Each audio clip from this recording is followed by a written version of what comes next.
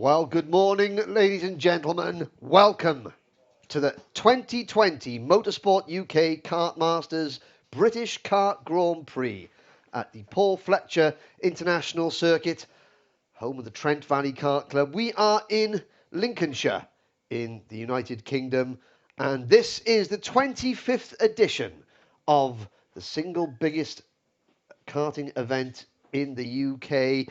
And of course, this year it is a very different Kartmasters. The world has changed unrecognisably since the last running back in August 2019. But despite all the changes, all the turmoil, we hope, first of all, that wherever you are in the world, that you're well, that you're safe, that your families are well. The karting community extends its best wishes to all viewers watching from everywhere around the world, all the drivers' families that can't be here because of the restrictions on the amount of people that are allowed on the venue. So all the drivers' families and friends watching, wherever you are in the world, welcome. This is going to be 2 days of the finest kart racing you will see anywhere in the world. Like I said, this is the 25th anniversary. You're looking at the start-finish straight, and courtesy of our timing and scoring partners and our live stream partners, Alpha Live, you are going to watch every single qualifying session, every heat, every final, every Grand Prix over the next 2 days. You will not miss one lap of action. So what have we got lined up for you today? Well, yesterday the drivers were all here practicing, and they've all had 2 timed practice sessions this morning. We'll be getting underway at 11:30 with Cadet IAME time qualifying. Each one of the 8 classes rather, that are here this weekend have a 6-minute time qualifying session. The 2 cadet classes, followed by the combined mini group, that's Mini Max and Mini X30.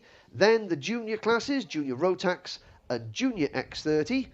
And at the end of those sessions, we are into the senior classes, the Senior Rotax class and the Senior X30 class. We're then going to be taking a break for lunch at approximately 12:40, so that's when the stream will break for approximately 30 minutes. And this afternoon, starting at 1:10, we are into the first round of heats. Now, there are 242 drivers here this weekend in 8 classes, including 9 former Kartmasters champions. Now, each one of those drivers will compete in 2 10-minute plus 1 lap heat races today.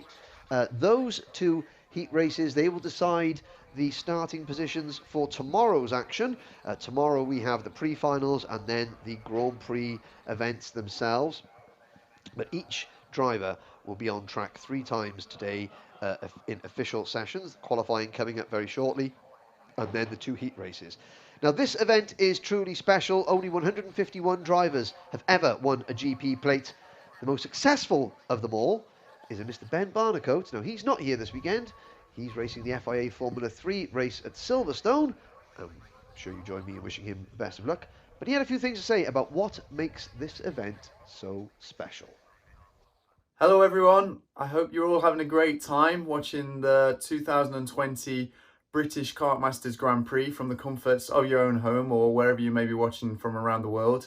It's truly an amazing event. It's a shame that you all can't be there to watch it in person at the track. That's one of the things that's so special about Kartmasters, the huge crowd that it brings in, the buzz that you all create. So, you know, I'm sure that the guys there racing today are feeling a little bit different, not having that. But aside, we're all doing everything we can to get the world back to normal in these strange circumstances. I'm Ben Barnacote. I'm a British racing driver. Many of you may already know me because I'm a very familiar face around PFI and the Kartmasters event especially. Aside from that, I'm a McLaren customer racing factory driver in the GT3 category and also racing in LMP2 with the Thunderhead Carlin racing team. As I was just saying, Kartmasters is an amazing event. I've been lucky enough to race there many times and now call myself the most successful driver at the Kartmasters with 9 titles. That journey all started for me back in 2006 in WTP Cadet, my first year of go-karting. And I had a 4th place there actually, which was my sort of best achievement to date.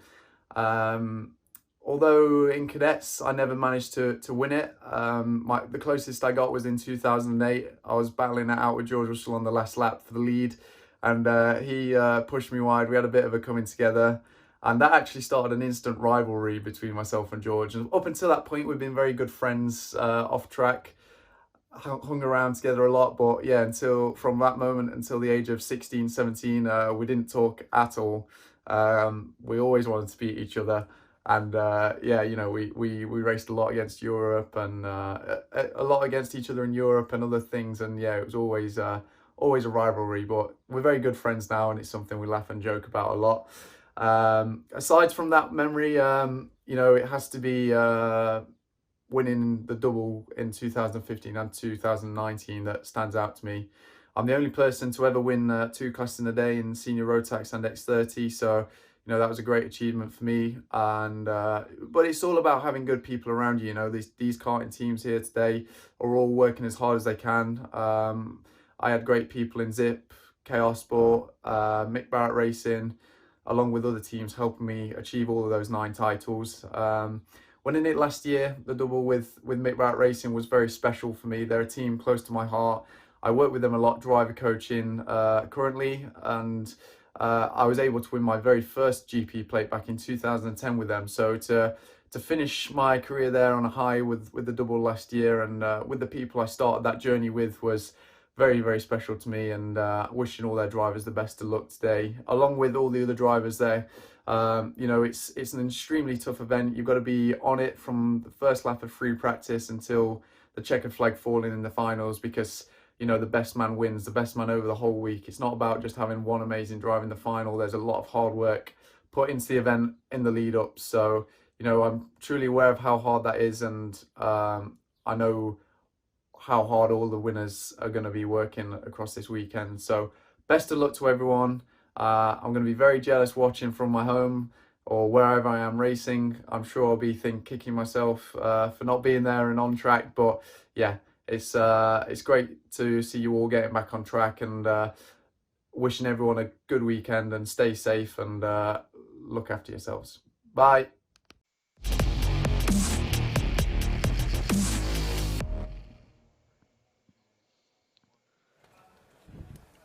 Well, some excellent words of inspiration there from the most successful driver in the history of Kartmasters, Ben Barnicoat, and he was very kind by saying he would be gutted, you know, he wasn't racing here. But I got a feeling that racing FIA Formula 3 at Silverstone, one of the support races for the British Formula 1 Grand Prix, will kind of make up for it. But enough of that.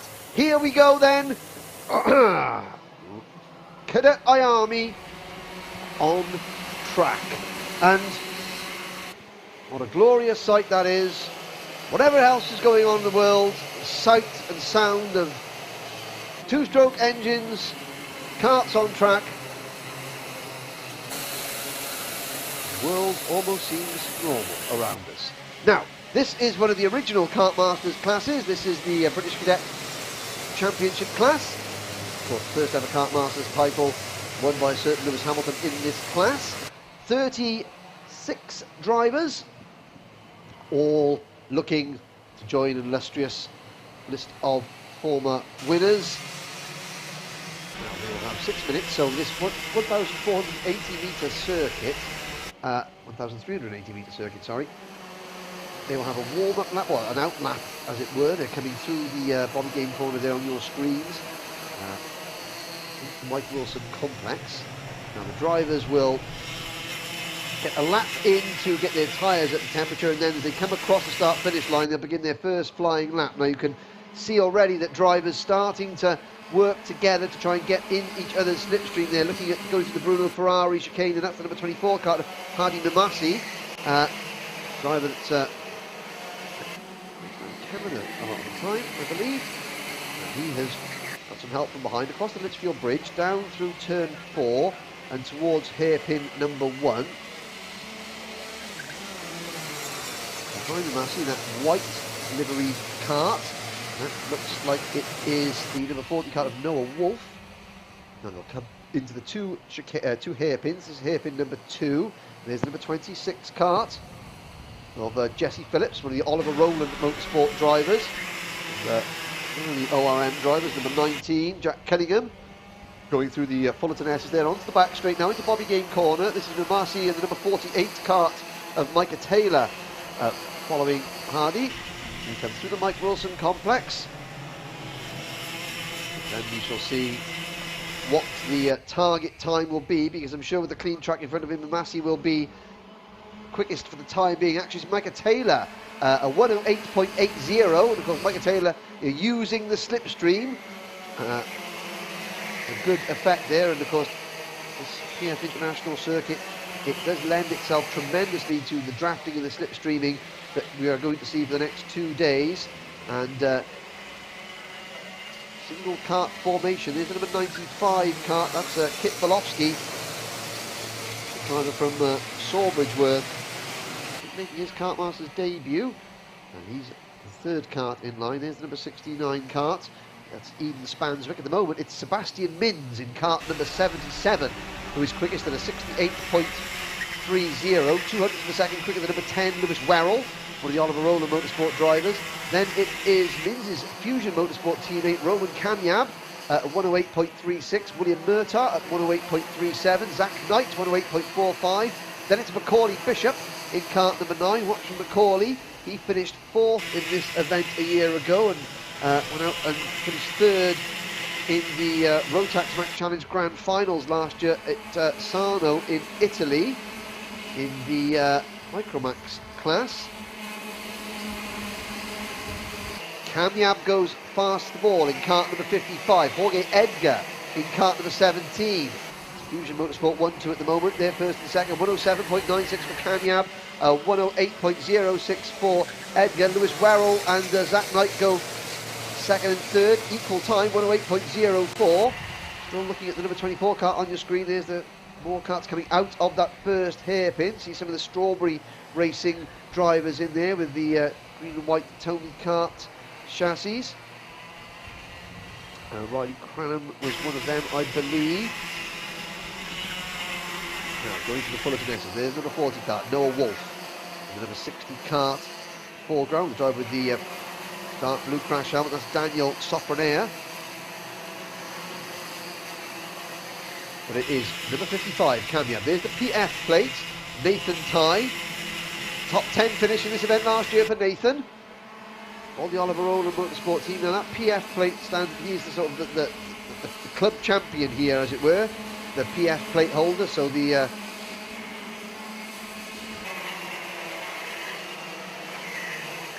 obviously very experienced round here, knows exactly the correct lines. They're coming into turn 3 now before they go over the Litchfield Bridge. Bit of side-by-side action there.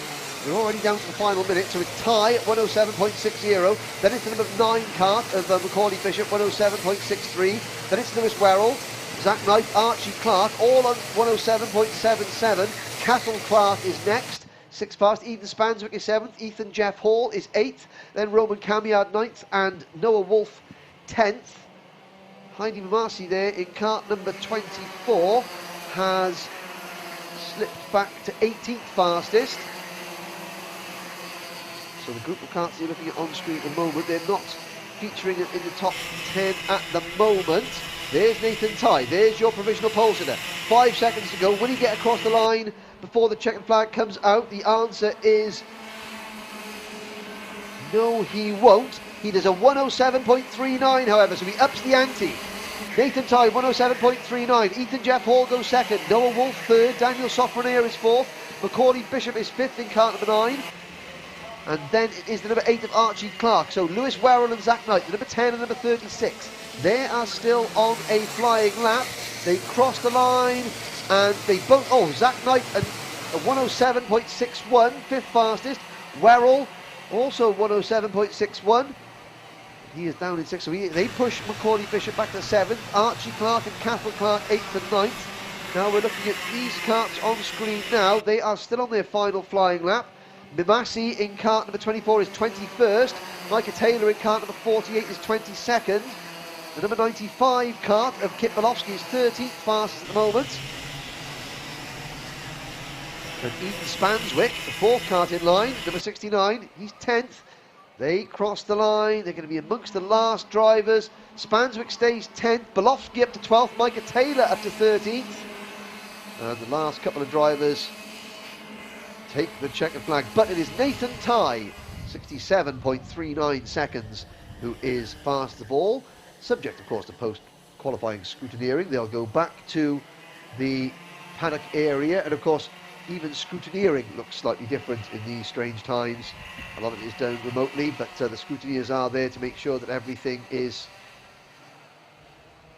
done correctly, even though, obviously, first and foremost, everybody has to maintain social distancing. There's strict rules in place about wearing masks in the paddock and out on the spectator banking. So basically, whenever you are not in your driver awning, every member of the paddock has to be wearing a mask all around the paddock and in the spectator areas. So there we go. There's a rundown of the top 24 drivers on your screen, and less than a second separating the top 27. 35 drivers in total.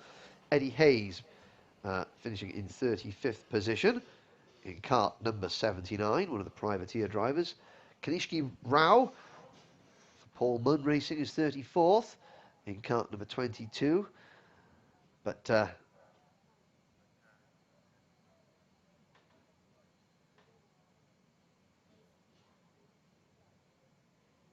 so that is one qualifying session down. Next up will be Cadet Honda.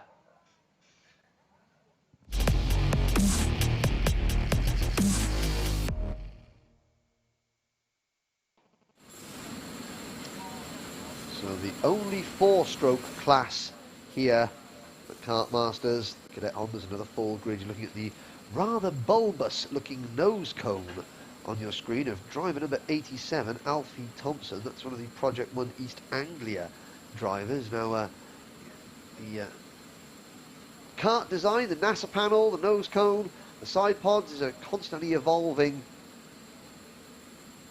thing. And obviously aerodynamics. You've got the plastic there that almost covers the driver's feet, so that just to create that little bit of extra airflow. You think that well, it's hardly Formula One.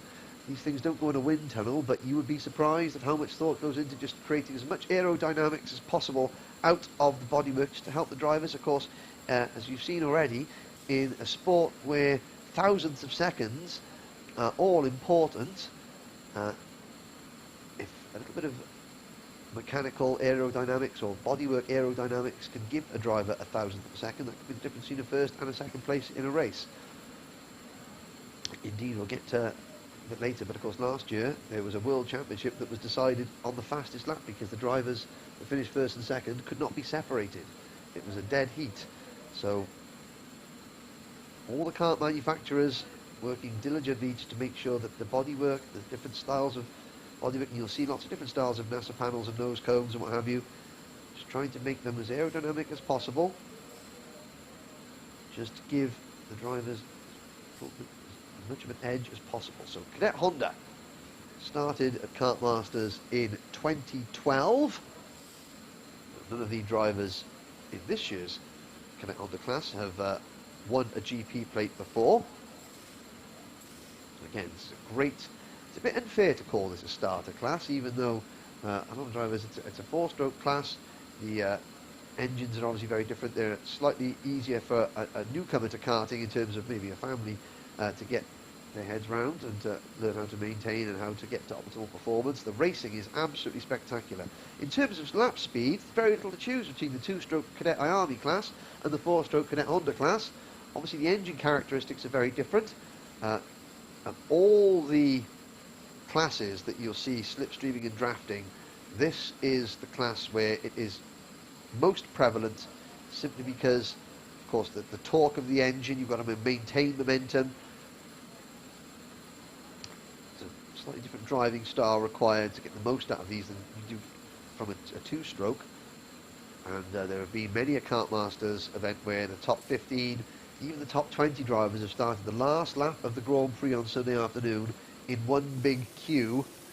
So the green flag waves. And of course, you see there's very few people down there on the dummy grid. And of course, everybody has to have a mask on down there. rumble through the Bruno Ferrari chicane. Under the Litchfield Bridge, out onto the banking. Turn 2, round turn 2. Only fastest banked corner in British karting. Through turn 3 now, over the Litchfield Bridge. Then through turn 4, down the hill towards hairpin number 1. Number 87 of Thompson and number 25 of Timo Jungling. The first two karts off the grid. Only Ambition Motorsports drivers behind them, but you've got the first two hairpins. Switchback hairpins with the short shoot. There's the S place, which is Aston Sharp, the Scottish Super Series champion. Out of the Terry Fullerton chicane onto the back straight. The driver's running a bit wide there. There is the 8th kart of Zach Drummond. Now drivers with single digits, drivers with numbers 1 through 10 on their karts, that means that they are, that's where they finished in last year's British Cadet Honda Championship. You can't carry a seeded number over if you move up a class, so you've got number 3 of Connor Duncan, number 8 of Zach Drummond, and number 10 of Ewan Charman in this event. So 3 of the top 10 in last year's British Championship are here to this weekend. There is the all-black kart of Alfie Thompson. Connor Duncan, though, in kart number 3, was fast of all. 1 minute 10.23. Alfie Thompson is second quickest. Then it's Timo Jungling in third. Liam Hartley is fourth fastest. Sonny Mortensen, fifth quickest. But Blake Ticehurst is sixth fastest. Aston Sharp seventh. Reg Hayward eighth. Then Lewis Isley ninth. And Harrison Mackie, the top 10. Pollock Racing number 12, well that's the SFR Motorsport number 12 of Lewis Isling, just going through the screen. Here's the very distinctive turquoise blue karts of the Ambition Motorsports team. And Connor Duncan was quickest. Ewan Charman, one of those Ambition karts, number 10, now with a 108.22 second lap. So it's Charman, Duncan, Max Cuthbert is third fastest, Casey Lynch fourth quickest, then Zach Drummond, Timo Jungling there in kart number 25, the second kart on your screen. Timo is sixth quickest. Ralph, his brother, is just behind him, seventh fastest in kart number 16.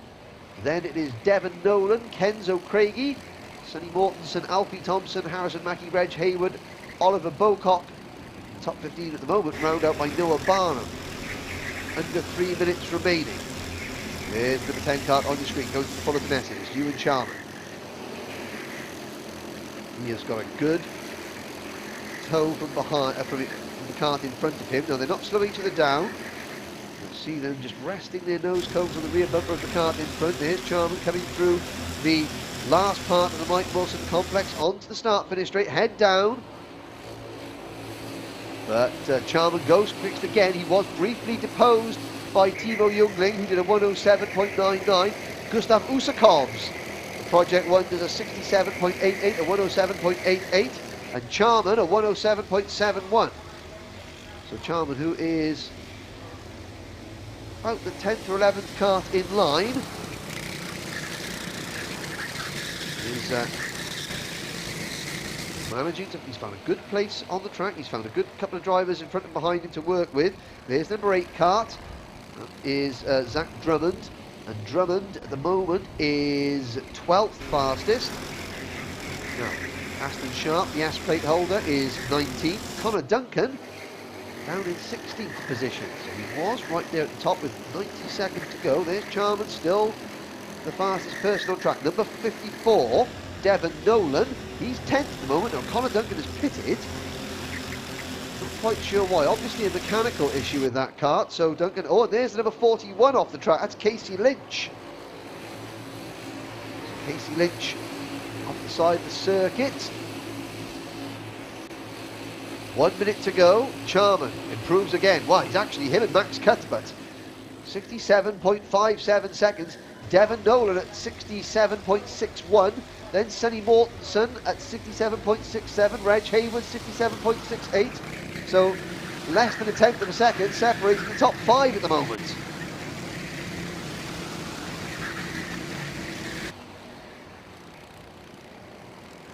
Carts coming out of the first hairpin. Now, the yellow flags are stationary yellow at entrance of hairpin number 2, and of course Casey Lynch, number 41, still sat in a cart.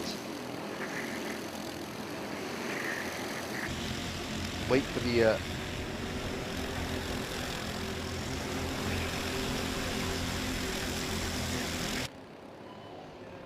marshal to get over to them.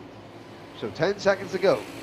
Devon Nolan goes fastest of all. In fact, Devon Nolan at 67.33. Max Cuthbert, the two SFR Motorsport teammates, first and second. Charman back to third. Checkered flag is out. So now we're looking at cart number 54 and cart number 34. There's number 34 going over the Lichfield Bridge. That's Max Cuthbert, second fastest at the moment, 600ths of a second slower than his teammate.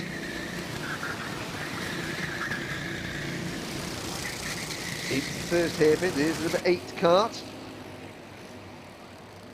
And Zach Drummond, so they have moved Lynch's cart out of the way, so no yellow flag. 67 on your screen there, Sonny Mortensen for Ambition Motorsport. Mortensen is 6th quickest at the moment. Max Cuthbert's on a personal best lap. So Cuthbert in cart number 34 on a good lap. This course split into 3 sectors, green sectors. The first 2 sectors for Cuthbert, that means a personal best time in those sectors for Cuthbert in this session, but it doesn't add up to an overall pole position because Devon Nolan hangs on. Nolan 67.33 seconds, Cuthbert 67.38, Charman 67.39, Henry Jocelyn right at the end comes up to 4th place in cart number 26 for Ambition Motorsport at 67.43. Ralph Youngling and Blake Ticehurst are next, and it's Tommy Harfield, Lewis Islin, Timo Youngling, Alfie Thompson, Sonny Mortensen, Aston Sharp, Reg Hayward, Gustav Usakovs and Jensen Graham, the top 15.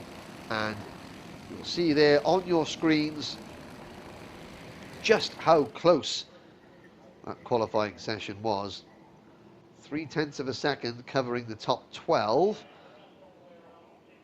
Nolan, Cuthbert, Charman, as you'll see on the second timing screen, down to 24th position.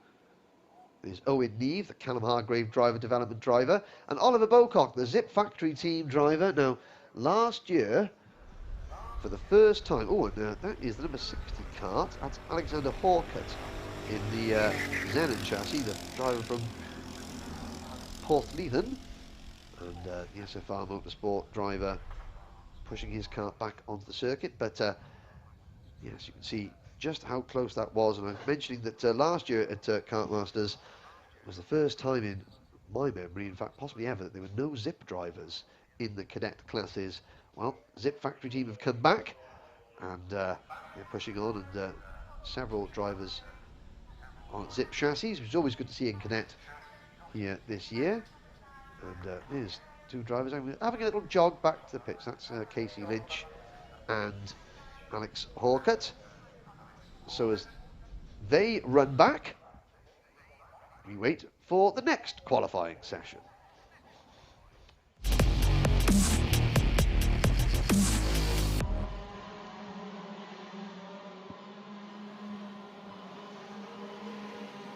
So this is the mini group qualifying. So we have mini X30, 21 of them, and then 10 mini max drivers. So the mini X30, now they'll be together on track for qualifying in the heat races. The final, they will have a separate race.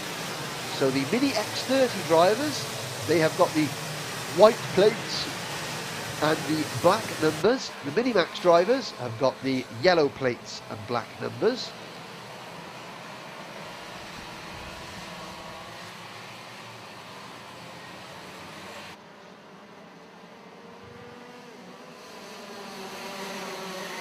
It does look as though all the mini X30 drivers have gone out to the front of this group. And the mini max drivers are at the back of this group, and of course they're racing for separate points, so it's a race within a race. They will be battling, and this is the first for Kartmasters having a split grid. But the timetable having to be adjusted, of course, this event normally 3 days, it's just 2 days this year, and understandably so. Making sure that we fit the timetables in and give everybody as much track time as possible. They've Kent Valley Kart Club has taken the decision to amalgamate the classes, two races, but yeah, one grid. Oh, there's the number 24 Mini X30 driver. That's Charlie Webb, just giving some little nudge out of the way going through the second here. Pin the number 14 kart, that is Jack Hobson. So, in fact, well, at the moment, well, the first flying lap, or the out lap, Alfie Gallagher, the number 14 Minimax driver, was fastest of all, but that will change now as the drivers complete their first real flying lap.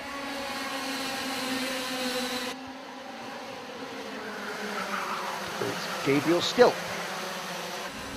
Man Clock Promotions driver, the fastest Mini X30 driver with a time of 101.98. Joe Rippin, second fastest in Mini X30, but Harry Linden in Mini Max goes quickest of all. Now, quick mention of Harry Linden, because Harry Linden is the first driver. Well, Harry and his brother Joe are both here, and they are the first drivers to compete in Kartmasters who hail from the town of Barry-Baidos-on-Sea in South Wales, my hometown.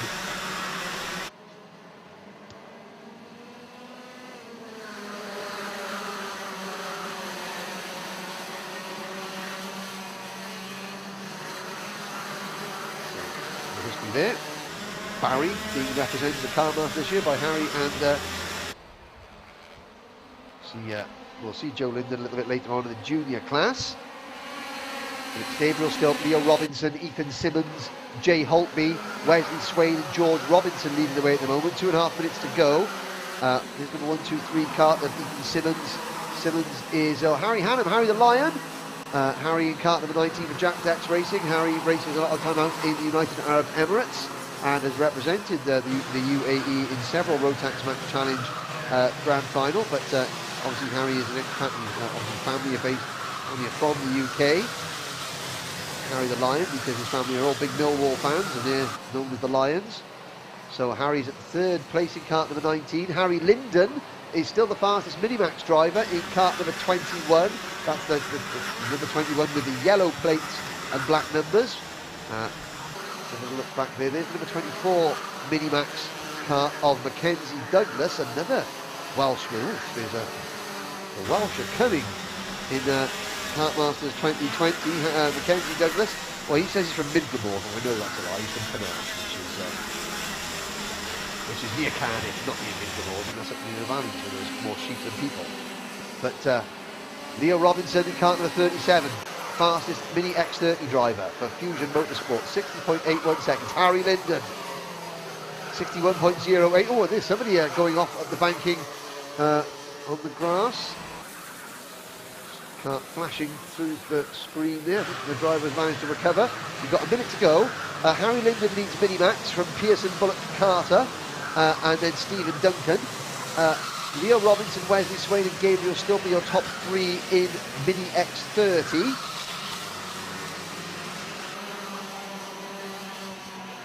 There's number 44 Mini X30 kart on your screen. That's Lewis Berg for ST Racing. And then there's number 54 Mini Max driver of Mikey Porter, one of the Callum Hargrave Driving Development drivers.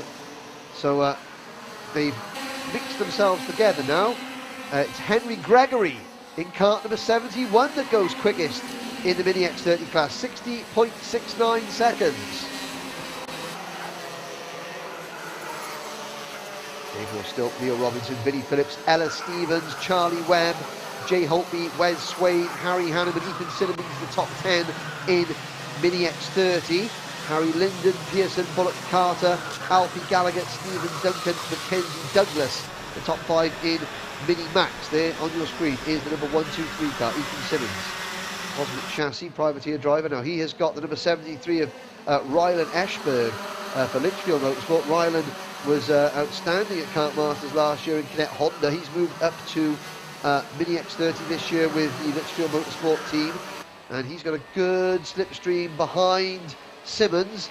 checkered flag is out. Simmons moves up. Henry Gregory is deposed. Gabriel Stilp in cart number 10. 60.22 seconds. Goes quickest of all, right at the end. Gregory down to second. Vinnie Phillips is third. Charlie Webb fourth. Leo Robinson fifth. Ellis Stevens is sixth. Then it's Jay Holtley and Ethan Simmons. Ashberg, Swain, Hannum 11th. Then Bird.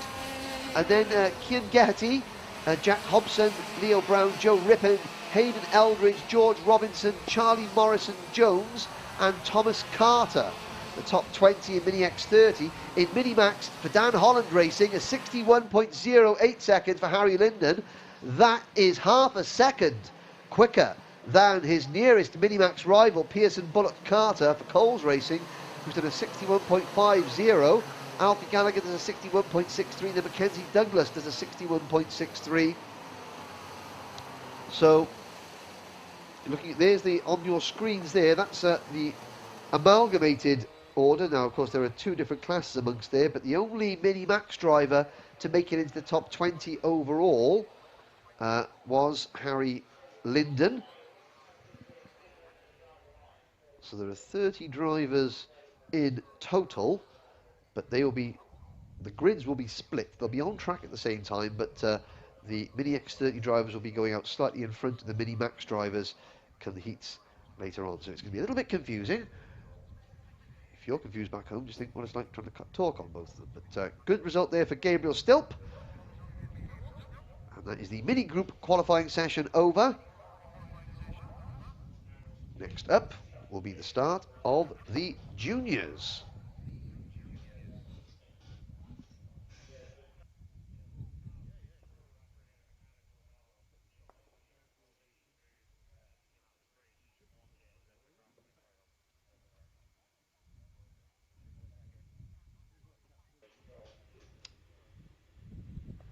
So 3 qualifying sessions down, 4 to go.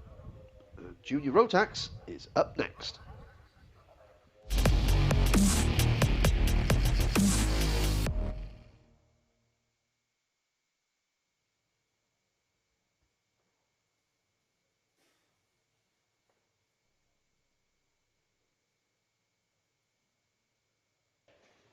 Looking down at the demi-grid, number 78 in Junior Rotax. That is Jack Sherwood for Mark Litchfield Racing. So Mark Litchfield, a 4-time Kartmasters champion, one of the most decorated karters in Britain over the last 20 or so years. He's now stepped away from driving and is focused on running his own team. There goes Sherwood out onto the circuit. Now we've got a full grid of Junior Rotax drivers.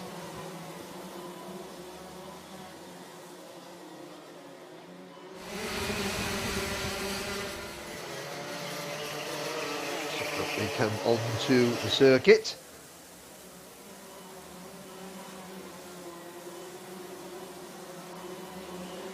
One or two drivers in the back there just waiting to go out. The 2 Dan Holland Racing teammates I can see there.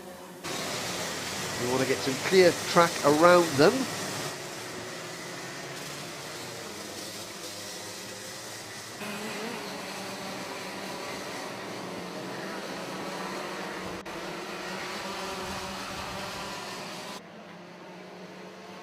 So drivers on their outlap. There's number 47 kart going through your screen. That is Les Taylor, privateer driver.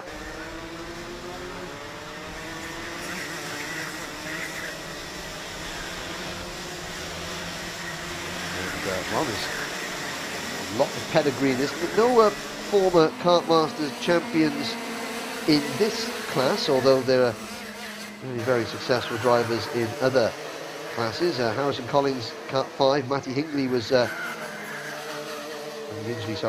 was sensational in this event last year.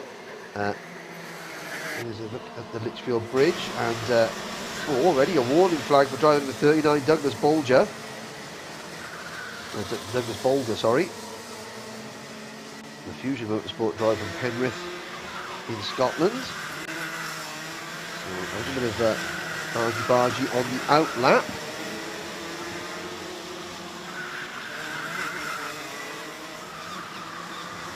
So, see some of the drivers just sort of Project 1 teammates going through now. Again, that's a smart driving. The three teammates, although as I say that, then one of them just decides to back out of it a little bit, but teammates working together, you'll see quite a bit of that here. And of course, this session goes by very, very quickly indeed, and the drivers, you can see, slowing down, trying to find something to work with. And of course, when you're on your own, then you're obviously not getting a slipstream from somebody else. So everybody wants to try and get a slipstream,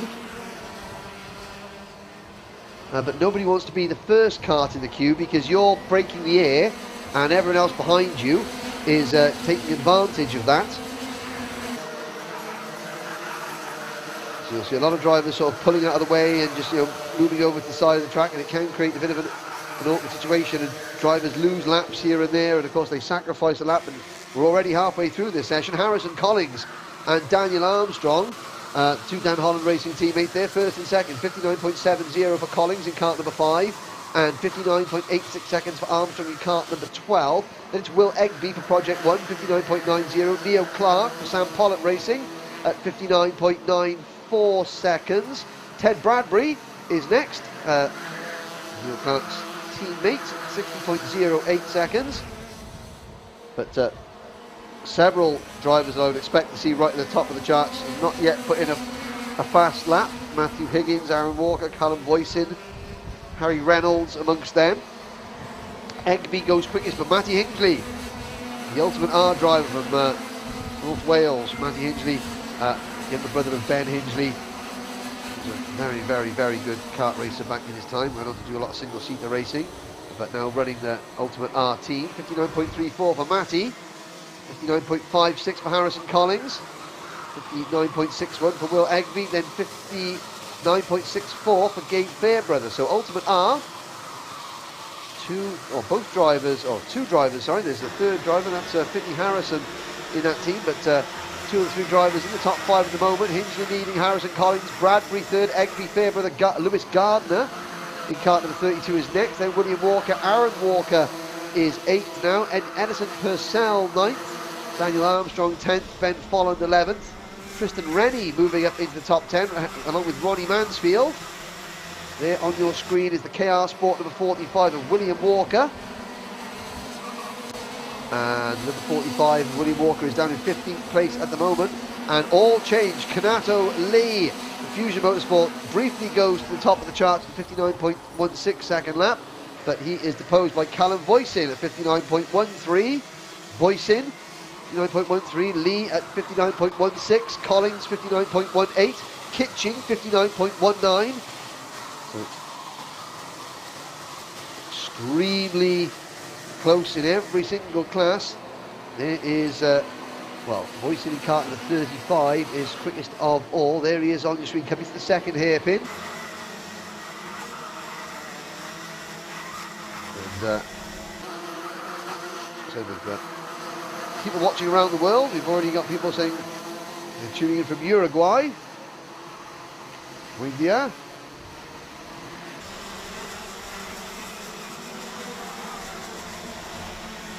Tuning in from the United States. Especially the Macaulay Bishop fan club, which is based in Royal Oak, Michigan. And the Royal Oak the Macaulay Bishop fan club in Royal Oak has said there's some Jolly Ranchers in the post if Macaulay does well this weekend. So, checker flag out already. Boyson 58.76 seconds, Collins 58.87, Armstrong 58.90. There's the starter, waving that check flag across the line. Goes, that was Josh Wilby, 54, he's 19th quickest. Now Matthew Higgins in kart number 75, he's taking the checker flag in 4th place, 4th fastest. Tristan Rennie goes 9th quickest, but it's still Boyson, Collins and Armstrong, the top 3, and Lewis Gardner goes quickest of all, 58.66, Matty Hingley at 58.76. Voicing down to 3rd, Armstrong down to 4th, Collins down to 5th, then it's Douglas Bolger in 7th, Harrison Collins 5th, Douglas Bolger in 6th. Higgins down to 7th, Kanato Lay is 8th, Tristan Rennie was ninth. Aaron Walker as virtually the last kart to take the checker flag. Aaron Walker in kart number 51 for Strawberry Racing. Deposes Rennie down to 10th. So Walker goes 9th, Rennie 10th, Archie Kitching 11th, Sam Gornall in 12th. Then Will Egby. But there's number 32 kart, Lewis Gardner, right at the end of his last lap. 58.66.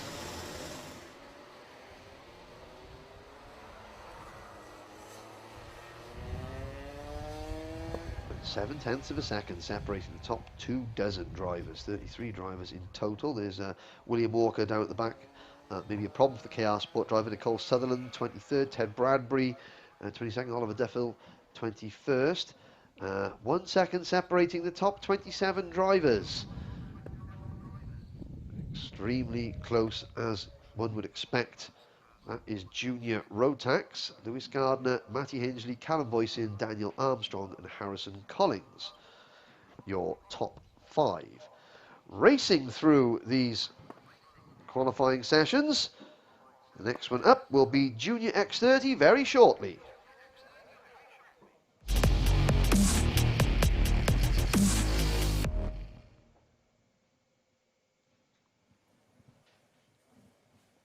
So there is a look at the dummy grid. Junior X30, one of the most popular classes in recent years in Kartmasters.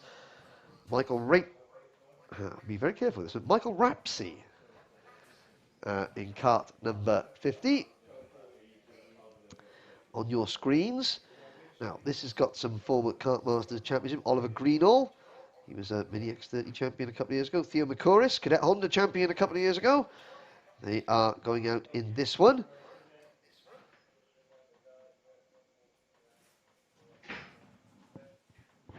Now, I was looking there because now part of the Kartmasters, well, sort of one of the things that Kartmasters has been known for is drivers doing double duty.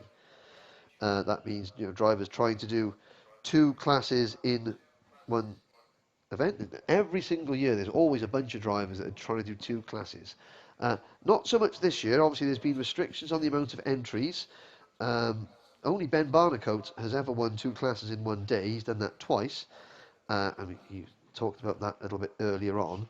But obviously with restrictions on entries here this year, and of course just general rules and regulations, it's been a bit it's been a bit harder for drivers to try and do 2 classes. And I think, unless there's 2 Aaron Walkers that both race for Strawberry Racing, I think Aaron Walker has just come off the track in that race. He's due to go out again in this one. So yeah, Aaron may be the only driver attempting to do double duty this year. Unless, of course, there are 2 Aaron Walkers, in which case I'm talking complete drivel, which would be unsurprising.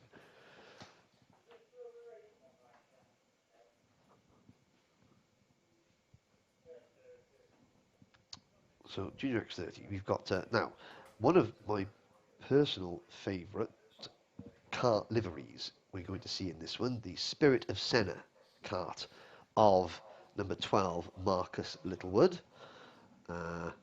Marcus and his family are huge Ayrton Senna fans, and they have literally dedicated their entire racing look to the late great Ayrton Senna. I'm sure that the excellent camera crew at Alpha Live have got on site here this weekend to bring you this event. It's a very, very ambitious project, so a big credit to all the team, the crew at Alpha Live for bringing you these pictures. And we will see Marcus Littlewood very shortly on track.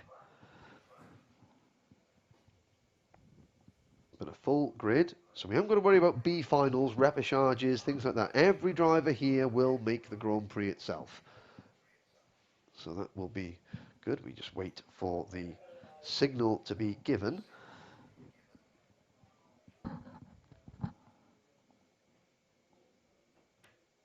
So you'll see Aaron Walker in kart 9, Marcus Littlewood in kart 12, Lewis Mackey in kart 13, Darrell Taylor will be in kart 14, Sam Shaw in kart 16, Oliver Stewart kart 17, Josh Agambar, kart 18. Ashton Hodgson, kart 21.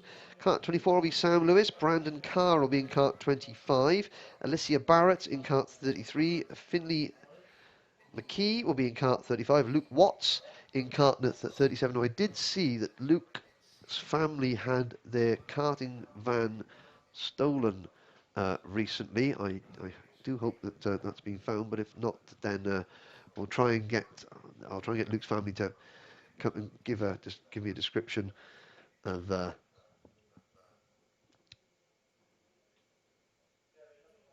van and the license number, just in case anyone out there is watching, just to raise awareness.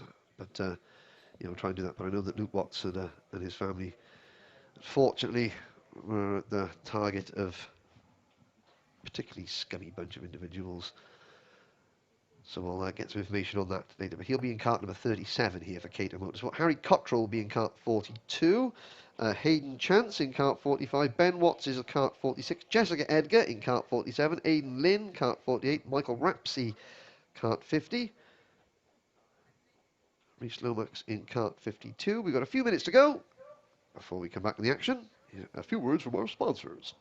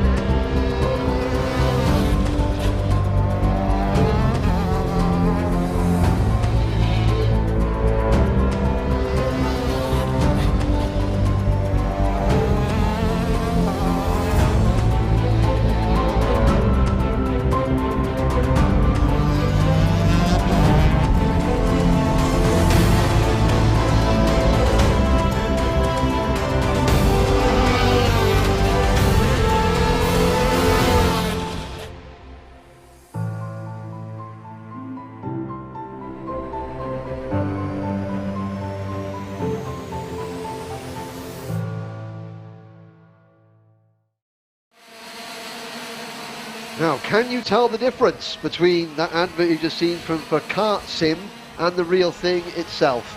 I have to say that Kart Sim have done some fantastic development over the last couple of years, and of course in recent months esports simulator racing have taken the forefront. I don't get it because I'm old.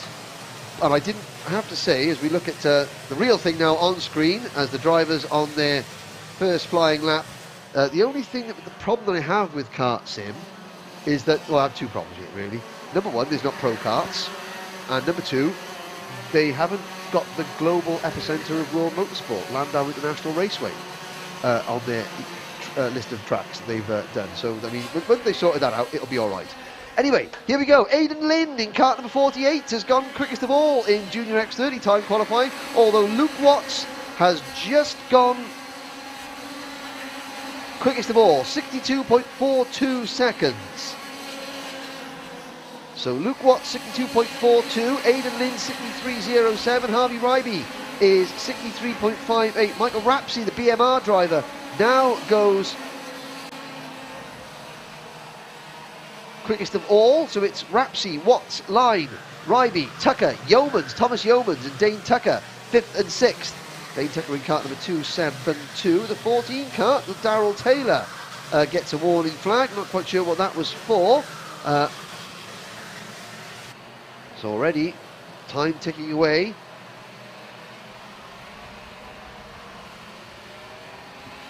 There's number 50 kart of Rapsey, that Zenon chassis, the BMR restart team. So former ties with what used to be a British touring car team as well. The BMR team now is a separate entity. That Zenon chassis. Rapsey going through the Mike Wilson complex. There's the number 35 kart in front of him. That is the S8 Racing kart of Finley McKee from Dronfield. Very smart looking. So that's the S8 Racing team. They've on the Fullerton chassis. S8 Racing, always a smart, well turned out outfit. There's number 64 kart going through. That's Oliver Green, also a former Kartmasters champion in Mini X30, I believe it is. It was a couple of years ago.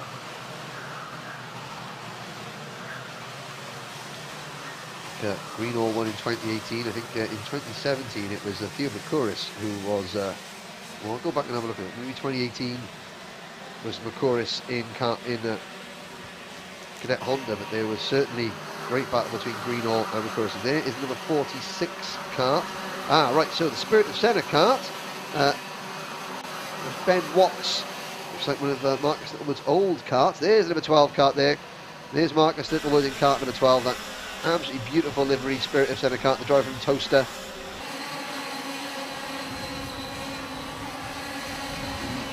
He's got the Spirit of Senna. He's also picked a little bit of the speed of Senna as well. He's at the 15th is Marcus Littlewood.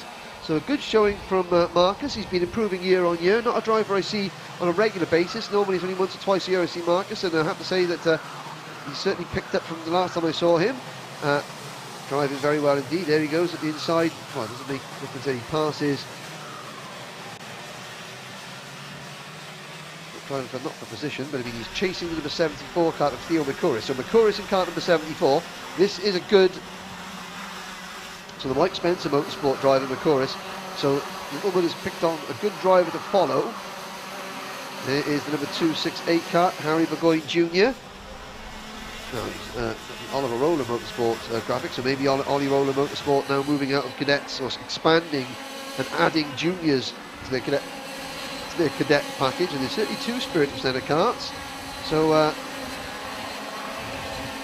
Ben Watson, kart 46. Maybe that's Littlewood's old kart and he decided to keep the graphics kit on it, and why wouldn't you? But it is Sam Shaw, premium karting driver Sam Shaw, 58.70, who leads the way. Kart number 16. Oliver Greenall in kart number 64 is now second fastest at 58.80. Luke Watts in kart number 37, 58.84. Then Theo McCouris.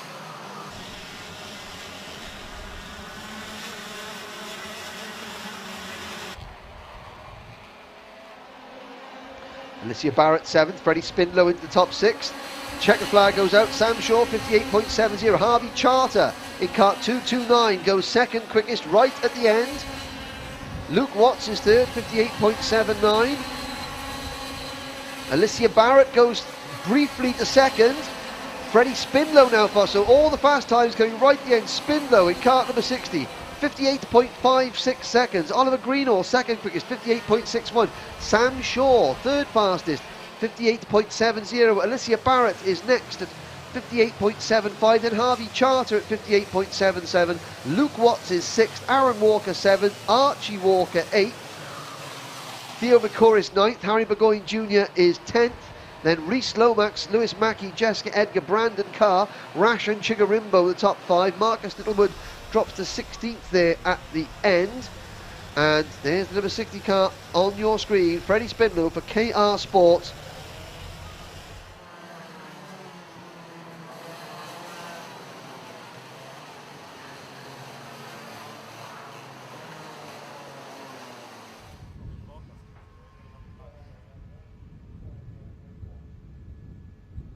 So the results is of some clouds come over the circuit, but not due to have any rain, but it's going to be a little bit overcast today. But Freddie Spindlow, provisionally fastest of all.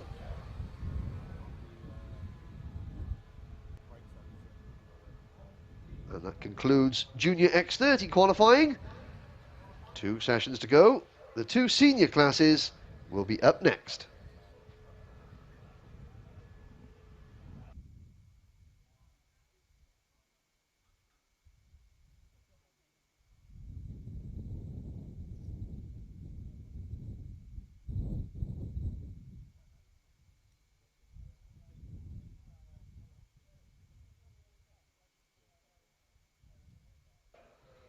So a look over the Lichfield Bridge at the incoming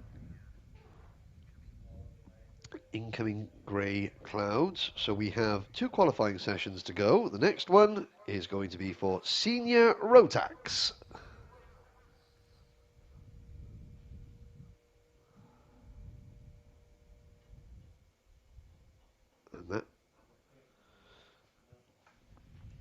And Now, senior Rotax time qualifying session that will start well, very shortly. We're just going to wait for one kart to be removed off the circuit. So let's have a look at senior Rotax. Now, again, it's been part of the Kartmasters firmament since since the year 2000. Oh, and there's the number 12 kart on your just being picked up. It's on the outside of turn 1. So that is, well, that's the Spirit of Senna kart. It's not how that team wanted to get a bit of coverage, but there we go. Say hello, you're on camera. Oh, no, probably a bit too upset to think, right, they're going back and thinking, what's this driver done now? He's broken the wagon. We're going to try and beat it with a stick and a hammer to try and get it ready for the heat races this afternoon. So 2 qualifying sessions to go, 6 minutes per session, senior Rotax. So we're going to be seeing the defending British champion in this class, Guy Cunnington. Now, we will, before Guy comes out, now, Guy, as a result of winning the British Championship in Senior Rotax last year, he got a ticket to the Rotax Max Challenge Grand Finals in Sarno in Italy. And I was privileged enough to commentate and broadcast that race for you. Now, the record books will say that Guy Cunnington finished second in that event. But it was a dead heat. It was an absolute dead heat, and the timing scoring system could not separate himself and the Finnish driver who crossed the line with to the thousandth of a second. Even though, on some camera angles, some photo cells even showed Cunnington maybe even, and I'm talking millimetres here, maybe 3 or 4 millimetres ahead. However, the position of the transponders on the karts crossed the line exactly together. And a World Championship event came down to which one of the 2 drivers set the fastest lap of the race, and that was not Guy. And so technically, in black and white, the record books say he finished second, but that race was absolutely out of this world.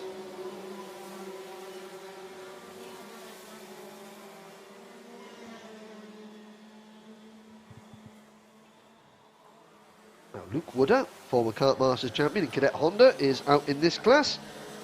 Where's Will Ellsworth, last year's Junior Max champion in kart number 14.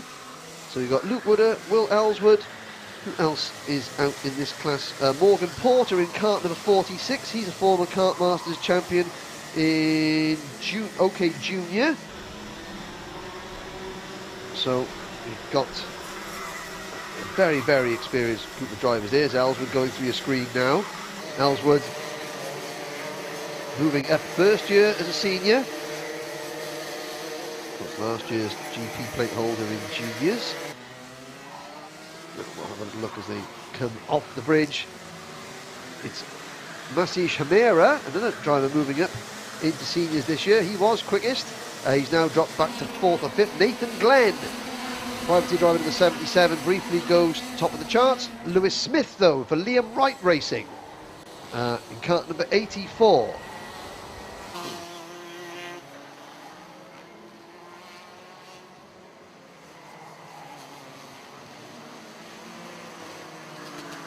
Right Racing's site Lewis Smith, 58.18, Masish Hamera, 58.45, Chaz Heighton for Ultimate R, so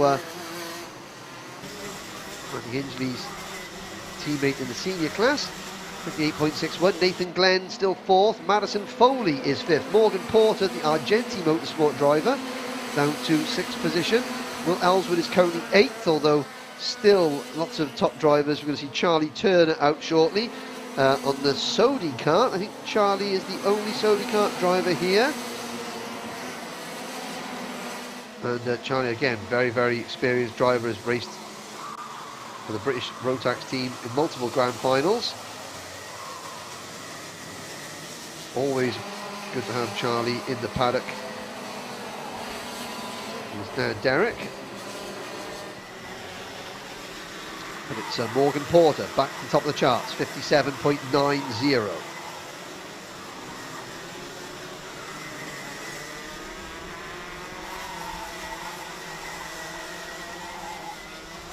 Ramira second, Oliver Meadows in kart number 88, second of the Argenti drivers 3rd, then Smith Jake Douglas for KR Sport now 5th, Chaz Draycott 6th, Ben Casey 7th, Tom Adams, multiple English junior champion, another driver that has represented Team UK internationally in the Rotax finals. Oliver Meadows, Argenti Motorsport, 57.56 seconds, kart number 88. Now the man to beat. So into the first hairpin on your screen, you're looking at the number 92 kart of Chaz Draycott briefly. Coming off the bridge, it's still Meadows, Porter, Ellswood, Pendlebury, Lowther, James Lowther in kart number 9. Then it's Charlie Turner, Reese Hunter, Nelson King. So it's good to see Reese and Kai Hunter here for Dan Holland Racing. And there's Nathan Chafer going through. Now there's no Rotax 177 class. Nathan would normally be found in that class for drivers of drivers that basically don't believe in diet. Nathan is out there in kart number 44, so he's had to either chop a leg off or get off the pasties to get down to weight, or he's running slightly over the weight, but he's still very competitive indeed. He's 15th fast at the moment, is Chafer on the CRG chassis, family run team. Really good to see that you can still participate in top level karting in this country just as a privateer outfit, family run team, no big awnings or anything like that. There's Nathan just on the left hand side of your screen going through the second hairpin now. There's number 59 kart, that's Oliver Greetham. George Holbrook in kart number 60 is quickest of all now. Nelson King in kart number 95, second fastest, so it's Dan Holland Racing 1-2, then it's Porter, Turner, Ellswood, and then the two Hunter brothers, 5 Reese Hunter, 97 Kai Hunter, and I have to say the Hunter family did a fantastic job of getting the Warden Law kart circuit up, Tyne Weir neck of the woods, back on the British karting scene. They did a fantastic job, the Hunter family, of doing that. Can't wait to go back up there for a big event at some point soon. Holbrook, Hunter, Kai Hunter, then Reese Hunter, then Pendlebury, Cunnington, Teddy Clinton. So Guy Cunnington in car number 1 now moves to the 5th position for Strawberry Racing.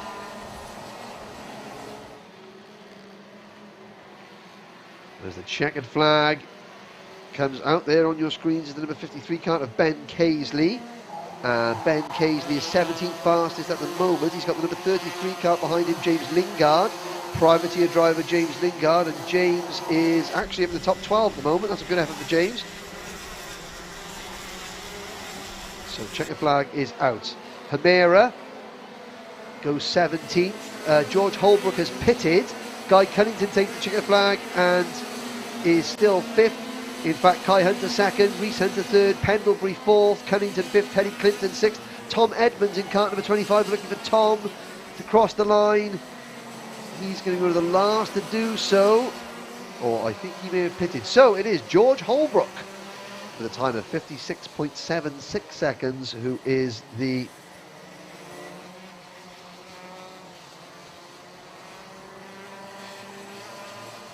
provisional pole sitter in senior Rotax by 1200ths of a second over Kai Hunter, Reese Hunter, the two Hunter brothers, separated by just 2000ths of a second.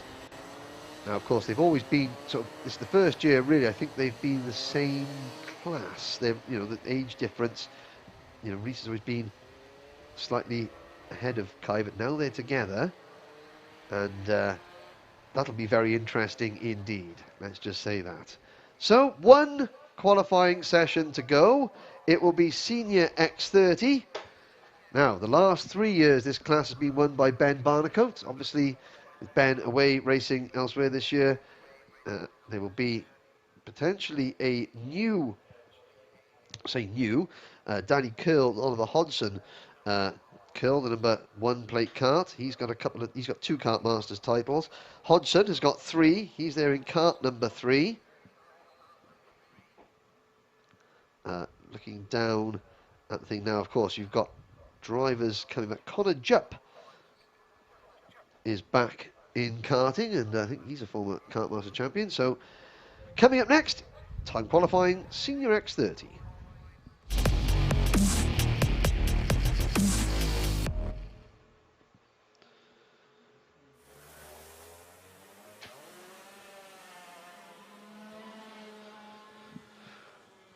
So well, the session has started, but of course everyone is sort of thinking to themselves, they want to make sure that they get the time that they're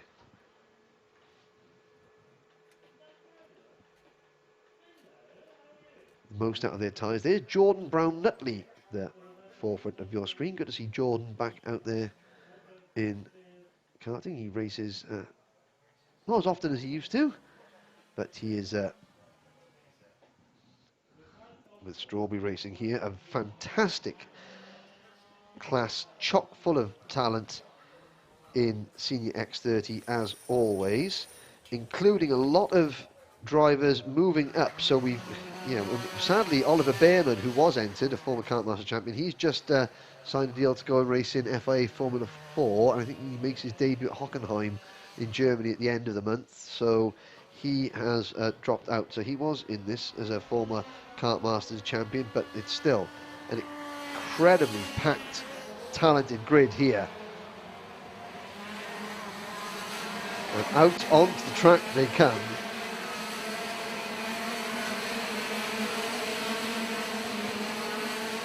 We've got the E plate holder, Lucas Vorse. We've got the PF plate holder, Matthew Hudson. We've got the defending British champion, Danny Curl. Of course, 2017 World Karting Champion, Danny Curl, in kart number 1. Kart 3, Oliver Hodgson, a 3-time Kartmasters winner. And then other drivers who finished in the top 10 in last year's British Championship. Gus Lawrence in kart 4, Archie Tillett kart 6, Derek Morgan kart 7, Jensen Brown kart 8, Matt Armstrong kart 9, and Cole Kilner kart 10. So we've got those very, very experienced drivers coming back into karting. Connor Jupp, he won a Kartmasters title, I think 10 years ago as a cadet. He's out there in kart number 35. Rory Cuff, a big welcome back to Rory Cuff, the grandson of the legendary Bruno Ferrari, who of course has the first corner named after him. Good to see Rory Cuff back in karting. Kart number 41. And then also the likes of Mr. Excitement himself, Reggie Dewey.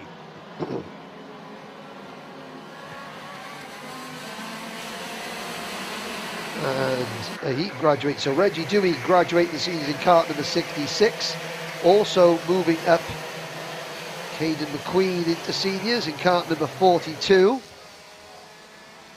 So you've got these the very experienced drivers that have been in this class for years and years, and then a host of young pretenders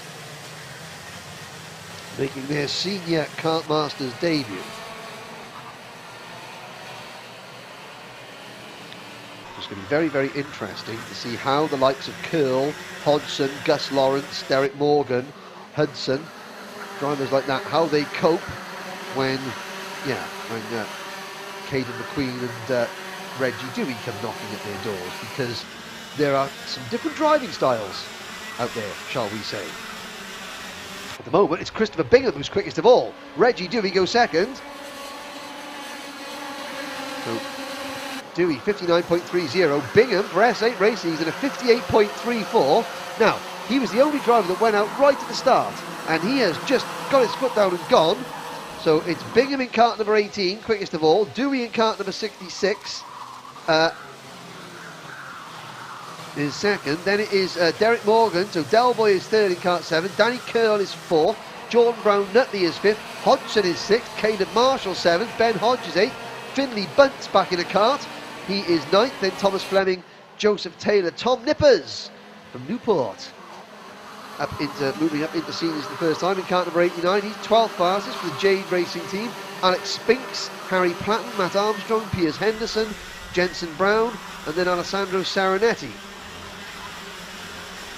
Gus Lawrence only 19th fastest at the moment. Reggie Dewey goes quickest. Oh, he's deposed though by Oliver Hodgson. 57.47 seconds for Hodgson there, going through underneath, going through the Bruno Ferrari S, the Litchfield Bridge. Side by side there. Oh, a little bit of a jostling and bumping and barging there. That's not going to help those two drivers. There's the 11 flash distributors, Ewan Wilson for S8 Racing. There's the 141 in front of your screen. That is Harry Platten on the Zenon chassis, running as a privateer driver. Curl, Hodgson, Morgan, Anglis. Oh, good to see Blake Anglis. the Angeles Barracas. Out in cart number 84 for Mick Barrett Racing.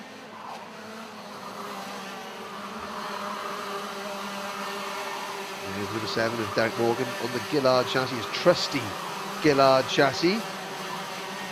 Only Gillard in the field this year. Piers Henderson in cart number 37 gets a warning flag, but it's Hodgson, 57.28. But now a host of drivers cross the line with 30 seconds to go. Joe Taylor, Argenti Motorsports number 21, Joseph Taylor goes quickest, 57.23. Harry Platten goes second, no curl, 57.07 for the Jade Racing team. So curl, 57.07. Taylor, 57.23. David Sutton from Abago Karting.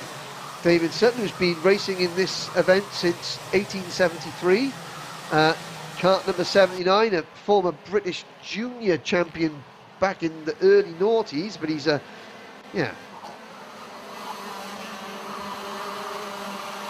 still showed that he's got a little bit in the tank, 57.27. So checkered flag comes out.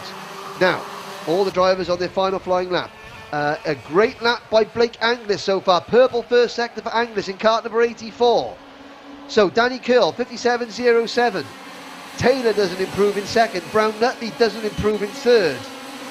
Hodgson doesn't improve in sixth. Harry Platten goes second, 57.20. Danny Curl, 56.95. Blake Anglis, 57.09. Second quickest. Caden McQueen, 57.12. Third, David Sutton. That's David Sutton's best Kartmasters qualifying for at least 25 years. He finishes fourth in that session. Connor Jupp, great result. Welcome back to karting for Connor. Fifth quickest. Harry Platten sixth. Joseph Taylor seventh. Matthew Hudson eighth. Jordan Brown Nutley ninth. Oliver Hodgson only 10th quickest.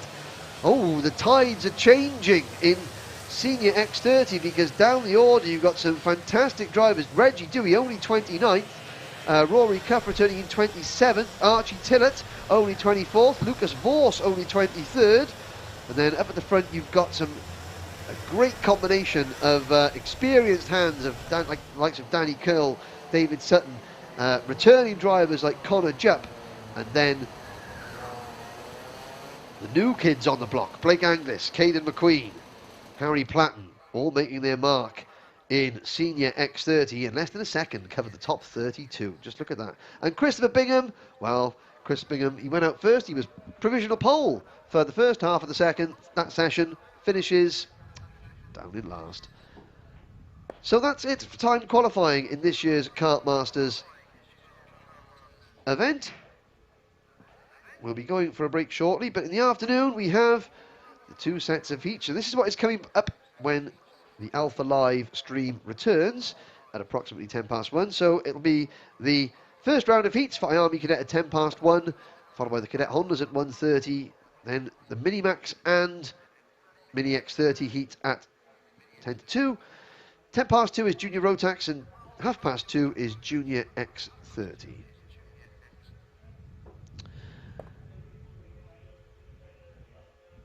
At the end, then the two senior heats. At 2:50 it'll be Senior Rotax, and at 3:10 it will be Senior X30.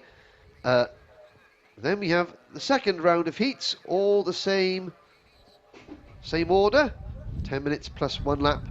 Racing will be going on until approximately 6 o'clock local time here tonight. So for now, thank you very much for joining us. Wherever you are in the world, you can now have a break for half an hour. Go and, I don't know, go and change your mask or sanitize your hands. Make sure that you're socially distant from everyone else in your household. Just you and a computer screen, and Kartmasters back at 1:10.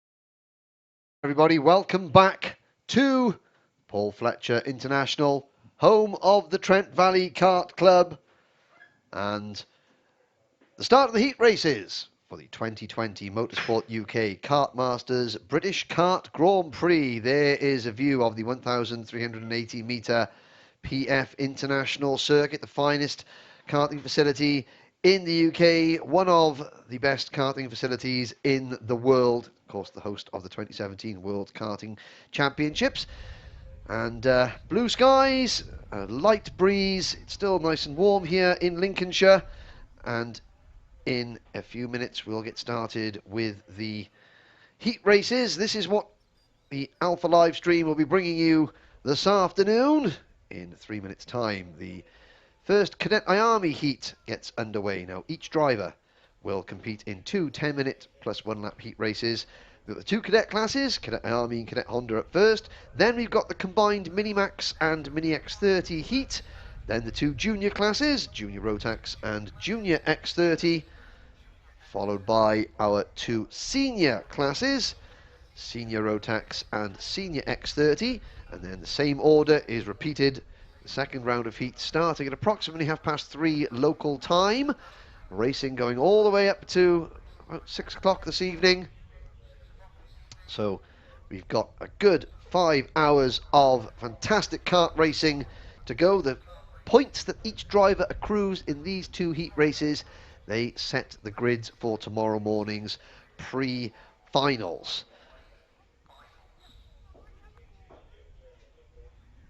Now, 2 minutes to go. And there have been 151 winners of this event. We heard from Ben Barnicoat earlier on, but another driver who's at Silverstone racing this weekend with Barnicoat, who has won this event 3 times, is a certain George Russell. Hi guys, it's George here. I just want to wish a massive good luck to everybody competing in Kartmasters this weekend, a race I did almost every year of my karting career, one I loved, you know, biggest race of the year in the UK, so keep it clean to everybody racing. I hope you have a great time, be safe and all the best. Cheers. So, George Russell, current Williams Formula 1 driver, George's fellow Formula 1 alumni, Alex Albon, he's won 2 Kartmasters titles. Lando Norris raced here many times but didn't quite get over the line and didn't win a Kartmasters title. But there have been 4 Formula 1 driver, but one driver that didn't win a Kartmasters title yet, but who is positioned very well for this next race, is a certain Nathan Tye, and he was speaking to Chaz Draycott earlier this morning. So pole sitter Nathan Tye joins us then. Nathan, you must be very happy to get pole in that one. Yeah, it was a very good session. Every lap we came down with the time ticking. We was hoping that every lap was going to get better, and we managed to get the fast one on the last one. And how was it in terms of traffic in that session? I mean, it seems very busy out on track at PFI. Did you find it was quite easy to get around, or did you think that you get hauled up a bit? Obviously, no matter what we did, every single person there always had traffic, so very hard to get the fast lap, but we knew that one lap it will come, and that hopefully is the last lap. And as I was saying before, it was quite hot this morning, and then it's cooled down a bit now. Do you think that made the session a bit quicker for you guys? Yeah, because obviously when it's very grippy, tyres go off after minutes and laps, and so obviously it's a bit smoother, a bit more slidey, which is a bit more fun, but yeah, we enjoyed it. And how are you feeling ahead of the first race tomorrow then? Thought we have a good chance, start pole, good start, go forward. Well, enjoy the rest of your weekend, mate. Thank you. Nice one.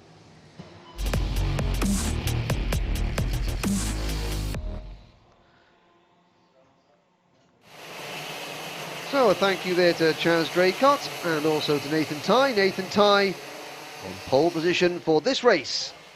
The Cadet IAME opening heat. The PF plate holder Nathan Tye on the front row of the grid alongside driver number 5, Strawberry Racing's Ethan Jeff Hall. Noah Wolf for Fusion Motorsport and Daniel Sofronair for Strawberry Racing start from row number 2. Zach Knight and Lewis Werrell for the Oliver Rowland Motorsport team. They go from row 3. Macaulay Bishop, privateer driver number 9, and Archie Clark for Strawberry Racing. They round out row number 4. The top 10 completed by Cathal Clark for Fusion Motorsport, Eden Spanswick for Paul Munn Racing. Roman Kamiab and Kit Bolofsky are starting on row 6, and row 7, Micah Taylor and Sebastian Mins.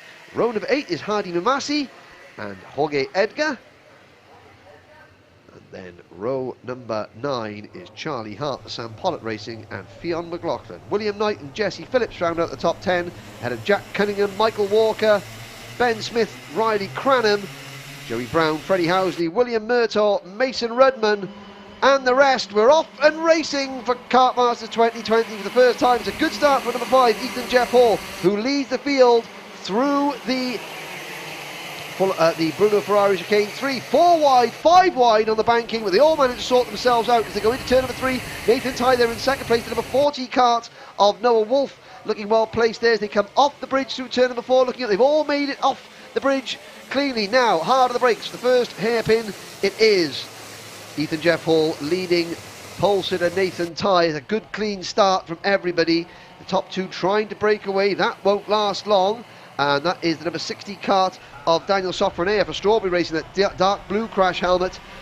He is in 3rd position. There's the move there from number 36 and the number 40 going around Lewis Werrell there. That was Zach Knight and Noah Wolf, both passing Werrell going into the Fullerton S's, but now through the Bobby Game corner and into the Mike Wilson complex for the first time. There is Sofronia being chased there by Corley Bishop in kart number 9. Side by side between the 32, that is one of the Strawberry Racing karts, Michael Walker, and alongside Michael Walker, I think that might have been Kit Bolofsky or Jorge Edgar, out onto the bank at the start of lap number 2. There's the number 9 kart in the middle of that 3 kart sandwich. That's Macaulay Bishop. He dives to the inside, but on the outside, the Strawberry Racing kart not giving way.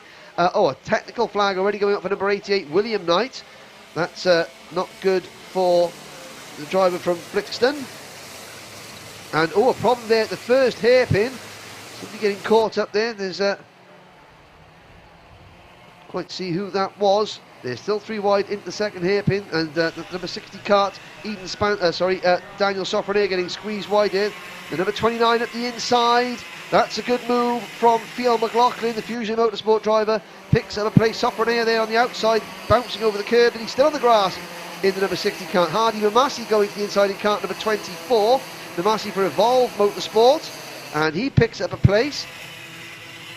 Up the front, Ethan Jeff Hall and Nathan Tye beginning to pull away, and it's going to be all change for 3rd place, and their lead, the top 2's lead is going to grow as Archie Clark in kart number 8 now moves into 3rd place. Bishop is 4th. Then it is Lewis Werrell in kart number 10 in 5th position. 6th is Noah Wolf, 7th Fionn McLaughlin, Sebastian Mins is 8th, then Eden Spanswick, Cathal Clark, Roman Kamyab, Hardy Mamasi in 12th. There's the number 55 kart coming across your screen, that's Roman Kamyab in 11th position. Now the drivers get into single file, 7 1/4 minutes remaining. Ethan Jeff Hall and Nathan Tye trying to push away. Tye at the moment not challenging Hall. There's a move from Clark on Bishop, but Bishop holds his line. He looks over his shoulder. Plain black race suit for Bishop.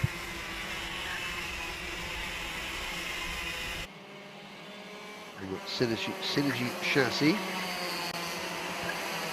Behind them, there's number 40 kart losing a place. Noah Wolf being passed by his teammate Fionn McLaughlin. And there's now Sofronia trying to muscle his way back up the order. The leaders complete. Lap number 3, number 5, Ethan Jeff Hall, Nathan Tye 2nd.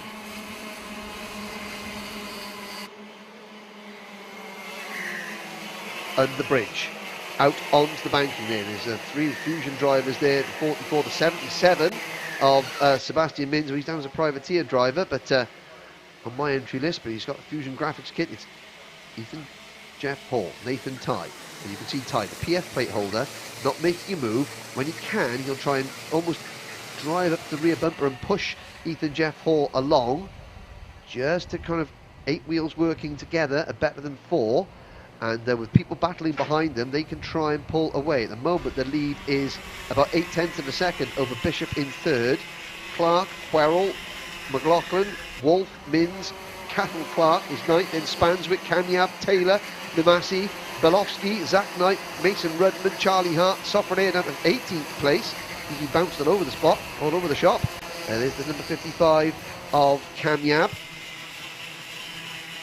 Fusion Motorsport driver trying to hold on off the number 69 Paul Munn Racing entry of Eden Spanswick.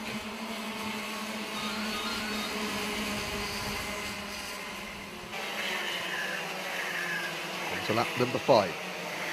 Further back in the pack, there's a move. That was the number 19 kart, Jack Cunningham, losing a spot there. The Oliver Rowland Motorsport driver, and it was Jorge Edgar and Michael Walker trying to battle their way through. Numasi to the inside of an all-white number 48 kart of Micah Taylor, and Taylor gets shuffled back. It's passed by the number 95 of Bolofsky, and also now second of the Oliver Rowland Motorsport kart, Zach Knight goes through as well. There's Mimasi in that sort of light green and grey white liveried kart.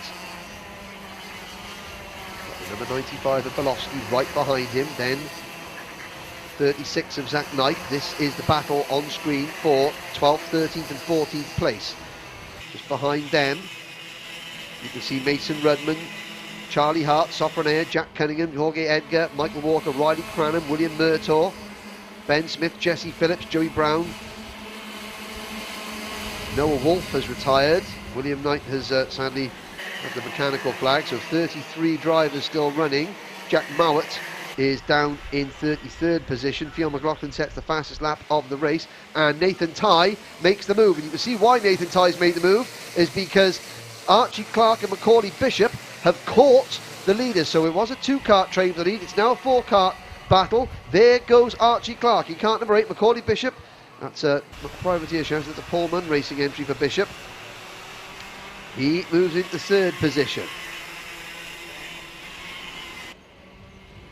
And behind them, we've got Lewis Werrell and Fiona McLaughlin. McLaughlin having just set the fast lap of the race, making a 6-kart battle for the race lead. So Tye, who was happy to push Ethan Jeff Hall along for the first 5 laps, then he saw the next 4 karts closing in, made his move, but Archie Clark just slipstreams past him with the aid of Macaulay Bishop pushing him along. They go under the bridge, out onto the banking. Great view from the Alpha Live drone there. Coming through turn number 3 go the leaders across the bridge. They set themselves up, even though that bridge is straight, then actually they're never straight on the bridge. They're moving from one side to the other to set themselves up for turn 4. Then down the hill, there's a move for 3rd place. That's Tye losing out to Ethan Jeff Hall. So, and also Nathan Tye getting passed by the number 29 kart of Fiona McLaughlin. So of course, typical racing here at PFI, if you get moved offline, you don't just lose 1 place, you can lose 3 or 4, depending on how many karts are in the train. Tye has managed to fight back, but look at that though, he's already lost 3 or 4 kart lengths to the top 3. That side-by-side action doesn't help if you're trying to sort of slipstream up to the front. At the moment, Archie Clark, number 8 for Strawberry Racing, the number 9 kart of Macaulay Bishop, Paul Munn Racing in second, and look how close Bishop is. Bishop physically, the nose cone of Bishop's kart resting on the rear bumper of Archie Clark's kart. Over 50 miles an hour down the main straight, under the bridge, out onto the banking. Ethan Jeff Hall is 3rd. He looks to the inside, going into turn number 3, but Bishop closes the door. Now Nathan Tye, after that battle between himself, Werrell and McLaughlin, has got to try and get back, gain about 10 kart lengths back up towards the 3 leaders to get on terms. There's 90 seconds plus 1 lap to go. Into the second hairpin. Bishop hasn't made his move for the lead yet. Ethan Jeff Hall dives to the inside of Bishop. Bishop was leaving the door open, he wasn't defending. Ethan Jeff Hall went for it. And now Bishop will push the number 5 Strawberry Racing car. I have to say, this is the best performance in Cadet we've seen from Strawberry Racing and the Tony Kart chassis of all. Came back into Cadet Racing a couple of years ago, and it takes a little while to get up to speed with the other chassis, the Synergies. There's a couple of red speeds out there, a couple of Cosmic chassis. But now the Strawberry Racing Cadet team looking like their junior and senior counterparts, as Tye back to 3rd place. Bishop down to 4th. McLaughlin is 5th. Werrell's been dropped in 6th position. Behind them is a big gap back to Cathal Clark in 7th. Then Minns is 8th, Spanswick 9th, and Zach Knight rounds out the top 10 as Nathan Tighe retakes second position. Worked hard to get back up the front. Now it's Bishop's turn to pass Ethan Jeff Hall. McLaughlin goes with him, so Hall out onto the curbs, then comes back into line without losing too much ground. And Nathan Tighe is back where he was. Well, he's second, pushing a Strawberry Racing cart along. It's a different Strawberry Racing cart than it was at the start of the race. It's now Archie Clark as the clock strikes 0, so next time around they will get the last lap. Well, they're coming through the Mike Wilson complex now. Tighe right on the rear bumper of Clark. They all look over their shoulder to see where their nearest rivals are. You can see Clark defends a little bit into the Bruno Ferrari chicane. Under bridge, flat out. Now, a little dab of the brakes, they turn in. Tighe takes the lead, and that's Bishop going with him. Bishop now dives to the inside, going through. Oh, it's wheel to wheel with Tighe and Bishop. Side by side, door handling as they come across the bridge. Who's going to come out in front? It's Bishop. Tighe. Then it is Clark. And Ethan Jeff Hall right to the inside. Oh, and Tighe. Nathan Tighe to the inside. Just ran Bishop a little bit wide coming into the first hairpin. Bishop is back to third place now. Clark is second, Bishop back to the inside. He runs very wide going through the second hairpin. That's going to let Fionn McLaughlin through. So Bishop couldn't get the kart slowed down on the apex. He slowed himself and two drivers behind him. Fionn McLaughlin took a nice wide line into the first hairpin and then got a great run out to move into second place. But it's Nathan Tighe who has the lead. Number 69 kart and Ethan Jeff Hall, but it's Tighe and McLaughlin, then Bishop. They come out of the final corner. Can Nathan Tighe hold on? Will Fionn McLaughlin get a slipstream to the line? The answer is no. Nathan Tighe takes the win. Fionn McLaughlin second. Macaulay Bishop is third. Fourth for Archie Clark. Werrell comes across the line in fifth. Cathal Clark is sixth. Ethan Jeff Hall, that last lap scramble, he was really caught out at the second hairpin there when Bishop ran wide. Ethan Jeff Hall lost all his momentum. He drops to seventh. Mins is 8th, Spanswick 9th, Zach Knight 10th, then Charlie Hart, Mason Rudman, Kit Balofsky, Roman Kamiab, Hardy Massey finishes 15th.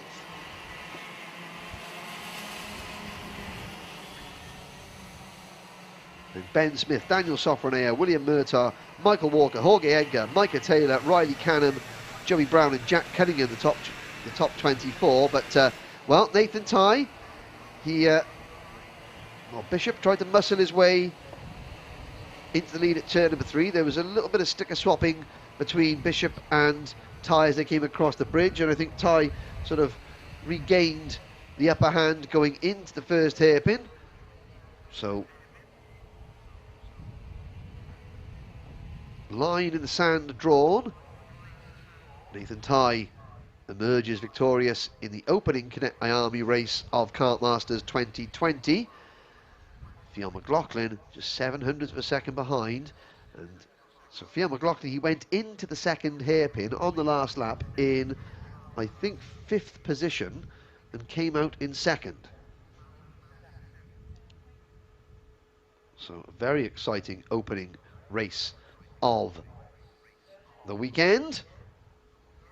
There's a lot more where that came from. We've got 14 races today. That was just the first of them.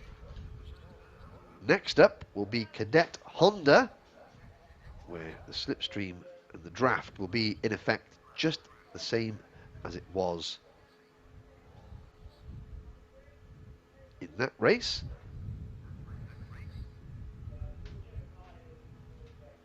And the Cadet Honda first heat set to go off at 1:30 local time in 5 minutes.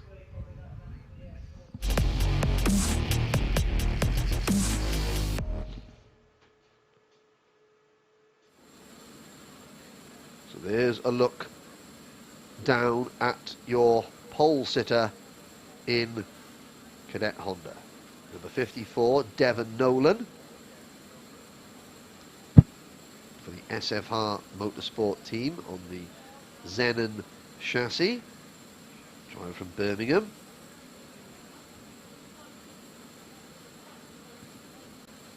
And again, this is a near capacity grid. See the start line, all the officials wearing masks, and of course the rules for this event were very strict indeed. You had to nominate the driver had to nominate 2 people, no more than 2 people, including the mechanic. Beforehand, the regulations are that everybody has to wear masks everywhere in the paddock and the spectator banking at all times, and the club do reserve the right to remove people from the event for not respecting the COVID-19 rules regarding masks and social distancing.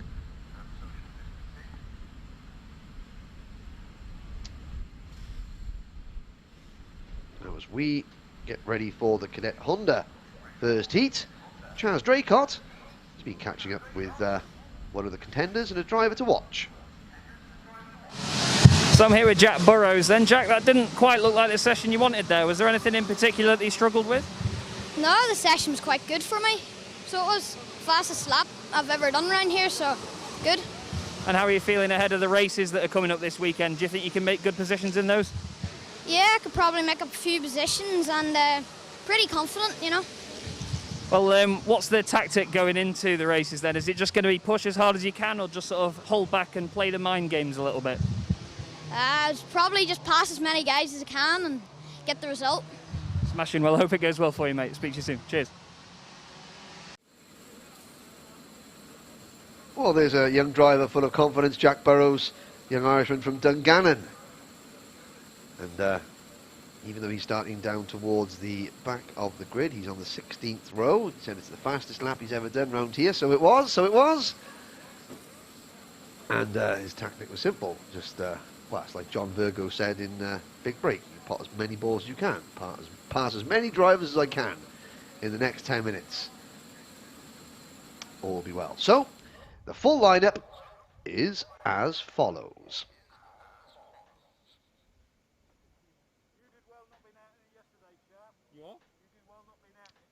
Well, pole position, driving kart number 54 will be Devon Nolan for the SFR Motorsport team. Alongside Devon on the front row is teammate Max Cuthbert, driving kart 34. Ewan Charman for Ambition Motorsport in kart number 10 starts third, and Henry Jocelyn, his teammate in kart 26, starts in P4. Third row of the grid, Ralph Youngling in kart number 16 and Blake Ticehurst in kart number 36. Tommy Harfield in kart 11 and Lewis Islin in kart 12. They share row number 4. Rounding out the top 10 will be driver number 25, Timo Youngling, and driver number 87, Alfie Thompson. Starting 11th will be number 67, Sonny Mortensen, and starting 12th, the Scottish Super Series champion, Aston Sharp. 13th on the grid will be number 37, Reg Hayward, and Gustav Usakovs in kart number 89 will start 14th. Jensen Graham will go from P15 in kart 14, and Harrison Mackey will start 16th in kart number 21.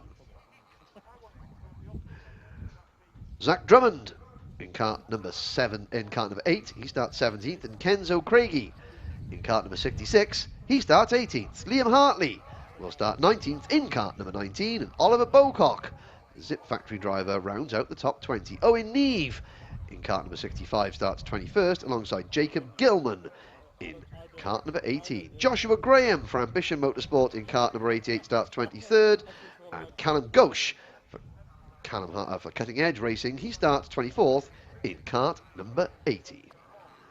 Brandon Truman will start 25th in kart 75, alongside Connor Duncan. Look for Connor in kart number 3 to make good progress. And then Alex Hawkett in kart 60, and Aston McAndrew Uren in kart number 33. Noah Barham in kart 22 will start 29th, alongside Casey Lynch in kart 41, with Jack Burrows, who we heard from earlier. Watch him in kart number 61. He starts 31st, alongside Adam Wooden. The field is round out by Marley Pareo in kart number 38, Leon Hasty in kart 20, and Kaiser Riemann in kart number 83. 35 drivers, 10 minutes plus a lap. A nice warm summer's afternoon here at Paul Fletcher International in Lincolnshire.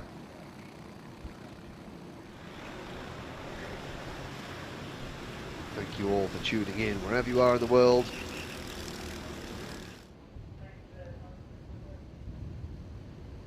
And so Devon Nolan Max Cuthbert, the two SFR Motorsport teammates on the front row. Everyone else will now start getting into their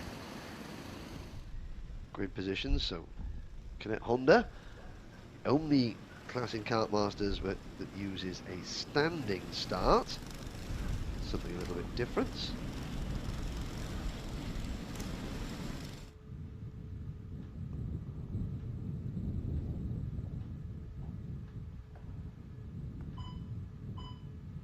So they all go into the tram lines, onto their grid positions. You can see the officials there.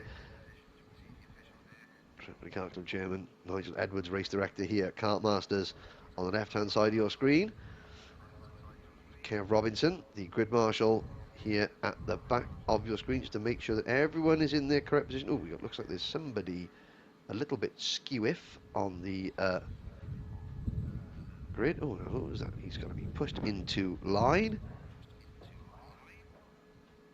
Now he's going to be moved round, so he's facing the right way, trying to see who that may be. It's one of the ambition carts, but that seems to be everyone in position. Green flag waves at the back of the field. Now they watch the lights. Oh, it looks like, shall we say, that the number 34 anticipated the start there a little bit. Max Cuthbert gets off the flyer. The pole sitter, Devon Nolan, even had time to sort of wave his hand to say, where are you going? But we will see what happens that post-race at the moment. Unsurprisingly, as they come off turn 4, Max Cuthbert's got a huge lead. I think that when the red lights came on, he mistook with the green and just went, right, that's it, we're off. Pedal to the metal. Oh, and at the back of the field there was a couple of karts coming together. One driver's half spun, and get a number check. I think that is the number 60 kart of Alexander Horcutt. But he does get going again.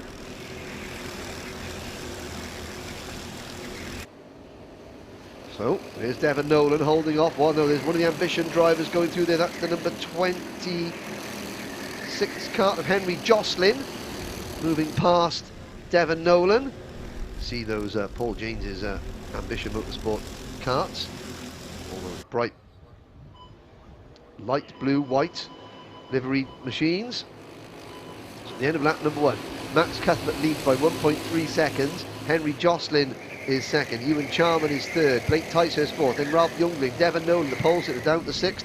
Side by side there is the number 10 of Ewan Charman going through it. Oh, and the 36 and the 26, that's Blake Ticehurst and his teammate Henry Jocelyn were wheel to wheel. That's not going to help either of them, as they're going to slow each other down, and they're 3 wide still into that first hairpin. But you'll see, even with that somewhat energetic start, already Charman in kart number 10 is starting to close back in. There's Aston Sharp, the S plate holder. He picks up a place coming into the Fullerton S's.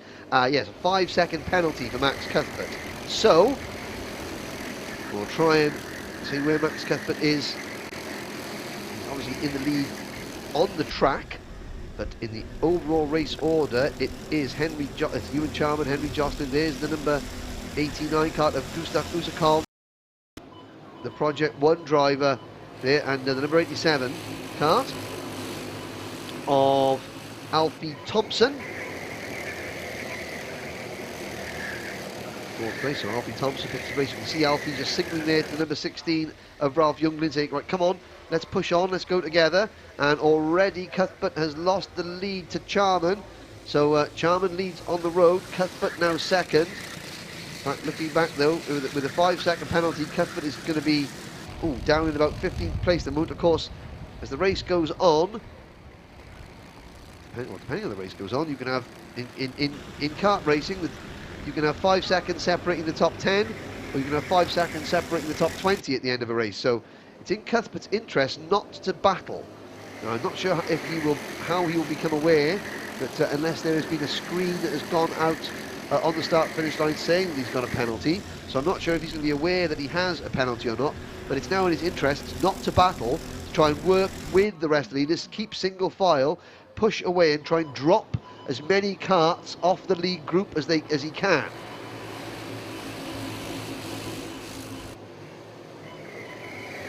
So we've seen this in Formula 1 this year, where drivers getting time penalties for various infractions. Timo Jungling in kart number 25 does the best lap of the race so far, and Timo is there in 8th position. So Charman bouncing over the curve there, 2 wheels in the air for Ewan Charman, coming to the first hairpin, and it's not going to do the setup of the kart any good if he keeps on doing that. But he still leads. Aston Sharp there, pushing Blake Ticehurst along. Sharp is up into the 6th position.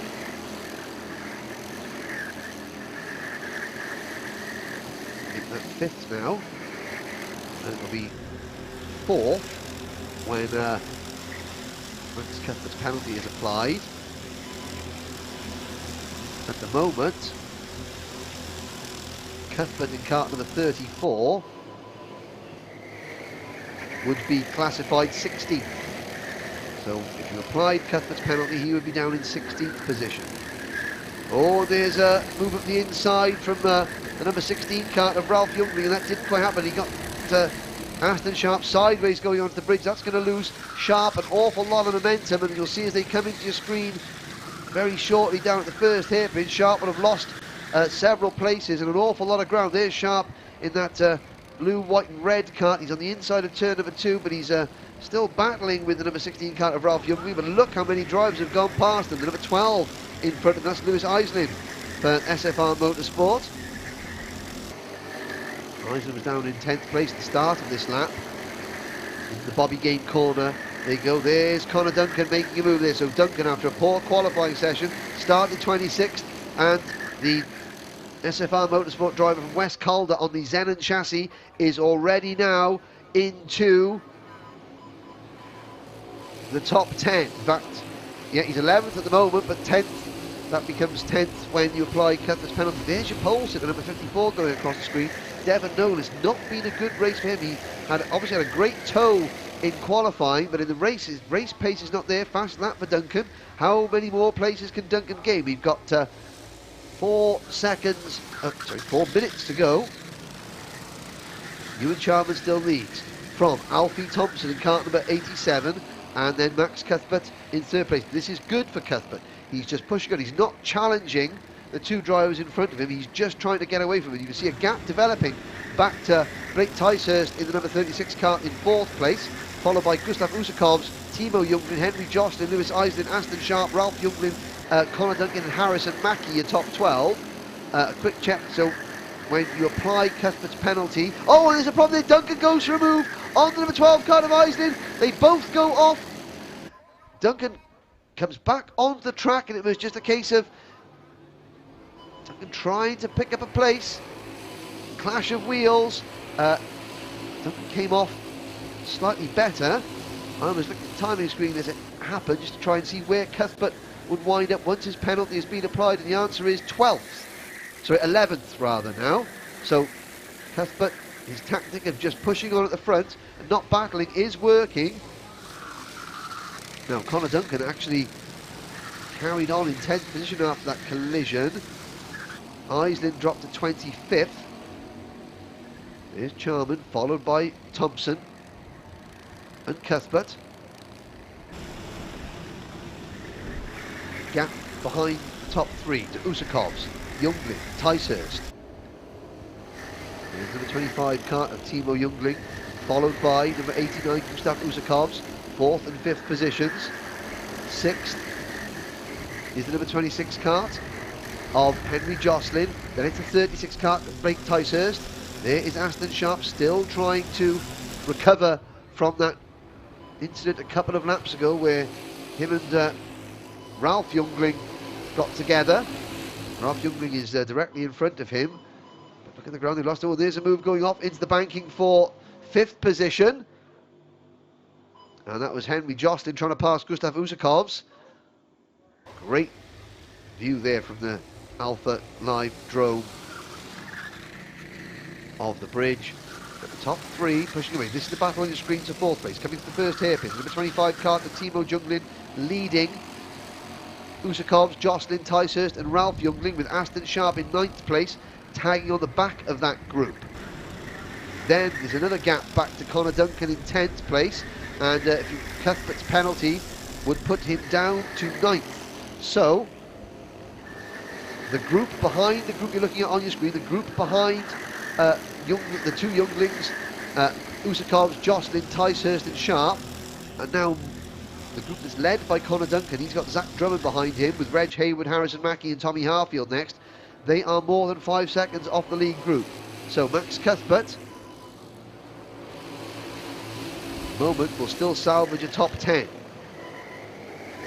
Paulson, Devon Nolan is down to 16th position now. Just in front of Sonny Mortensen, Jacob Gilman, Jensen Graham and Aston McAndrew Uren. Now, we spoke to, Chaz Draycott spoke to Jack Burrows earlier on in kart number 61, who started 31st and he's running 32nd. So Burrows is having a solid run. He hasn't gained as much ground as he wanted to, but there's still a little way to go. The clock is going to strike 0 very shortly. The drivers will see the last lap board next time around. Great scrap for, 4th place on the road, 3rd place overall. Being led by Henry Jocelyn at the moment. He's got his ambition teammate Blake Ticehurst right behind him. Then the 2 Youngling brothers in those green and black liveried karts. Here's the race lead though, and it's now Alfie Thompson who has the lead. So Thompson in kart number 87 has passed Ewan Chalmers. He start the final lap. Will Max Cuthbert go for a move? Or will he just continue to push Charmin along? Thompson onto the bridge. Charmin in his wheel tracks through turn number 4. See Thompson now looking over his shoulder, starts to defend. Cuthbert's not getting involved in this. Cuthbert's looking over his shoulder. He must be aware that he's got a penalty because he's letting these 2 go for it. He's just trying to push them on as best he can. Smart driving from Max Cuthbert. Thompson defends all round the outside of the second hairpin goes Charmin. Will he make the move stick? Now Cuthbert makes it 3 wide. Cuthbert to the inside, fantastic move. It's for the race lead. It's not going to be for the win because he's got a time penalty, but he doesn't quite. Charmin holds on. Great move around the outside there from Ewan Charmin. That is allowing the chasing pack to close in, however. The leaders are slowing each other down, but it's going to be Ewan Charmin coming out of the final corner. He started to go around the outside of Alfie Thompson at the second hairpin, and he finished off the move going into Fullerton S's. Connor Duncan getting a time penalty now as well, but it's going to be Ewan Charmin who takes the win on the line from Max Cuthbert and Alfie Thompson, although Thompson will take second with Cuthbert's time penalty. Still see battles raging on all the way down the field as the tail enders come across the finish line. There goes Sonny Mortensen, who had a problem in kart number 67. Now Lewis Islin, he retired after that incident with Connor Duncan, and unofficially, of course, Max Cuthbert crossed the line in second place. When you apply his 5-second penalty, that would put him 6th. So a very good effort from Cuthbert there to overcome that penalty. Smart driving from Max Cuthbert. Of course, if he hadn't jumped the start, he wouldn't have needed to drive smartly. He could have just got on with it and had a battle. But anyway, Henry Jocelyn finishes 4th on the road. Timo Youngling finishes 5th on the road. Blake Ticehurst is 6th. Gustav Usakov 7th, Ralph Youngling 8th, Reg Hayward 9th, Aston Sharp rounds out the top 10. There goes Sonny Mortensen across the line. So Sonny obviously had a problem towards the end of the race. But apart from Lewis Islin, who sadly had to retire, 34 of the 35 starters got to finish on what was a very entertaining Cadet Honda heat.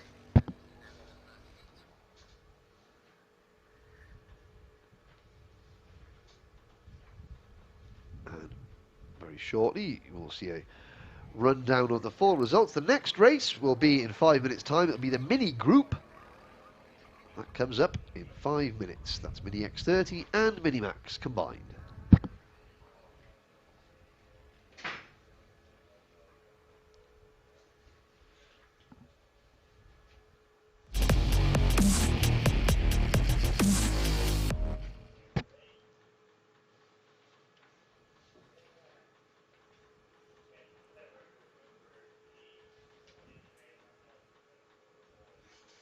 So there's a look at the combined Mini X30 and Mini Max grid. There's the Mini Max pulse. The Mini X30 drivers will go out in front of the Mini Max drivers. There will be a separation between the two. Now, the Mini X30 karts, they have got the white plates and the black numbers. The Mini Max karts have got yellow plates and black numbers. Pole position for Mini X30, as you can see on your screens there, looking at him, the Mad Croc kart of Gabriel Stilp, and Chaz Draycott caught up with him earlier on. So I'm joined by Gabriel Stilp. Pole position doesn't get much better than that, does it? No, we didn't have the greatest of starts. We got pushed off, but then at the second part, we rolled back and got a good tub on the last couple of laps, and we went second and then we went first straight on the last lap, and it was good. And you've got, of course, the heats coming up as well. How are you feeling starting on pole for those? Confident. I think I can win them. Well, there's only one way to find out. Are you just going to push and just try and get away from the pack, or are you going to hope that some of the guys go with you a little bit? Probably won't be able to get away. There'll just be probably a massive hack, but it'll be a close, I think. Well, good luck. Hope it goes well, mate. Thank you. Cheers. Oh, well spoken, Gabriel. Now, for those of you watching karting for the first time, the uninitiated, a massive hack is a technical term for basically sharpen your elbows. It's going to be all, people are going to be going in every corner. There's tactics go out the window, and it's just a bit of a bun fight. And you try not to lose your nose cone. That's the technical explanation of a massive hack as described by Gabriel Stilp. Here's a look at the starting lineup. Pole position, the aforementioned Mr. Stilp in kart number 10. This is the Mini X30 grid. Henry Gregory will start second in kart number 71. Vinnie Phillips will go third in kart number 87, and Charlie Webb will start fourth in kart number 24. Leo Robinson starts fifth, and Ella Stevens, Fusion Motorsports, she starts sixth. Jay Holtby will start seventh, and Ethan Simmons rounds out the top 8.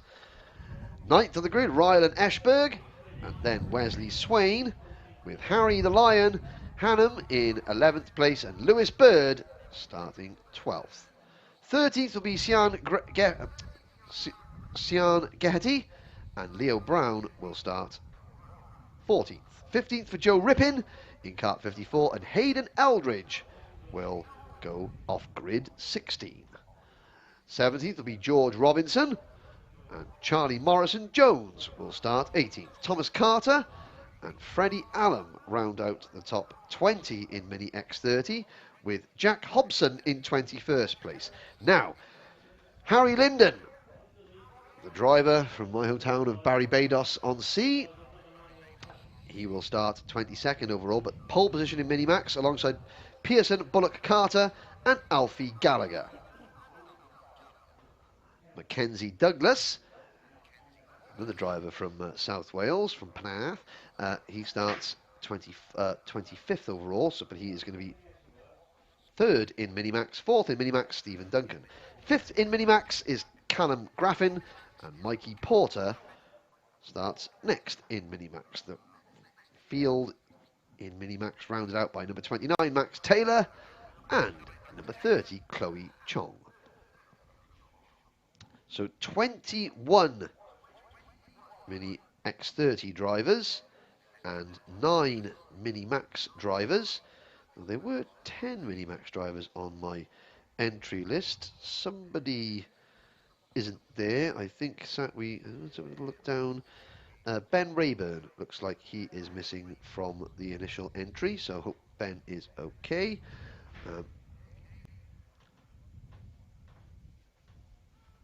But this will be a little bit of a difficult race to follow. So again, 2 races going on separately. They're racing for separate points. All the Mini X30 drivers racing in their own race, the Mini Max drivers racing in their own race. They will be split for the Grand Prix on the finals tomorrow. So they will get their own races tomorrow. But in order just to make the timetable work today, and the fact that, you know, in a 9-kart heat race, well, we've had them before, we've had 6-kart heat races, Kartmasters before, back in the bad old days of KF2. Oof, oh, they were brutal races to watch.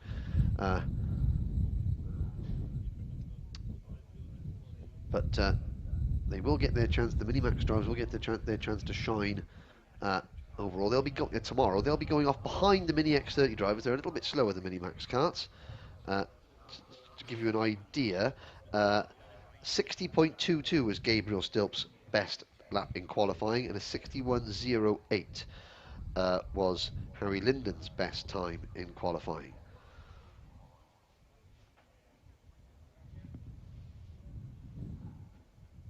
So they're going to be a little bit of a gap between them. There's going to be 2 distinct groups going out.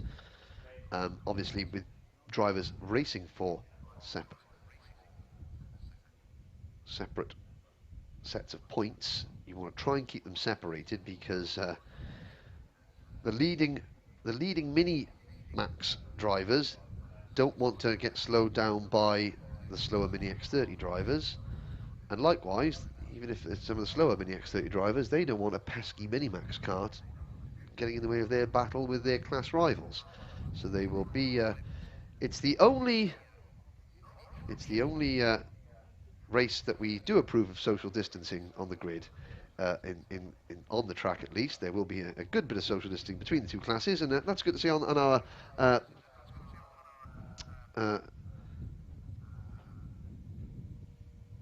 some of our comments on the screen. And yeah, good to say Ben Raven, he's okay, he's in sunny Essex, so that's good to see that. Obviously no issues there, he just couldn't make this event.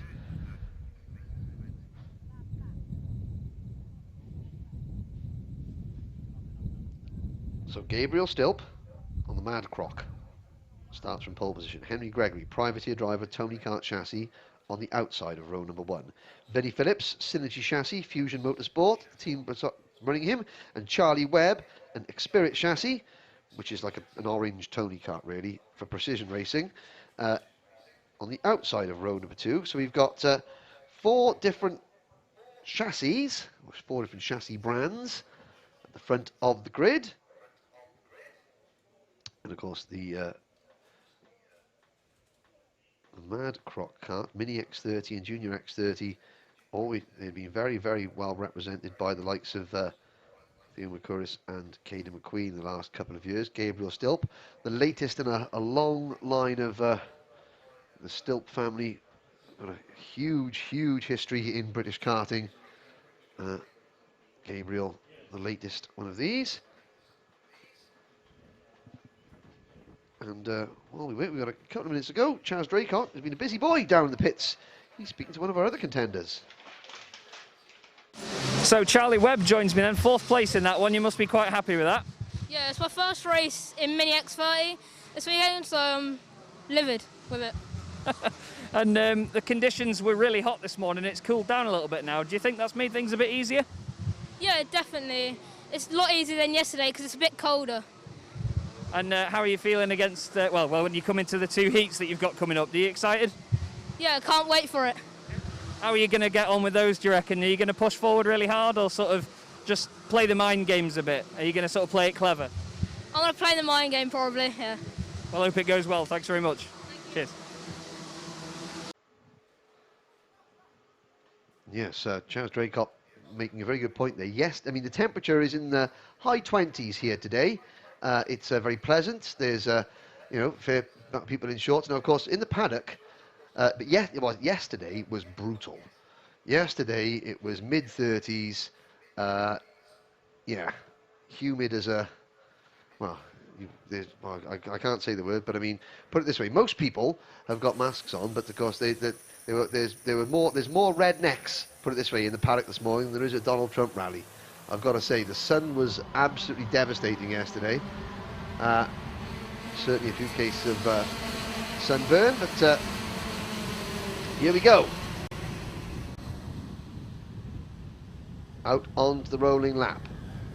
Stilp and Gregory on the front row of the Mini X30 grid. Oh, dearie me, that's Henry Gregory getting very, very wide coming off turn number 4.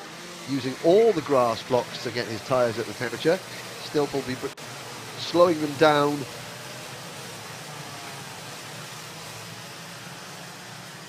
very shortly. And you can see there the gap between the X30s and the Minimaxes. Now it's going to be difficult for like Harry Linden and Pearson Bullock Carter to sort of judge the gap, you know. So we'll see how they go. And hopefully we'll get a, and of course, yeah, hopefully we'll get a good clean start. Even though the Minimax drivers might be tempted to just boot it before they get to the tram lines, you can still have time penalties applied for false starts and jumping the starts, as we saw in the last race. So here comes the X30s, the 10 of Stilp, the 71 of Gregory, the 87 of Vinny. They go into the tram line. Off we go. And underneath the bridge, so it's a good start there from the outside of row 1 for Henry Gregory, out onto the banking, and the Minimax carts are coming across the line now. As you look at the X30 drivers going over the Litchfield Bridge, there go the Minimax carts with Harry Linden leading them through the thing. And also a poor start from the outside front row man, Pearson Bullock Carter, so it's going to be difficult to follow 2 races in 2. This is going to be a challenge to the director, but I'm sure he's up for it. Alpha have got a great team here broadcasting this. There's the Mini X30 class coming out of the second hairpin. Stilp has got the lead back from Gregory. Vinnie Phillips is not third. That is, sun was glinting off the number there. I think that is the number 24 cart of Charlie Webb. There's the Mini Max drivers. Linden leading number 24 of Mackenzie Douglas. Oh, and there was a bit of an issue going into the Fullerton S there for one of the Minimax contenders. Number 15, there's number 74 Minimax kart of Max Taylor. Linden leads Minimax across the line. They go on your screens. Second is Douglas in kart number 24. Alfie Gallagher is third. Pearson Bullock Carter is fourth. It was Stephen Duncan, the Minimax driver, that had that problem and spun. Up at the front of the field in Mini X30, it's still number 10, there we go, on cue, Gabriel Stilp and Henry Gregory, followed by Charlie Webb. Ella Stevens up in the 4th place in kart number 28, followed by Leo Robinson, Vinnie Phillips and Ethan Simmons. Rylan Ashberg is 8th and Wesley Swain. Harry Hannam is 10th in X30. There is Ashberg in the number 73 kart going through. There's the number 44, Jack Dex Racing kart of Lewis Bird, behind Jay Holtby. They complete lap number 2. Stilp, Gregory, Webb, then a slight gap back to Robinson, Simmons, Phillips, Ashberg, Stevens back to 8th, Hannam 9th, Swain 10th. So, as Gabriel Stilp said, he probably said he wouldn't be able to pull away, and that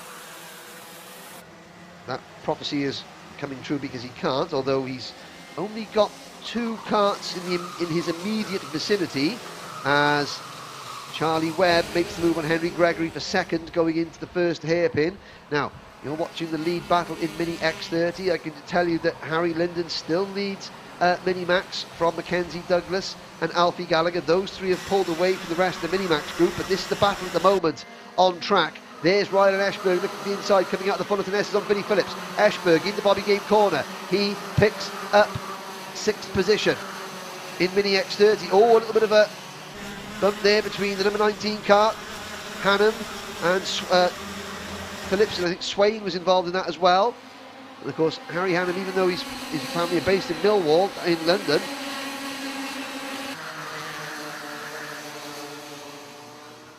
he has spent a lot of time racing out in the UAE, so not got a lot of experience here at PFI, but he's got a lot of international experience. I commentated on Harry racing in Oman earlier this year. And he is, I believe, the UAE Rotax Max Challenge either champion or vice champion for 2020. There's still a round of that to go. It's obviously had to be rearranged due to the COVID crisis. But it's good to see Harry the Lion racing in the UK. Now, here is a look at the Minimax battle. There's the number 15 kart now. So, that's Pearson Bullock Carter, who's just been given a 5-second penalty. This is the battle for 4th place in Minimax. The top 3 have cleared off. Linden leads Mackenzie Douglas by a couple of tenths of a second, and then there's 1.2 seconds back to Alfie Gallagher in third, and then this kart on the screen now coming into the Bobby Game corner, Pearson Bullock Carter running 4th.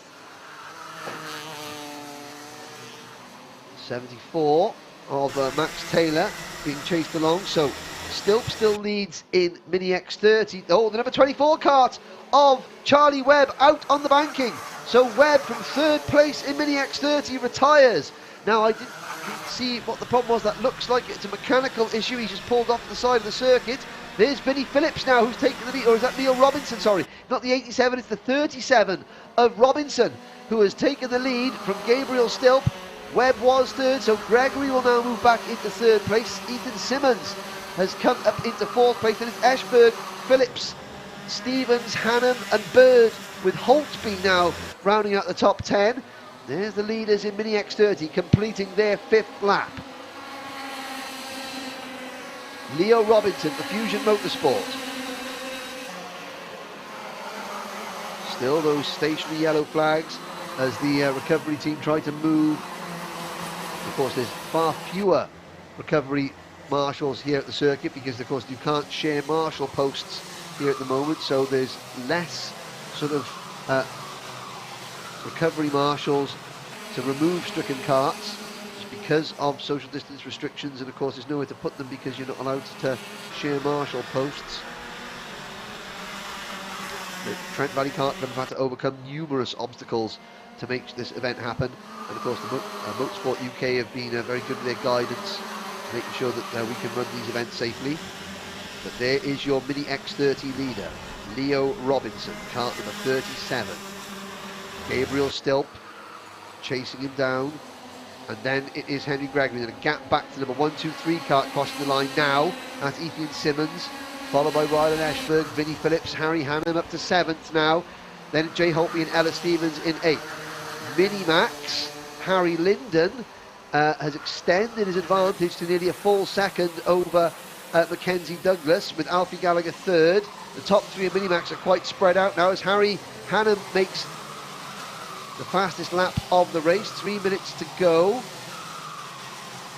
There is Hannum in kart number 19 on your screens as oh, in front of them Ethan Simmons and Ryan Eschberg swap places. Oh, and Simmons trying to defend Eschberg right to the inside. Hannum goes around the side. He's got his George Gibbons Motorsport race suit on from the United Arab Emirates Championship, and Hannum picks up another place. Oh, and there's a problem. That looks like Ella Stevens with now, did she clip the kart in front of her and then understeer off the circuit? It looks like she did, and she gets back onto the track, but she's lost an awful lot of ground. So Simmons, and a problem there on the start-finish line for one of the Minimax karts. That's the number 18 kart of Chloe Chong, who has had a moment. She's okay. She's taken out one of the green. Oh, I think she might have come through the barrier, actually, because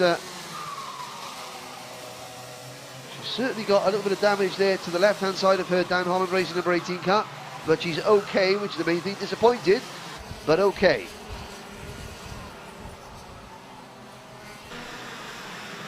And now here is the battle for what is now 5th place in Mini X30. Hannum passes Simmons. Good fighting drive for Harry Hannum. So the Lion is, I don't say he's roaring just yet, but he's certainly sharpening his claws in this one. Don't forget, of all these drivers, Hannum's probably the least laps around PFI.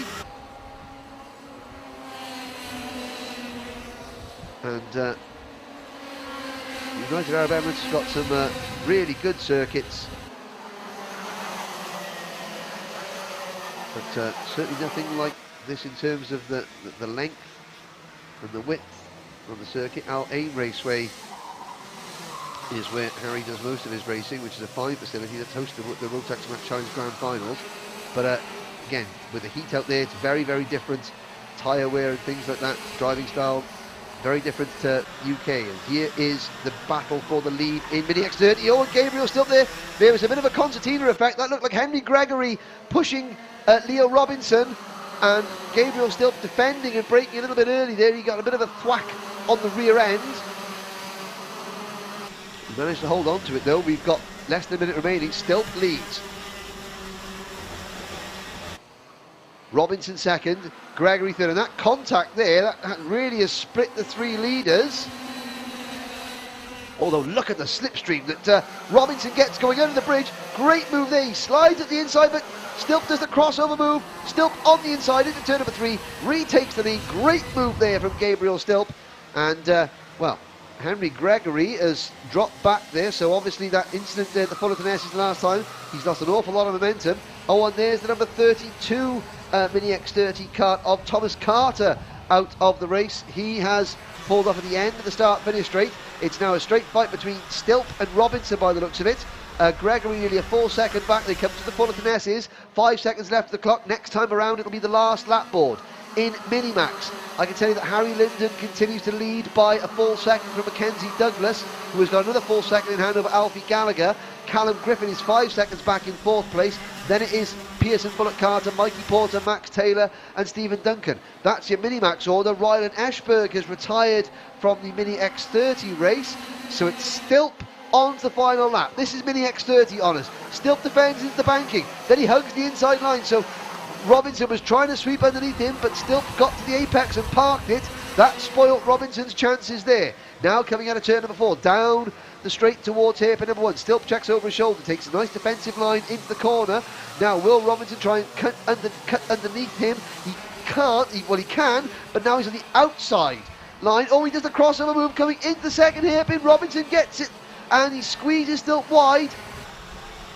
Stilp gesticulating there a little bit there. I wonder if there's been a problem developing with that engine, because Stilp certainly looks like he's lost a bit of power, and now he's having to defend from Henry Gregory going into the Bobby Game corner on the last lap. Leo Robinson has got this one in the bag, coming out of the Mike Wilson complex. Number 37, Leo Robinson is going to take Mini X30 Heat 1 honours. Gabriel Stilp will finish second. Not a happy second by the looks of it. Gregory third, and Harry Hannum takes 4th place ahead of Vinnie Phillips. Here is kart number 21. Oh, there's going to be a party on the beach of Barry Island to this afternoon if Harry Hannum can just get around the next corner. There he goes. Takes the win in Minimax, and it's a Welsh 1-2 with Mackenzie Douglas for Coles Racing in second. Alfie Gallagher, where's Alfie from? He finishes 3rd, he's from Nottingham. Well, we can't really call him Welsh, he's not even close to the border. But a Welsh 1-2 in Minimax. Alfie Gallagher 3rd, Mikey Porter 4th, Pearson Bullock Carter finishes 5th on the road, but gets a 5-second penalty, and that will put him down behind Max Taylor and Stephen Duncan. But Leo Robinson takes the win in Mini X30. Back there, George Robinson finishing 13th, Hayden Eldridge 14th, Ella Stevens, after we saw her have an off-track excursion, she is down in 15th position. Leo Brown 6th, then Charlie Morrison's Leo Brown 16th, Charlie Morrison Jones 17th, and some drivers failing to make the flag. Thomas Carter, Freddie Allen,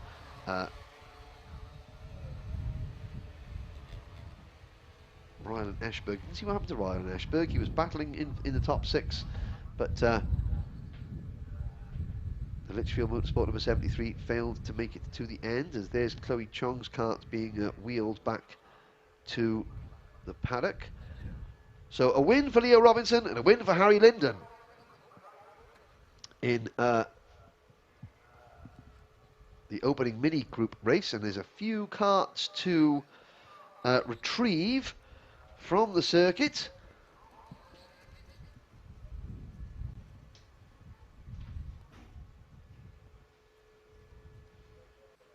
And so, once those karts are retrieved, the next race up will be Heat 1 for Junior Rotax.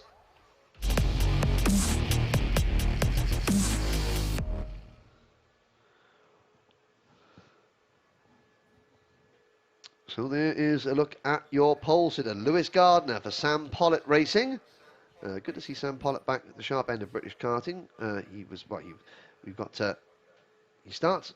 Lewis Gardner starting alongside Matty Hingley, while Sam Pollitt Racing guided Ben Hingley to British title glory and Formula Kart Stars success. Going on 10 years ago now. Then Sam, I think, sort of took a step back a little bit from national level karting, concentrated on club racing up at his local tracks near the Manchester and Buxton Kart Club and areas around there, but has now sort of come back into national level racing. Oh, the problem is that there we go, now he's off. Bit of a panic station there for Lewis Gardner. So here is one of a packed grid, 33 drivers in total.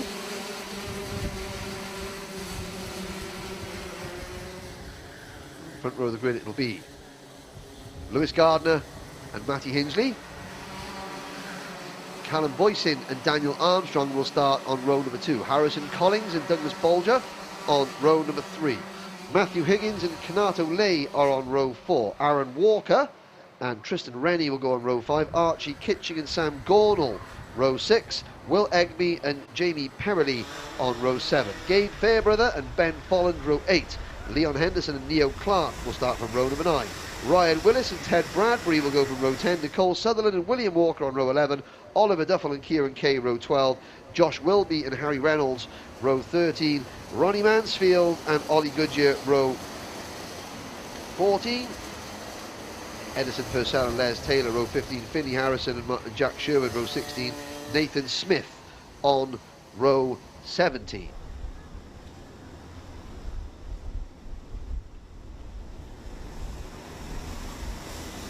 Now,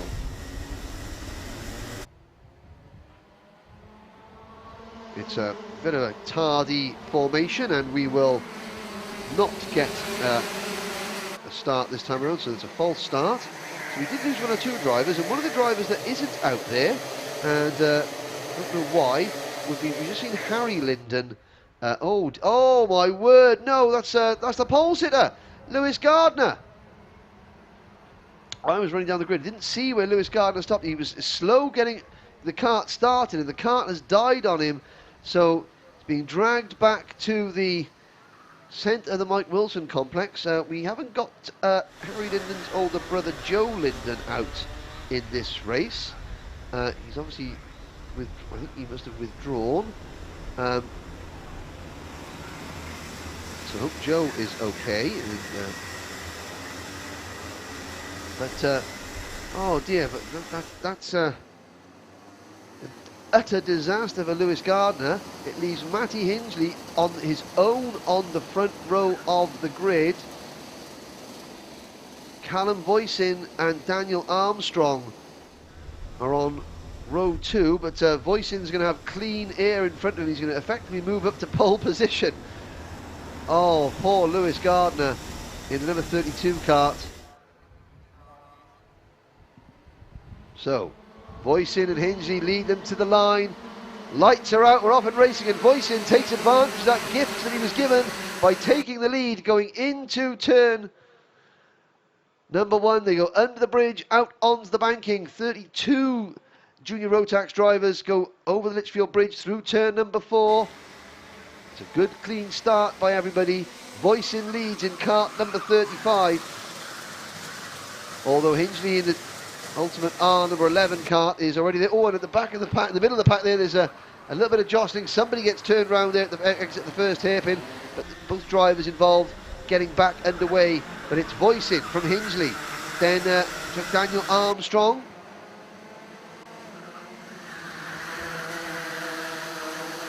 Oh, it's the number 5 kart with Harrison Collins in 3rd place. Then the number 75 of Matthew Higgins.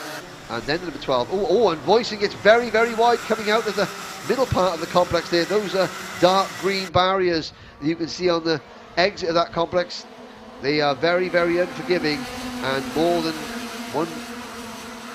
a handful of drivers over the years have found themselves in those barriers just through overcooking it slightly. And of course there's been a fair few drivers on the last lap of the Kartmasters final that have been bundled into them by an over-eager rival.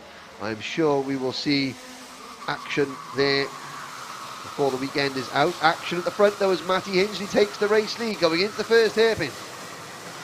Eases to the inside of Callum Voisin, takes lead. Now Voisin's going to get squeezed out of 2nd place by number 75 Matthew Higgins.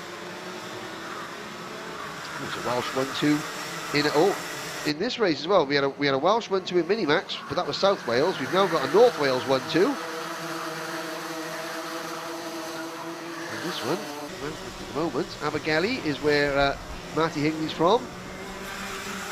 And Matthew Higgins from Trefagloes.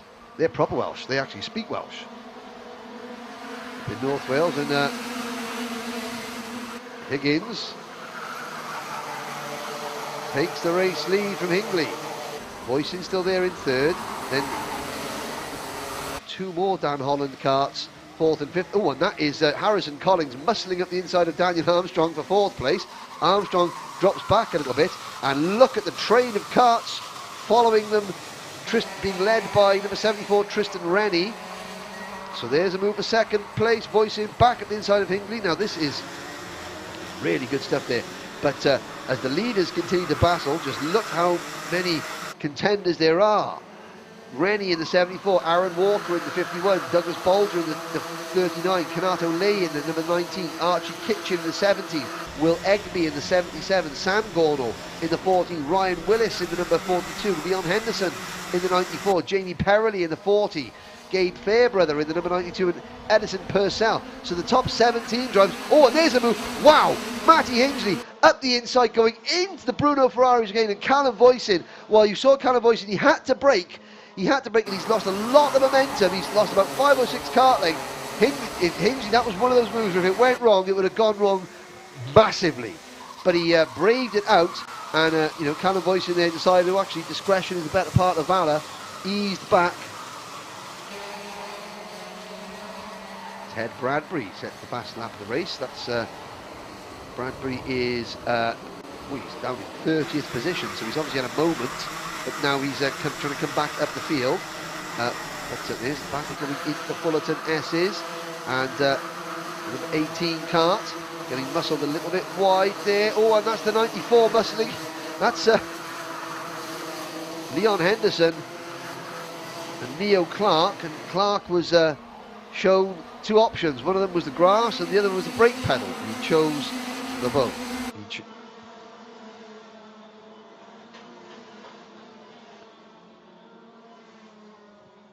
So across the start-finish line.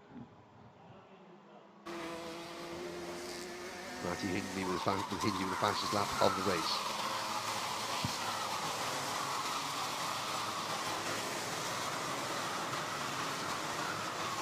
Five minutes to go.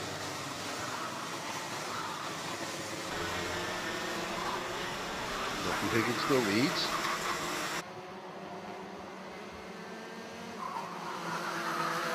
He was in his wheel tracks trying to pull away.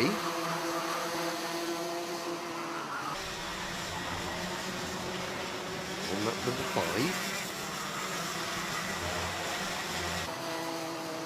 Oh, big battle back in the pack there. That is the number 31 and the number 38.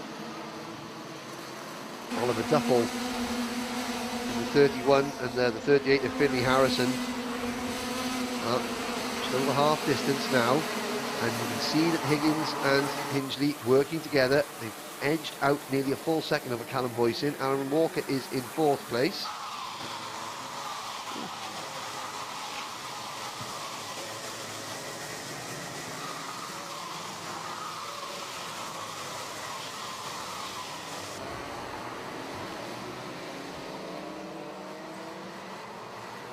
So further back in the pack, there's number 47 kart. That's Les Taylor. They move 3 wide. Oh, and contact there between the 38, and I think that was, well, that could have been Duffel again. It was the 30, Finley Harrison and Oliver Duffel. They have been really going over. Oh, and there's a problem there. The number 78 at the inside of the 21 of Ben Follen. So Jack Sherwood diving at the inside, going into Bobby Game corner, gets his rear wheel caught and hooked over Ben Follen's kart, and Ben Follen's kart looking decidedly second hand out of the race. So a little bit tetchy in the start of this one. There's Kanato Lee with the fastest lap of the race. Higgins and Hingley. Hingley still first and second. Hingley is just pushing Matthew Higgins along. Higgins checking over his shoulder every once in a while just to make sure that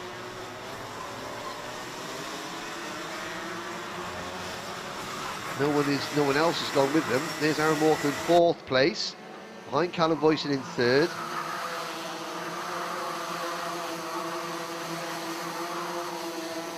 the Mike Wilson complex we go. Oh, Leon Henderson in kart number 94, the Cannon Motorsport driver from Aberdeenshire. He has picked up a 5-second penalty. There goes Higgins and Hingley. Gap of nearly a full second back to Voisin, Walker and Harrison Collins.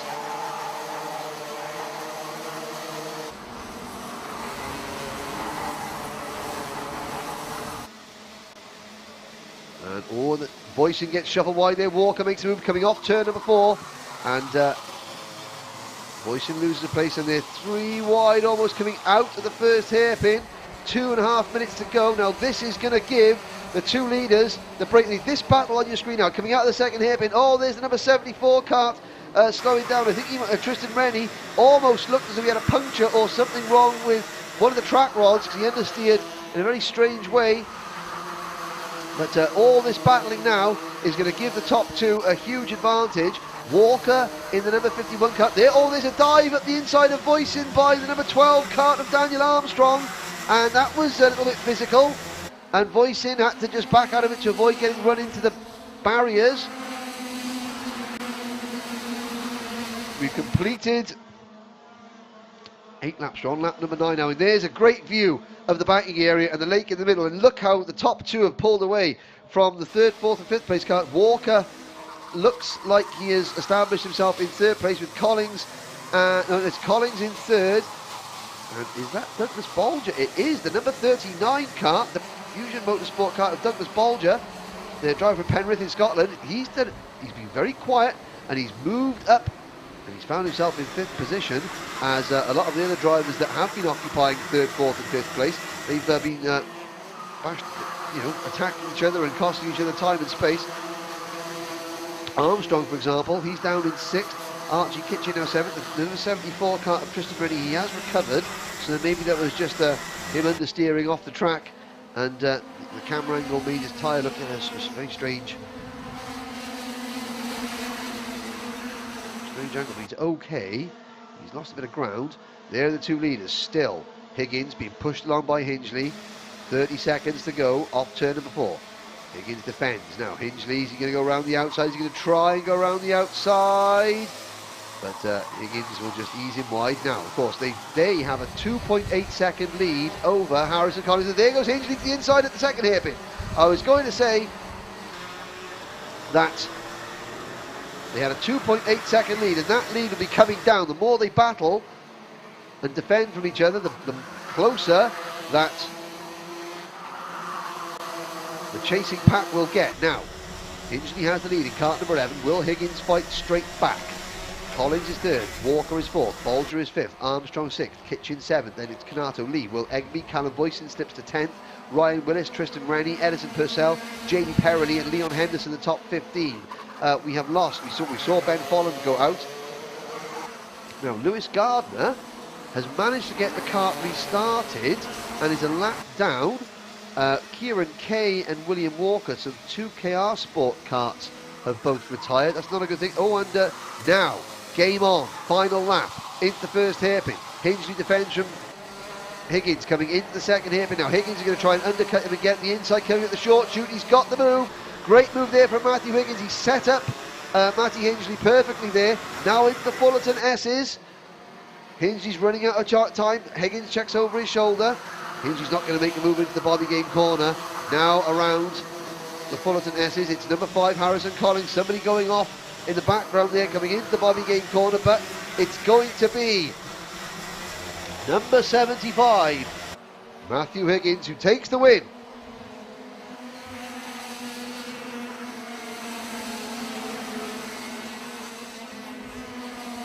Higgins by 0.3 of a second over Matty Hingley.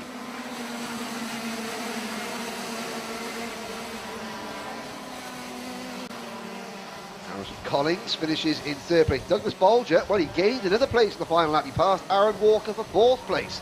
Daniel Armstrong comes home in 6th. Canato Lee in 7th. Callum Voisin, oh, he had an up and down race. He finishes in 8th position. But a great move there to win the race by Matthew Higgins. A good clean battle. So the 2 drivers from North Wales Finished first and second in the first junior Rotax heat. There's a look down on your timing screens of the drivers that finished just outside the top 10. Will Egby in 13th, Henderson 14th, Kitchen 15th, Neo Clark is 16th, Harry Reynolds 17th, Sam Gornall 18th, Gabe Fairbrother in 19th place, and then sadly William Walker, Kieran Cabe and Ben Follins didn't finish the race. Lewis Gardner, oh well, what can you say? Problems getting the kart started. He joined the race a lap down, and first place turns into 30th. So that is Junior Rotax race 4 on the programme. That is done. Race 5 is Junior X30, and that is due to start in about 3 minutes' time.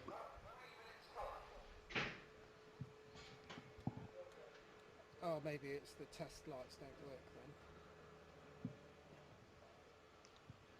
then. My current battery says 50%, but I just don't trust them to last the whole day.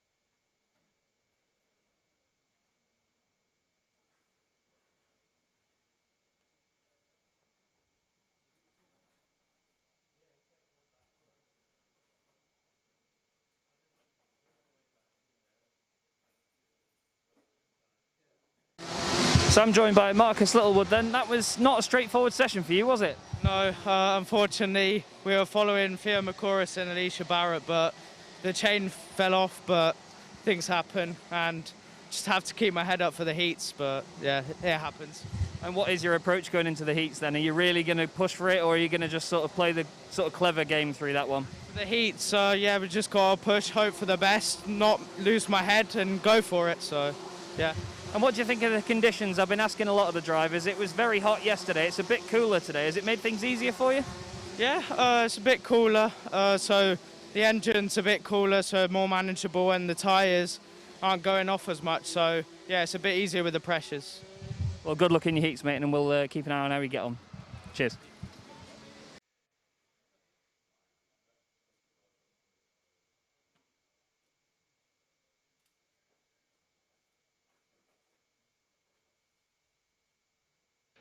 So, great words there from Marcus Littlewood, the Spirit of Senna driver. And we are going to be getting underway very shortly with the start of the Junior X30 race. Freddie Spindlow, you're looking at KR Sport. Well, KR Sport had a terrible time in that last race, but hopefully they will be able to redeem some good fortune in this one with Freddie.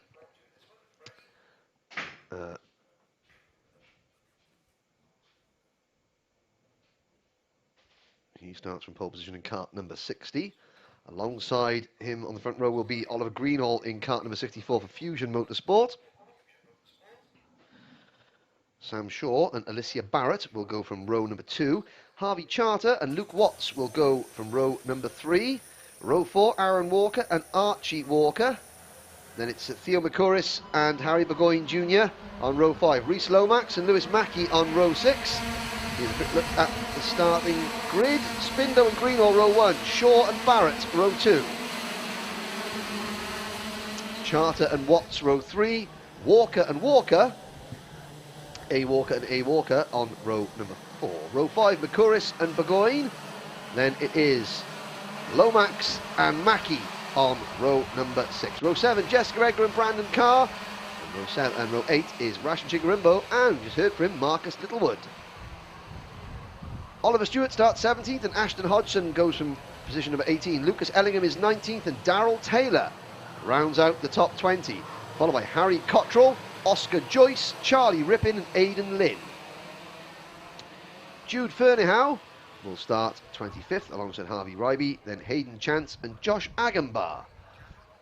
29th will be Mitchell Gibbons, moving it from Cadet Honda, and Michael Rapsey in 30th. Sam Lewis and Ben Watts on row number 16. The grid rounded out by Dane Tucker, Thomas Yeomans, Rhys Newburn and Finlay McKee. So 36 drivers come into the tram lines. Will they get a clean start the first time? Yes, we do. It's a good start from the poleman. Spindler leads him. It's a good start from Sam Shaw, who dives in second place. Greenall having to back out. That backs up the carts behind him. And Greenall holds on to third, but he's under pressure. Coming into turn number 3, that looks like it's the second KR Sport car of Alicia Barrett trying to muscle her way through. And Barrett does get it. So Greenall down to 4th place. And the top 2 sprinting away. Oh, and a problem there out, and that is one driver losing it coming into the first hairpin.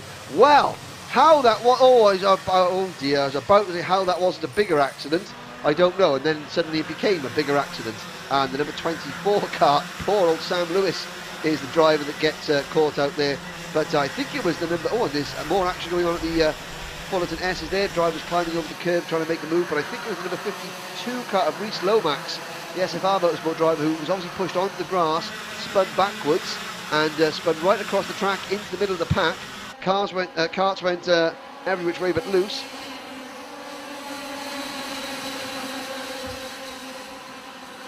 And then it was a chain reaction, but at the front, Spindlow and Shaw tried to push away. Sam Shaw, kart number 16, the premium karting driver from Fareham. Got a big lead, and that was because, well, Barrett, Alicia Barrett and Oliver Greenall, that tussle coming off the Litchfield Bridge on the opening lap, and it just slowed them both down, and more yellow flags waving at the exit of the first hairpin briefly, but driver just going off and getting back on the circuit okay. So Spindle is the number 16 car, Shaw in number 16, then it is Barrett in the number 33 under pressure from Greenall in the 64 car, Fusion Motorsport. Then the Strawberry Racing number 9 of Aaron Walker. And behind Aaron Walker is the number 229 kart. No, it's not. It's the number 37 kart of Luke Watts. Then it's the number 229 of Harvey Charter. McCouris, Chigarimbo, Taylor and Archie Walker with Lewis Mackey running at the top 10. Oh, there's a move there. That looks like the KMS kart of Luke Watts trying to make a move, but to stay back in what is 6th position. So 2 leaders. Sam Shaw now has the race lead. He's passed Spindlow. There goes Luke Watts again to the inside of Aaron Walker in the number 9 car, and now Watts does pick up the place, that Cater Motorsport kart.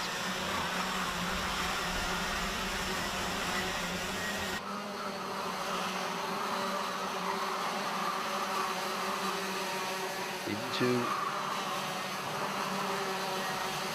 Mount Wilson complex they go. With the 91 kart on the screen, it's Archie Walker, the Argentine Motorsport kart. He's dropped back to 11th place. Darrell Taylor's made good progress. He's up into 10th place for the MLC Motorsport team. And technical flag for the number 45 kart of Hayden Chance. Now, he's one of the KR Sport drivers, so KR Sport not having a good day at the moment. Rashan Chigarimbo setting the fastest lap for the race of Fusion Motorsport. The leaders are being closed in on. Greenall is back into 3rd place ahead of Barrett, and closing in on the top 2. Watts is 5th there, McCouris behind him in 6th. Then it is Chigarimbo, Charter, Taylor, Archie Walker, Ellingham is 12th, Lewis Mackey 13th, Oliver Stewart 14th, Brandon Carr is 15th.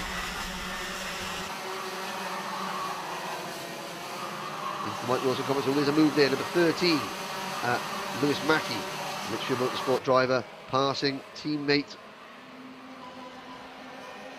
Harvey Charter, who's lost a couple of places on this lap. So Shaw still leads, but Spindlow really starting to push him along a little bit. So I think Spindler might want to be making a move. Obviously Shaw made the pass, took the lead, but has not been able to pull away, and now Greenall is right with Spindler. Now Spindler's checked to see where Greenall is, and I don't think Spindler wants to hang about. There he goes, makes the move. He's thinking to himself, well, Shaw is not quick enough to help to push us away, so I don't want to be in the middle of the time. Greenall goes around the outside at turn at the second hairpin. Oh, wheel to wheel, Greenall, and they're clashing wheels again, and Shaw sweeps back up the inside. Alicia Barrett is there as well. Greenall had a great move. They were rear wheel to rear wheel contact. That is not the type of contact you want to make. That's the type of contact you see karts suddenly jackknifing over in front, over the top of each other, and that's how drivers can get hurt, wrists and hands and stuff like that. But they both managed to emerge relatively unscathed. But Sam Shaw just dived at the inside of the pair of them as they were duking it out. Alicia Barrett now goes through into the lead, so Barrett takes the lead. She was in a prime position to just pick up two places for the price of one, and now she's picked up another one, but Shaw comes straight back at her, coming into the first hairpin. Now Barrett goes over the grass blocks, coming out of that first curve. She defends from her teammate coming into the second hairpin. Oh no, actually no, sorry, that was Spindler who's got past Barrett, and then Spindler was defending from Barrett coming into the second hairpin. And this concertina effect back is in the pack. They slow each other down, and suddenly you're back up to a 9 or 10 kart train for the race lead. Now the number 52 has retired. That is Rhys Lomax. Now we saw Rhys have that problem in the opening up. Oh, there goes Theo McCouris and Luke Watts wheel to wheel coming through the Mike Wilson complex. It's only the first heat, boys and girls.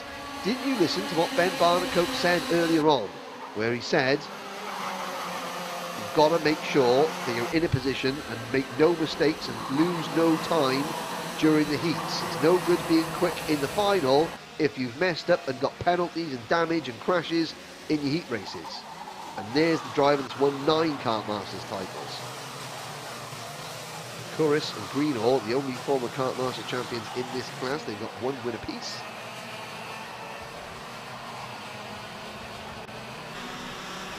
Of course, you get damage to your nose cone, the front bearing drops, there's a penalty for that. So you've just got to be careful. There's Charter and his Litchfield Motorsport teammate. Charter in the 229 kart, chasing McCouris in number 74. McCouris has dropped back to 10th position. Charter and Mackie right behind him. Luke Watts, 6th position, with some clear air in front of him. So we've got Shaw and Spindlow and Greenall, the top 3. Rashan Chigarimbo has moved to 4th place. There goes Freddie Spindlow to the race lead. Oliver Greenall goes with him. Shaw back to 3rd, 2.5 minutes remaining into the second hairpin. Chigarimbo in kart number 92, getting closer and closer, and he's got Alicia Barrett right behind him, and Barrett is just pushing Chigarimbo along.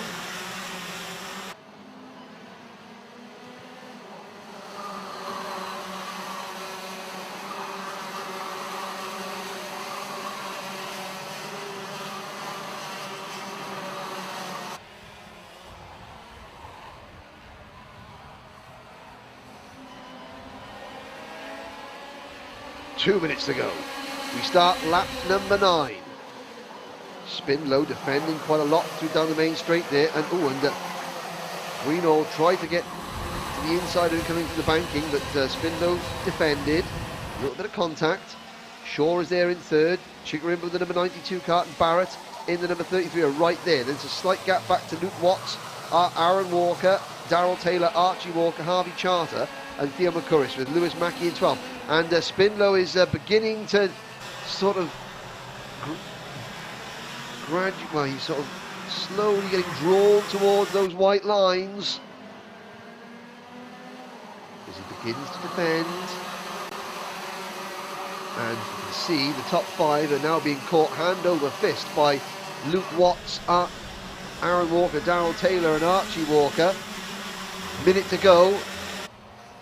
Things could get very interesting for every position in the top 10.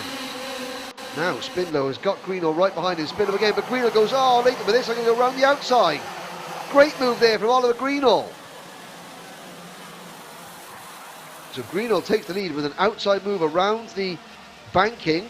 That is not a move that you take lightly. If it goes wrong, it goes very wrong. As in air traffic control wrong. But he made it work. Spindlow. Now, oh, there's Aaron Walker, the number 9 car, having to defend up the short chute there from what looked like Darrell Taylor in the number 14 cart. There's Chigarimbo, who is still there in 5th place. Alicia Barrett has got past Rashan into 4th, so Barrett to number 33.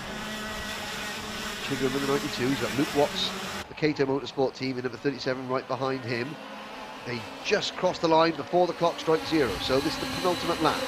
Now, Greenall, and you can see the run that Spindlow gets just by being in the slipstream, going underneath the bridge, but he didn't quite have enough momentum to go around the outside like Greenall did a lap ago. Shaw in 3rd place, he's starting to defend from Barrett, but Greenall on the anchors nice and early into the first hairpin. And that brings Shaw and Barrett back up there, and again Greenall defends, and now who's going to go around the outside? It's Barrett's turn to try and go around the outside. Barrett takes Shaw for 3rd place around the outside of the 2nd hairpin. Behind them, Watts and Chigarimbo are wheel to wheel, and I think that was the number 9 cart of Walker getting turned around or getting involved, and the resulting it was Walker and Charter getting colliding and both spinning behind them. Here come the leaders. Last lap board going out now. Number 64, Fusion Motorsports, Oliver Greenall has the race lead. Behind him is Freddie Spindlow in the 60, then Alicia Barrett in the 33. Sam Shaw in the number 60, and then a gap to Luke Watts in the number 37, who's past Chigarimbo. And Barrett looks to the inside of her teammate to take 2nd.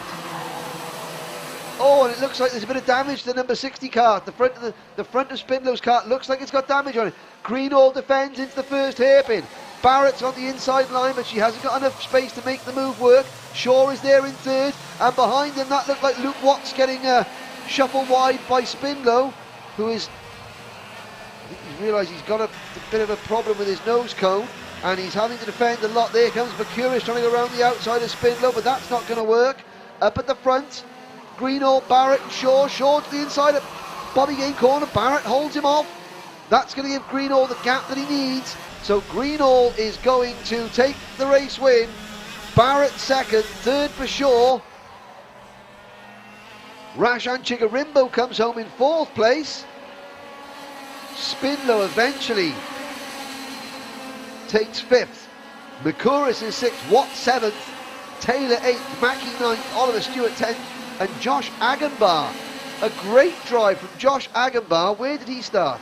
He started in the car park. 28th place to 11th for Agenbar in kart number 18. Harvey Ryby is 12th. But the question does remain, how many of those nose cones have dropped? Because they look like there's a little bit of damage on more than one of the lead contenders. There is your result on the road of race 5, Junior X City. Oliver Greenall winning by 3/4 of a second over Alicia Barrett. Sam Shaw, good result in 3rd place. Then Rashan Chigarimbo in 4th. Freddie Spindlow in 5th. A bit further down, Jessica Edgar finishing in 13th place. Brandon Carr moving out of cadets straight into juniors. He finishes 15th for the Ollie Rowland Motorsport team. Marcus Littlewood, 18th place finish for the Spirit of Senna driver. And some of the drivers that failed to make the finish, well, Harvey Charter had that incident with with Aaron Walker. Aaron Walker finished 22nd. Charter didn't finish. Harry Burgoyne Jr. for the Oliver Rowland Motorsport team, another driver moving straight out of cadets into juniors. He didn't finish. Hayden Chance also did not make the end of that one. Very exciting Junior X30 race. A little bit physical. And I think that the scrutineer checking the nose cone brackets is going to be a busy boy when they all get back to Parc Fermé. So that is the end of the first round of heats for all our junior classes. Next up it's the seniors.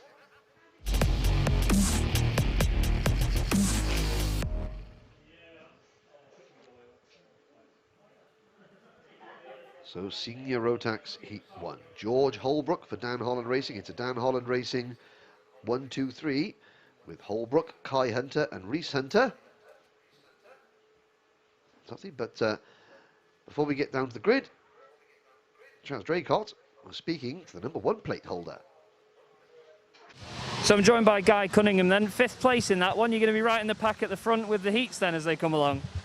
Yeah, it's not what we wanted. I mean, it's an improvement from where we were in the practices because we were having a few engine setup problems, but it's definitely raceable from P5, so I'm sure we'll come through to the win, hopefully. Is it going to be a case of just sticking with the top few guys in that one, or are you going to go for the win straight off the bat? Always got to go for the win. There's no point in settling for anything less than that. That's what we're here for at the end of the day. So, was there anything that particularly held you up or sort of caused you to slow down in that session, or was it pretty straightforward? No, it went all right. We've just had a few problems through this weekend, but I got a brilliant team behind me, so I'm sure that we'll sort it out and we'll be right on it. So we made a big step forward in that one on our engine performance. So I'm sure we'll be right there even more in the next one. Cracking, and even the branded mask as well. Well, good luck over the rest of the weekend, mate. Nice one. Cheers.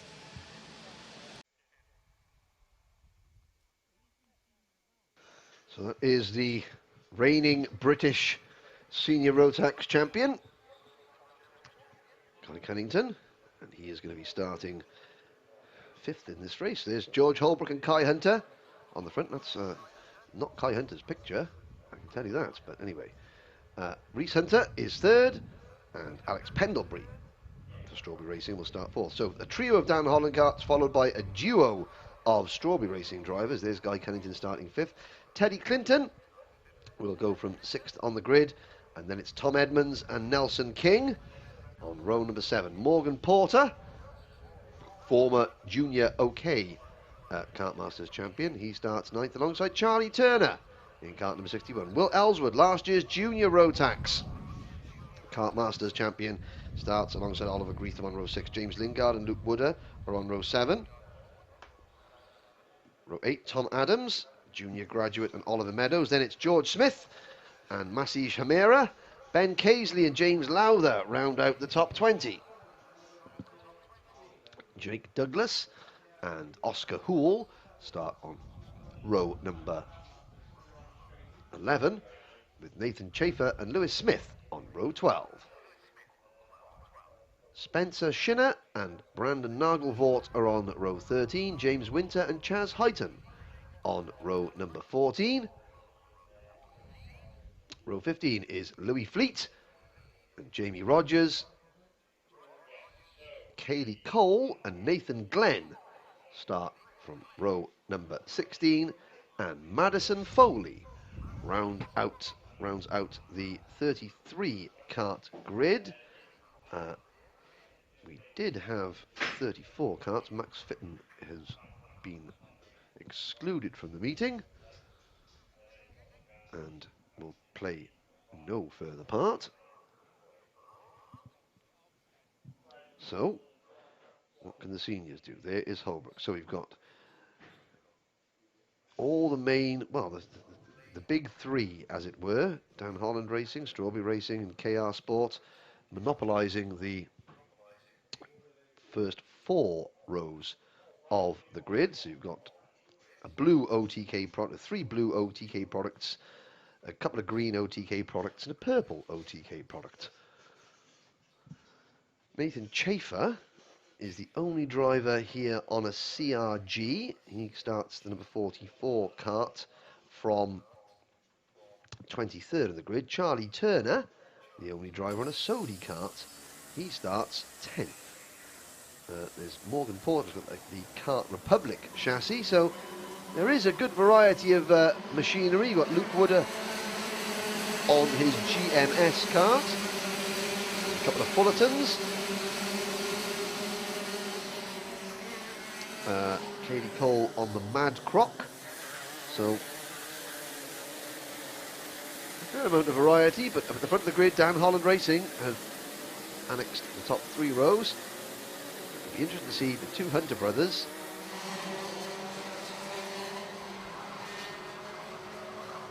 in the same age group. First time in quite a few years in the same class. Kai Hunter graduating to seniors this year, joining his brother Reese.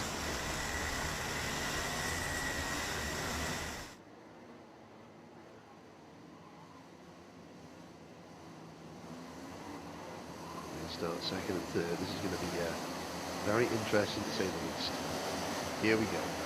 Into the, oh, and there's the number 93 kart of Brandon Nagelvoort for Coles Racing, who has stopped on the rolling lap. So Nagelvoort is out. This run we're down to 32 runners.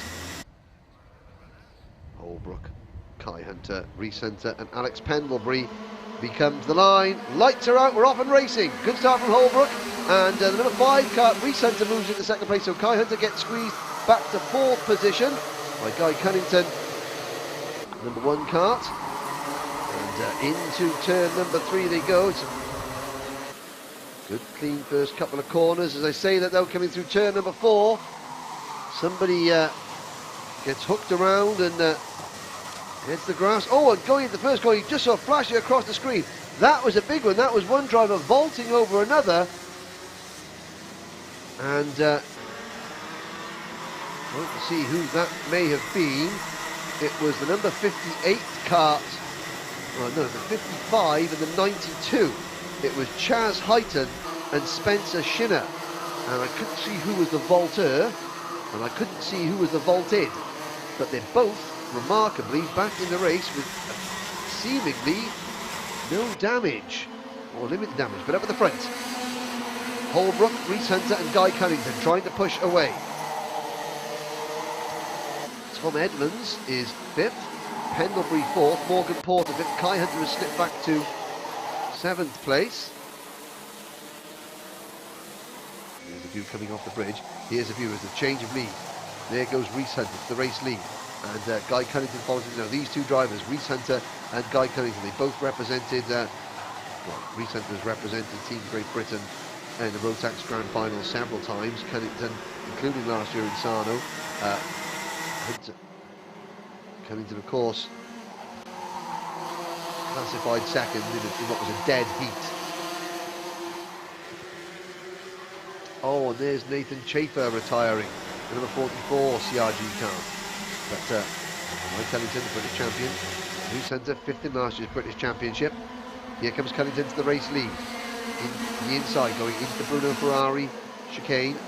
Bruno Ferrari S's rather, under Litchfield Bridge. Behind them, there's side-by-side action on the banking. There's the number 46 kart of Morgan Porter picks up a place. That is, I think, 5th or 6th position now for Porter, 5th place. And Cunnington, Reese Hunter and Holbrook trying to still pull away.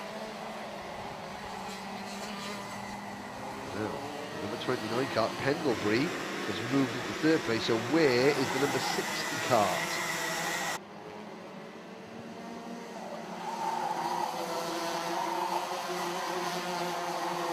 Bobby corner. Oh, there's a James Lingard looking for a move on the number 59 kart of Oliver Greetham, and that didn't work. But up at the front, so Cunnington leads. Hunter, Pendlebury, now Holbrook has gone. George Holbrook, I didn't see where he pulled off, but he has not come through, or has he come through? He's come through down in 10th place. I didn't see what happened. He lost a couple of seconds on that last lap. Luke would have put in the fastest lap of the race. And there goes Cunnington back to the race lead. Reese Hunter back second, so it's Alex Pendlebury in the number 29 Strawberry Racing kart in 3rd place. So Dan Holland Racing started this race with the top 3 grid positions, and in fact with Teddy Clinton in 6th, they had 4 of the top 6 places, and Kai Hunter is trying to claw his way back up into 6th position. Nelson King is 7th, but Holbrook down in 10th, Clinton down in 12th. It's not gone exactly how they planned it so far, but they still have Reese Hunter in the battle for the race lead.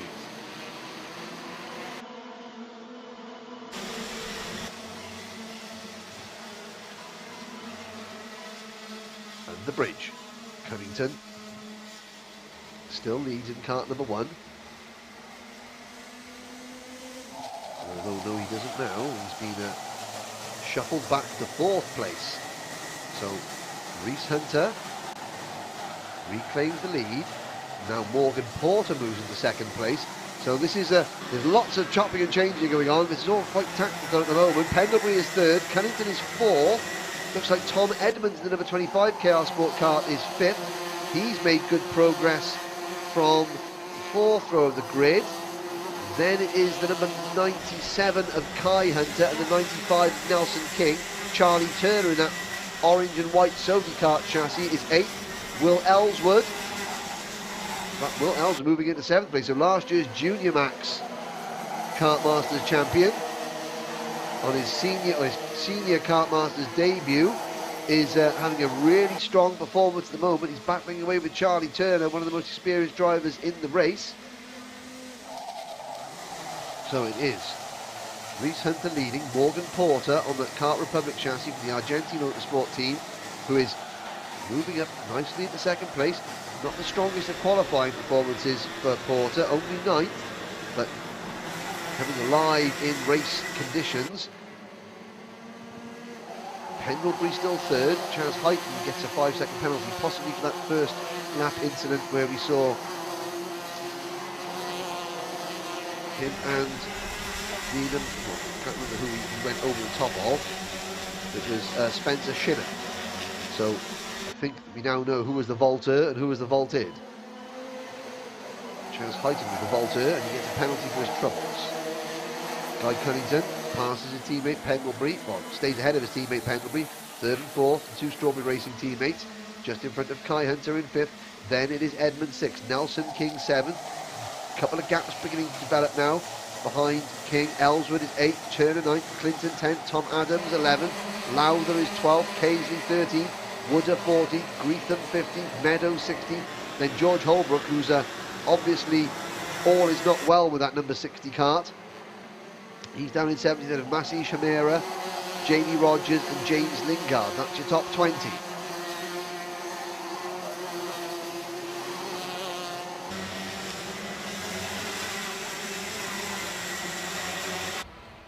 Three minutes to go. Now Morgan Porter, he made swift work getting into 2nd position, but has not been able to progress on the leader in terms of forcing him to defend or trying to make a pass. Behind the top lead now, he's had a good couple of corners though. He is right there. Will he look to the inside, try and take the race lead away from Reese Hunter? No, not yet. He doesn't want to get drawn into a scrap just yet. Although he now looks to the inside, so he made the move, so Reese Hunter wasn't trying to defend, so they won't have lost too much time. Cunnington is there in 3rd place.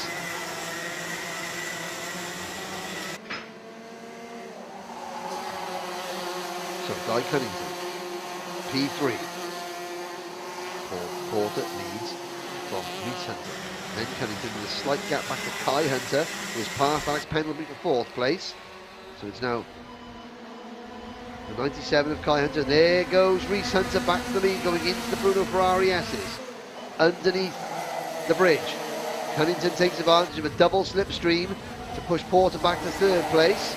Now can Porter fight back? Oh no, he gets a wheel on the curb coming onto the bridge. You can see the kart getting sideways. It lost it. It cost him a bit of momentum. Around.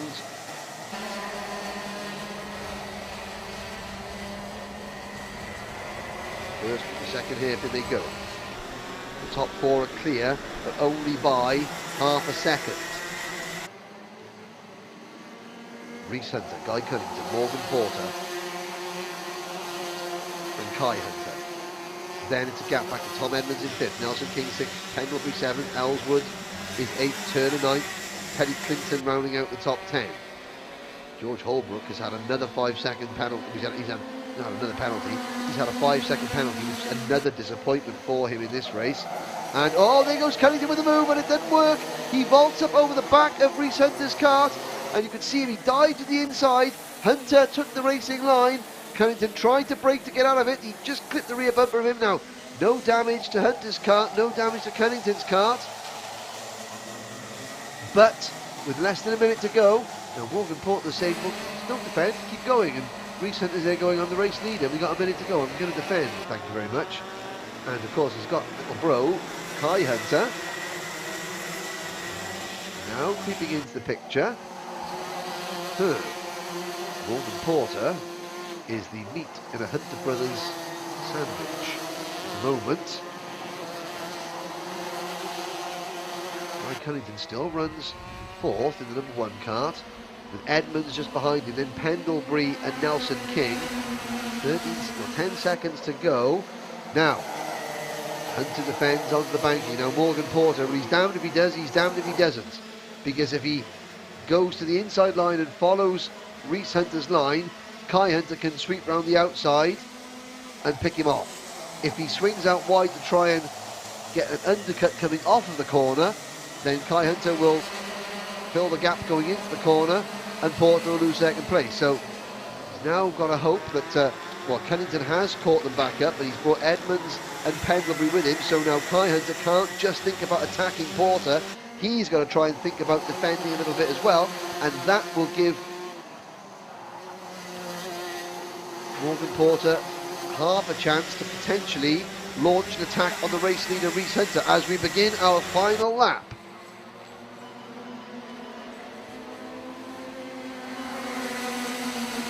Through the Bruno Ferrari chicane, it's Reese Hunter, Morgan Porter, Kai Hunter, and Guy Cunnington in the top 4.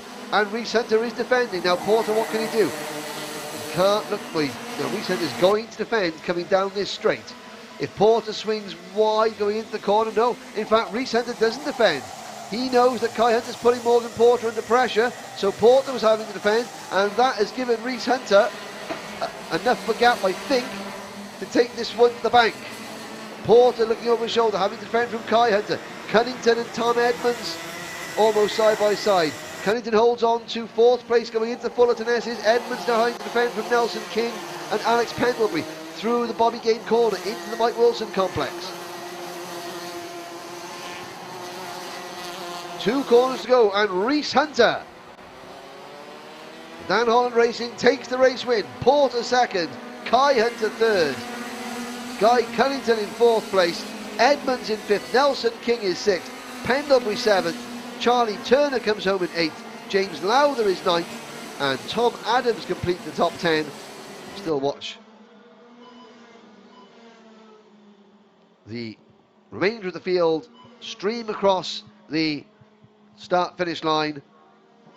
Looking back, well, we had Nathan Chafer retired, and Brandon Nagelvoort couldn't even take the start before he had a mechanical issue. So 31 finishes. Nathan Glenn was 31st. There was a couple of time penalties in that race as well.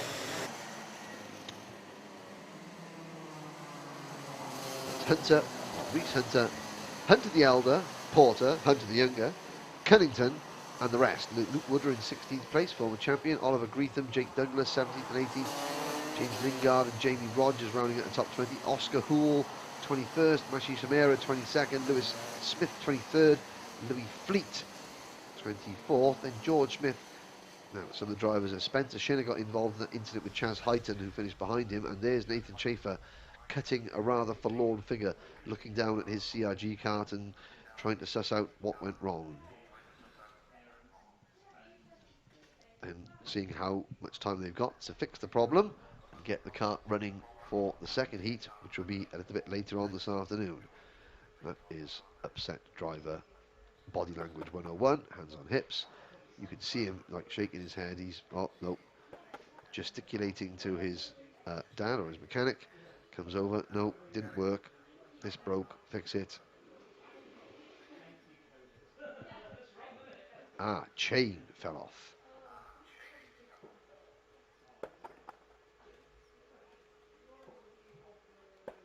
So that's not a difficult problem in itself, but the thing that you do have to worry about is what caused said chain to fall off.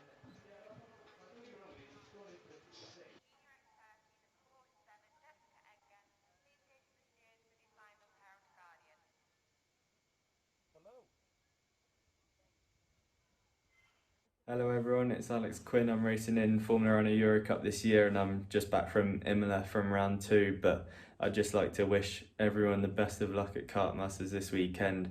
I really wish I could be there, but I have some great memories from Kartmasters in 2013 and 14. I raced there, and in 2013 I managed to win IAME Cadet, but I still remember the atmosphere and, you know, the feeling of winning is amazing. So good luck to everyone. I hope it goes well and I hope you can pick up this GP plate, but most importantly, have fun. Well, there's some great words from Alex Quinn. You'll struggle to find a nicer family in karting and motorsport than the Quinns. And you saw in the background of that picture the number 7 plate with the Formula Kartmasters Bahamas nose cone when Alex was one of the representatives that went to the Bahamas Speed Week all the way back in 2012 now, and really helped kickstart karting back in the region of the Caribbean. And again, a great spokesperson for karting, a former Kartmasters champion. I think I remember that Cadet Honda final that Alex Quinn won. He was 3rd coming out of the final corner, and I think he beat Rory Hudson by about the width of a nose hair. Extremely exciting. So, we now move on to the last race in the first round of heats. The next race up will be Senior X30.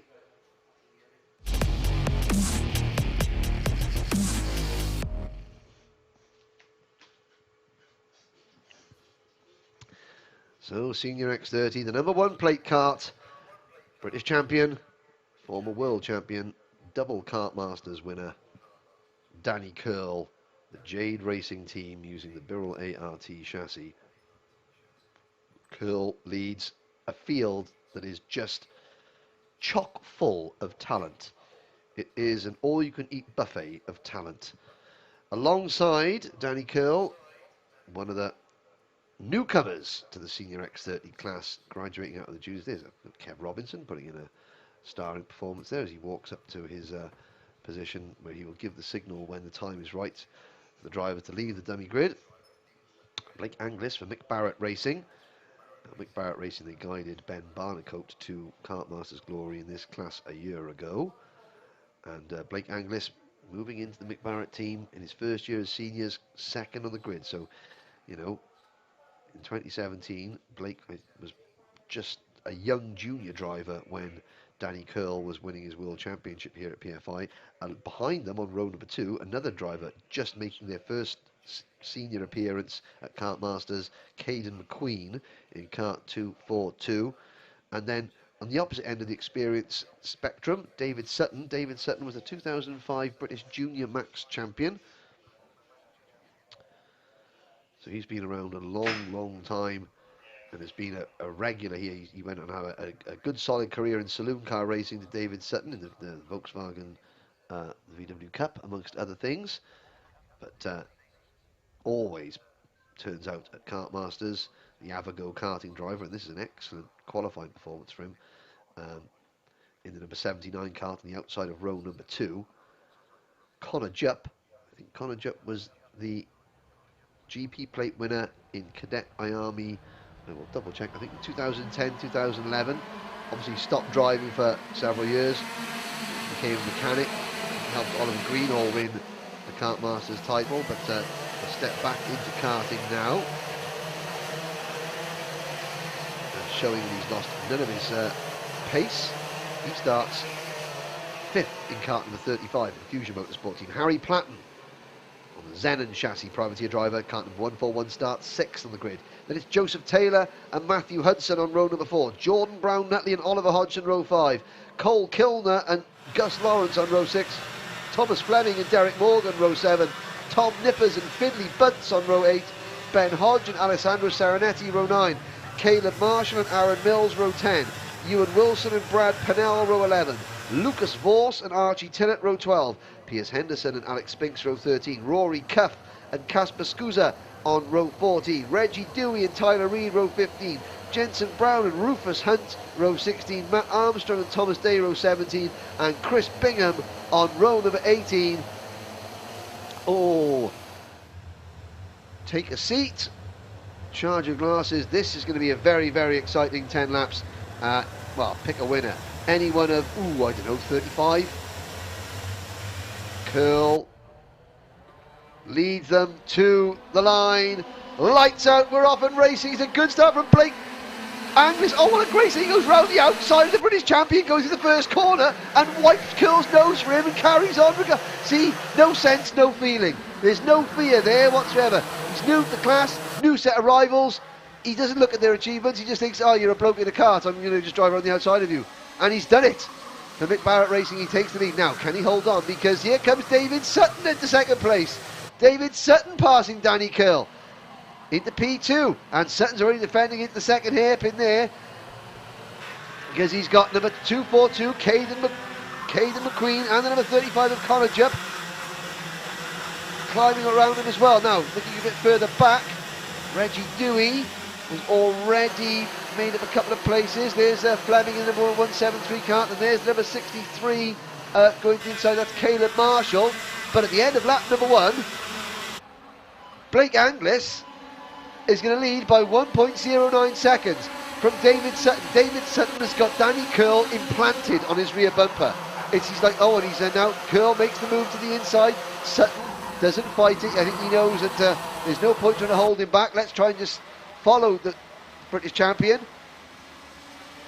See how close to front we can get. Now, Blake Anglis, just get your head down, son, and go.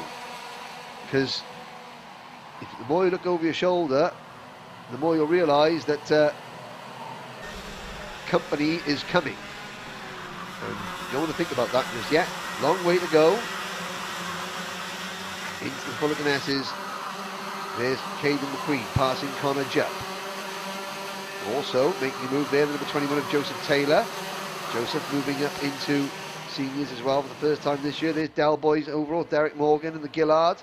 He's still there in 11th place. Jordan Brown Nutley in cart number 17.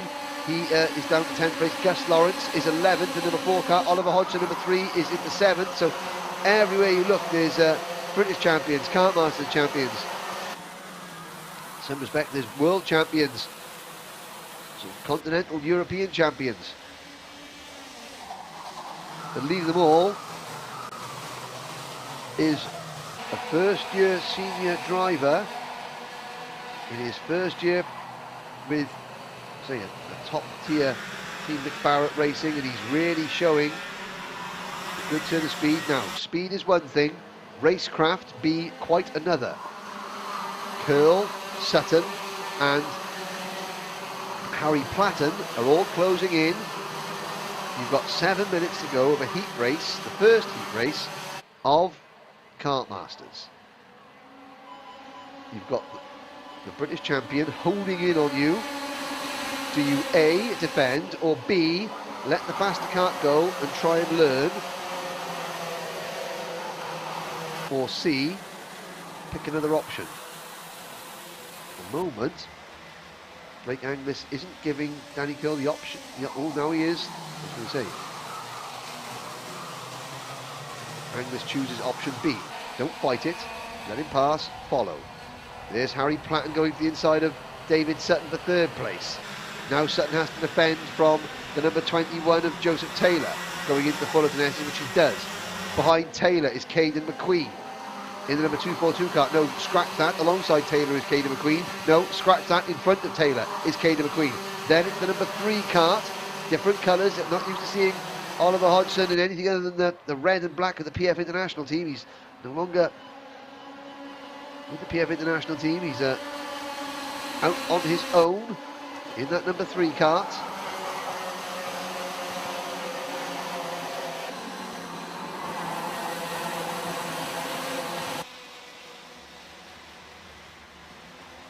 Behind Hodgson, looks like Connor Jupp, then the PF plate, and Matthew Hudson, then Jordan Brown Nutley, the 17 cart, then Derek Morgan, Gus Lawrence, Thomas Fleming, Finley Bunce is up in the 14th place, Brad Pennell, Serenetti is 16th, Kilmer has slipped back to 17th, Ewan Wilson is up to 18th, and it's Spinks 19th and Caleb Marshall 20th. All 35 carts still running.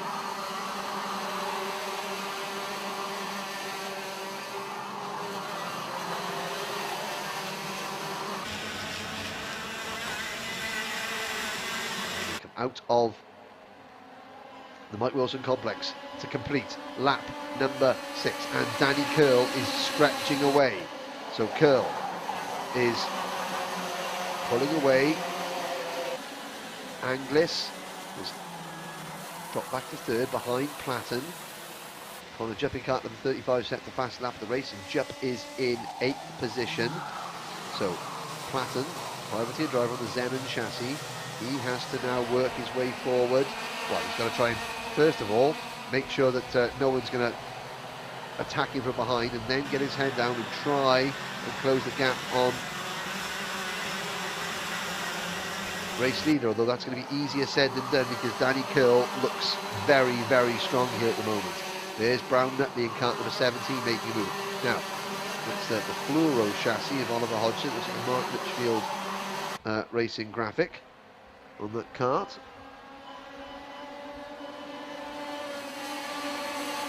Through the Bruno Ferrari S's under the bridge. Hodgson in number 3 kart, chasing Taylor in number 21. Hodgson looks to the inside, makes the move. Taylor tried to come back and defend, and he got his nose cone caught. That could be bad news for Taylor. And there's just that little bit of thing. So he didn't try and fight it, but he tried to cut back a little bit too quickly. And now it's cost him another place because Brown Nutley's gone through. There's the number 7 kart of Derek Morgan trying to go around the outside, but Gus Lawrence in the PF International team kart. There's the familiar black and red, and behind Gus Lawrence is the second of the PF International machine, the number 22 of Brad Pennell. So Lawrence trying to chase Taylor. There's the number 11 kart, that very distinctive Fullerton chassis. S8 Racing's Ewan Wilson going through. Derek Morgan, ahead of Joseph Taylor. And again, Derek Morgan, again, one of these drivers, family-run teams, privateer operation, works hard, gets the best out of their equipment. They've got much less equipment to work with than a lot of people around them, but they work hard, they make it work, and they compete at the top level of British karting as a family. Philip's got a wee bairn. He travels to a lot of the races with him. There's Platten and McQueen. Second and third. Anglis has slipped back to 4th place. But again, it is smart driving from Blake Anglis. Learn, don't make mistakes, don't take yourself out of contention. Sutton in 5th is beginning to fade ever so slightly as McQueen really pushing Platten along. Curl leads by nearly a full second. There goes McQueen inside Platten, side by side, off the bridge they go. McQueen on the outside runs very wide indeed, but he makes the move. He kept it pinned coming off the bridge and made the move. Anglis tried to get it. Oh no, Anglis hooks his up over the back of Platten's kart, and that has cost Blake Anglis, and he knows that was unnecessary. He tried to make a move where there was no room, and he could have just backed off a little bit. Well, lesson learned. Let's hope that he hasn't lost too much. There's no race-ending damage on that kart. But there's Hodgson in the number 3 kart now chasing Jupp. This is now for 5th and 6th position because Curl has gone. McQueen 2nd, Sutton back up to 3rd, Platten 4th, Jupp 5th, Hodgson 6th, then a gap back to Brown Nutley in 7th in kart number 17, Morgan is 8th, Lawrence 9th, Taylor 10th, Pennell. I'm looking for where Blake Anglis is, and the answer is he's down in 21st place. Pennell's 11th, Serenetti 12th, Finley Bunce 13th, Kilner 14th, Ewan Wilson 15th, Reggie Dewey is up to 16th place from 29th of the grid. Then the E-plate holder, Lucas Vos. I think Lucas had a couple of years away from karting and has come back. Danny Curl, 2.1 seconds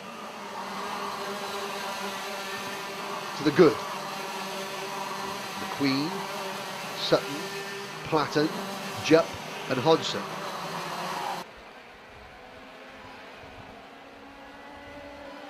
Certainly Danny. Well, Danny Curl is putting on an absolute masterclass here at the moment. He hasn't got the fastest lap of the race. That belongs to Caden McQueen, 57.44, but he hasn't needed to. He's been very, very consistent. I haven't been checking it, but I guarantee you that Danny Curl is on lap number 11 now, and at least 8 of those laps that he's done are probably within a tenth of each other. That is, oh, and there's Platten going to the inside of Jupp for a position, and Hodgson makes his way through as well, or does he? No, Jupp fights him up on the outside. Hodgson now cuts across, and Jupp signals to Hodgson, go on, you go, you're quicker. And I think you just ripped your nose cone off on my rear bumper, so it doesn't really matter. I'm going to finish in front of you anyway, possibly. But that was Jupp thinking, so no, carry on, let's not slow each other down. If you're quicker, you go. We are starting our final lap now. Danny Curl, 2.01 seconds out of Caden McQueen. David Sutton now chasing McQueen down for second. Great drive so far from Sutton. Really, really impressive performance from the Abago karting man. Down the hill towards turn 4.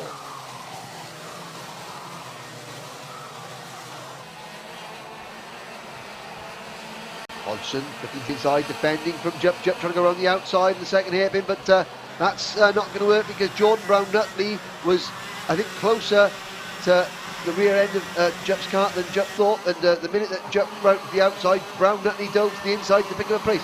Now it's Brown-Nutley to the inside of Hodgson going into the Mike Wilson complex. Oh no.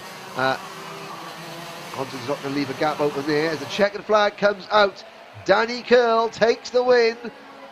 McQueen second, Sutton third, fourth for Platten.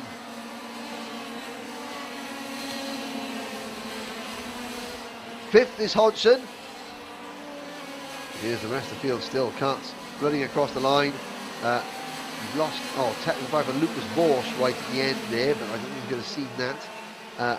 Jensen Brown failed to finish, Rory Cuff failed to finish, Matthew Hudson didn't finish, and Casper Scusa didn't finish. So Curl beats McQueen, Sutton, Platten, Hodgson, Brown-Nutley, Jupp, Morgan, Lawrence and Taylor. That was your top 10. And well, after Blake Anglis took the lead with a great move at the start, he eventually finishes a disappointing 23rd, but once Danny Curl got into the lead, there was no stopping him, and that is quite worrying for the rest of the field at the moment.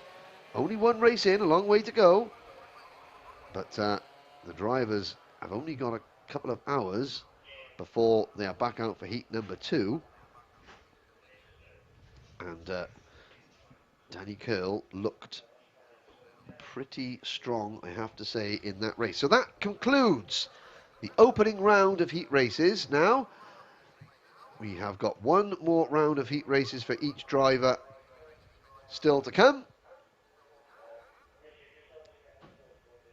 The next race, due to start very shortly, will be race number 8, which is Cadet IAME. And that will be coming up very shortly.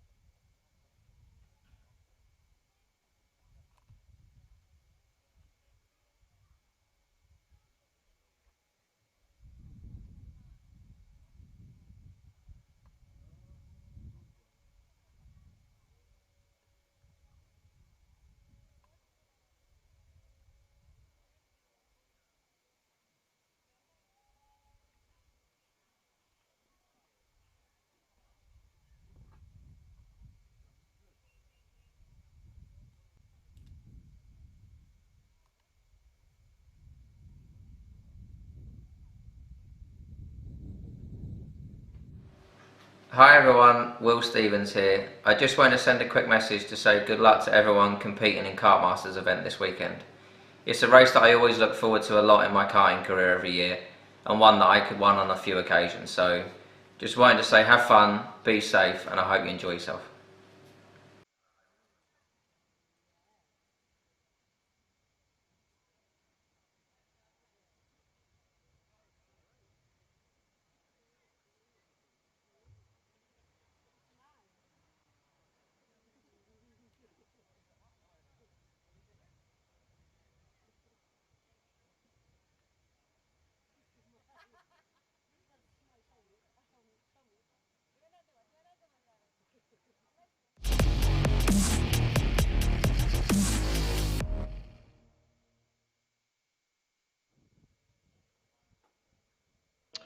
So, courtesy of Will Stevens there, that is a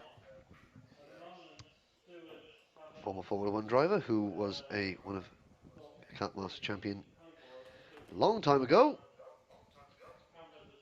One of 4 current or former Formula One drivers who have won a Kartmasters title. Lewis Hamilton, George Russell, Alex Albon being the other 3. I got a funny feeling that that number will grow over time.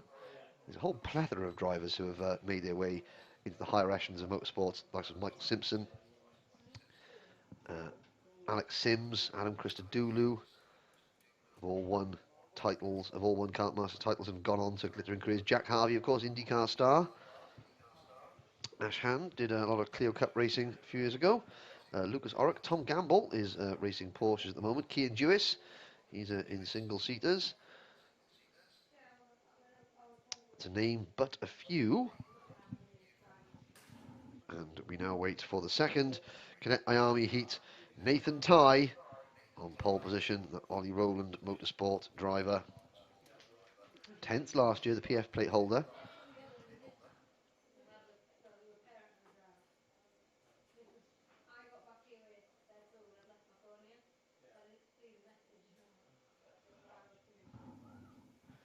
And there's a look at the start-finish line. So at the end of this race, the Cadet IAME drivers, well, at the end of this next round of heats, all the drivers will have scored all their heat points, and those heat points will be amalgamated to decide the grid for the pre-final. The pre-final, of course, then decides the grid for the pre-final result, decides the grid for the Grand Prix itself, where the GP plates are handed out tomorrow. And once again, the pictures you are seeing, courtesy of Alpha Live.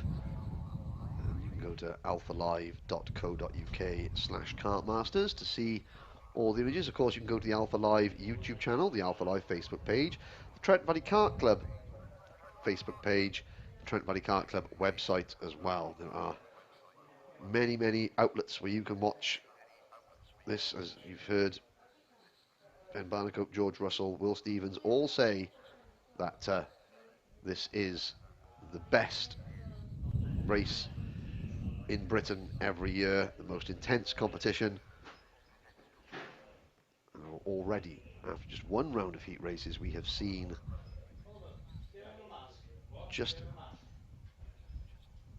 already seen just what makes British karting amongst the best in the world.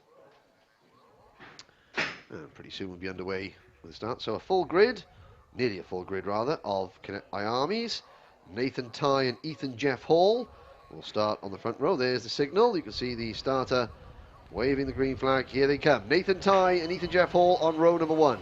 Noah Wolf and Daniel Sofronea on row number 2. Zach Knight and Lewis Werrell on row 3. Macaulay Bishop and Archie Clark on row number 4. Cathal Clark and Eden Spanswick on row 5. Roman Kamyab and Kit Belofsky on row 6. Micah Taylor and Sebastian Mins on row 7. Hardy Mamasi and Jorge Edgar on row 8. Row 9, Charlie Hart and Fionn McLaughlin. Row 10, William Knight and Jesse Phillips. Row 11, Jack Cunningham and Michael Walker. Row 12, Ben Smith and Riley Cranham. Row 13, we'll see Joey Brown joined by Freddie Housley, William Murtagh and Mason Rudman on row 14. The top 30 are rounded out by Jack Mowat and Cole Glover, with Cameron Thompson and Joe Anderson next. The field rounded out by Kinishk Rao, Oscar Cartmail and Eddie Hayes. So 35 drivers in total, led by that man, PF plate holder, Nathan Tye.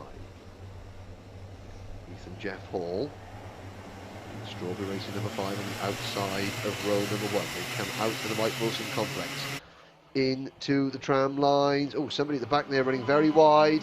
Lights are out, we're off and racing now. It's a poor start for the poles. It's a great start from Ethan Hall, being pushed along by Daniel Sofronair, his teammate. Into the top 2 positions go the 2 Strawberry Racing teammates. The rest of the field out of the bank. Oh, in the middle of the pack there was one driver getting half spun around there, and a lot of evasive action being taken by those behind, but they all managed to avoid a collision coming through turn number 4. It is Ethan Jeff Hall, followed by Daniel Sofronair, and then it is the first the Ollie Roller Motorsport kart, but it's not the pole sitter Nathan Tye, who's had a terrible start. That is, looks like Lewis Werrell possibly in kart number 10, who has made a good start. There's Nathan Tye ahead of Macaulay Bishop and the number 8 kart of Archie Clark, and they are down in about 5th, 6th and 7th places. So, not a good start from Nathan Tye. He's got a lot of work to do, but there's a long way to go, and we'll surely be able to make up that ground, especially with the help from behind. Noah Wolf in the number 40 kart is behind them, so it's Tye in 4th place. Sofronair's dropped back to 3rd, and now Daniel Sofronair, he didn't have the strongest, his race pace isn't as strong as his qualifying pace was. Certainly that was the case in the first heat, and there is Archie Clark trying to go past Macaulay Bishop going onto the bridge. Bishop on the outside holding on, wheel to wheel coming through turn number 4. That's going to slow them both down. They get through unscathed with Bishop holding on to 5th position, but Ethan Jeff Hall and Lewis Werrell trying to push away. Now Sofronair in 3rd place.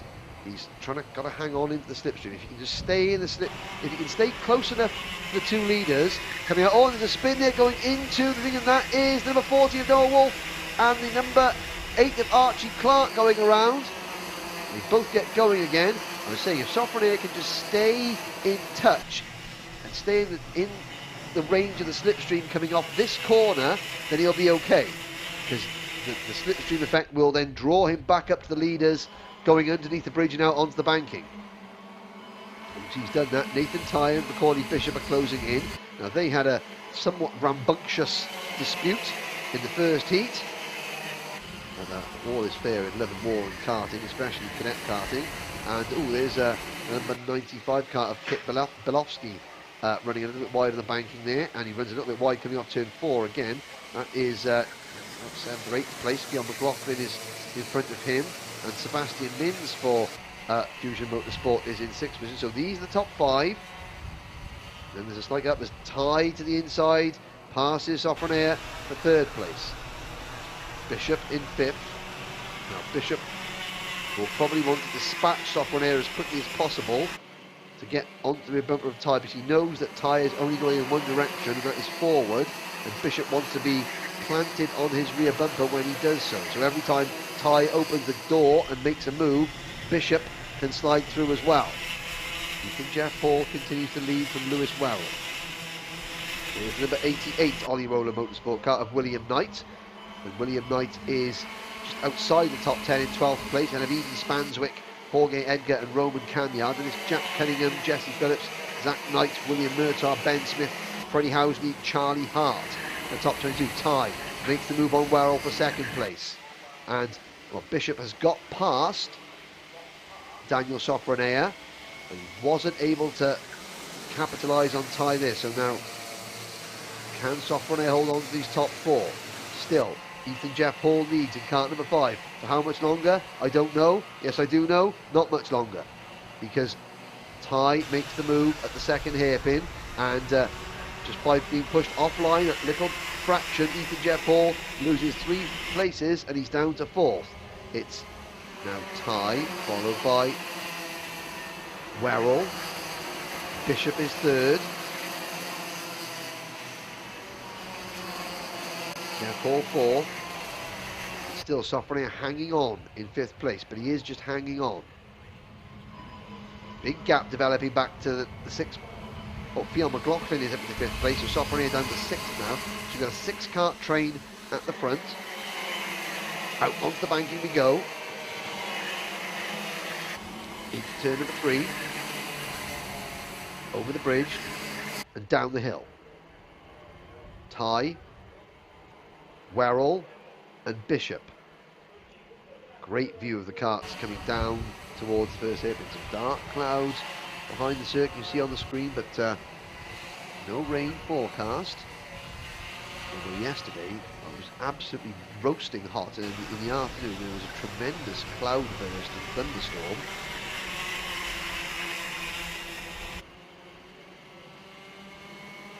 But the thunder around at the moment is on the track as Bishop moves into 2nd place now ahead of Werrell. Ty, Bishop, Werrell,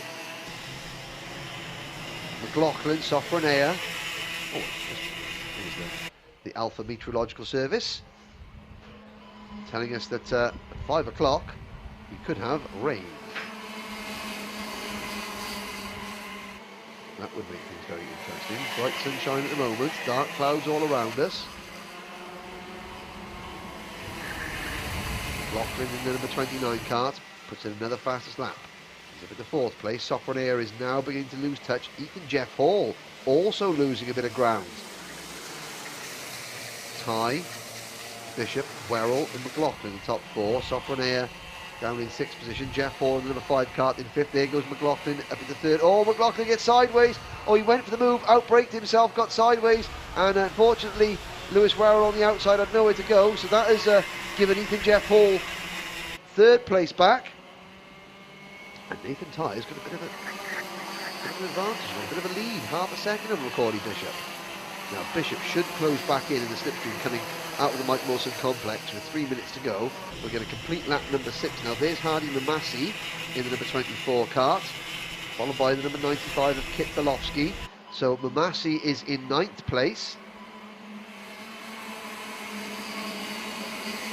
So there is now Werrell being pushed along by Sofronia. That's 5th and 6th, 7th and 8th. All on their own is Catherine Clark in cart number 11 and Sebastian Minns in cart number... Oh, and there's a move as Werrell holds off Sofronia.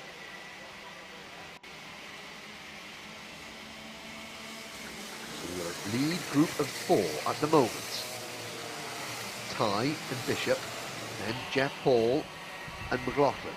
Then a gap back to Werrell and Sofronia, then another gap back to Clark and Minns, and then 9th place is the number 24 cart of Hardy Mamasi, and as you can see there on your screens coming up the short chute, the number 36 cart of Zach Knight is right behind him. You've got Kit Belofsky, Eden Spanswick in there, Micah Taylor, Jack Cunningham. Oh, and there's that's Micah Taylor running very wide coming out of the Fullerton S's.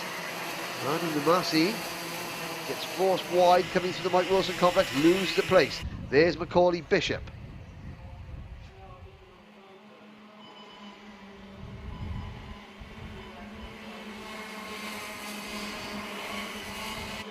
Macaulay Bishop has taken the lead. Oh, no, he hasn't. He's 3rd. So he led briefly. Now back to 3rd. It's Ethan Jeff Hall leading. 90 seconds to go. Jeff Hall, Ty, Bishop to the inside, makes the move for 2nd, and Fionn McLaughlin follows him through. Ty back to 4th. This is very similar to what happened in the previous heat. Nathan Ty found himself shuffled back with a couple of minutes to go and had to really sharpen his elbows to get back up into the lead. Ethan Jeff Hall, Fionn McLaughlin, Nathan Ty and Macaulay Bishop go through the Fullerton S's onto the back straight. Despite the chopping and changing 4 positions, these 4 have managed to keep themselves clear of Werrell and Sofronia in 5th and 6th. Catherine Clark and Sebastian Minns 7th and 8th. Zach Knight is now in 9th place. Mamasi down to 10th. Then it's Spanswick, Belofsky, Micah Taylor, Cunningham, Smith, Murtagh, Edgar, Phillips, Knight, William Knight, Hart and Mason Rudden with Roman Kamyab 22nd.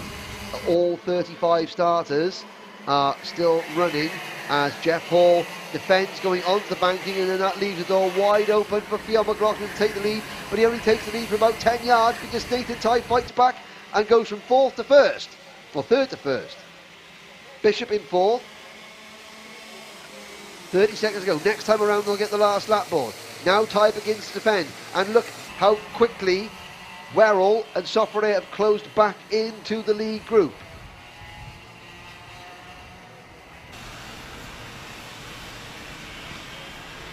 Into the Fullerton S as we go. On lap number 9, Nathan Ty pushed along by Fiona McLaughlin. The Ollie Rowland Motorsport driver leads the Fusion Motorsport driver, then Strawberry Racing in 3rd, then it's the Paul Munn Racing driver of Macaulay Bishop in 4th.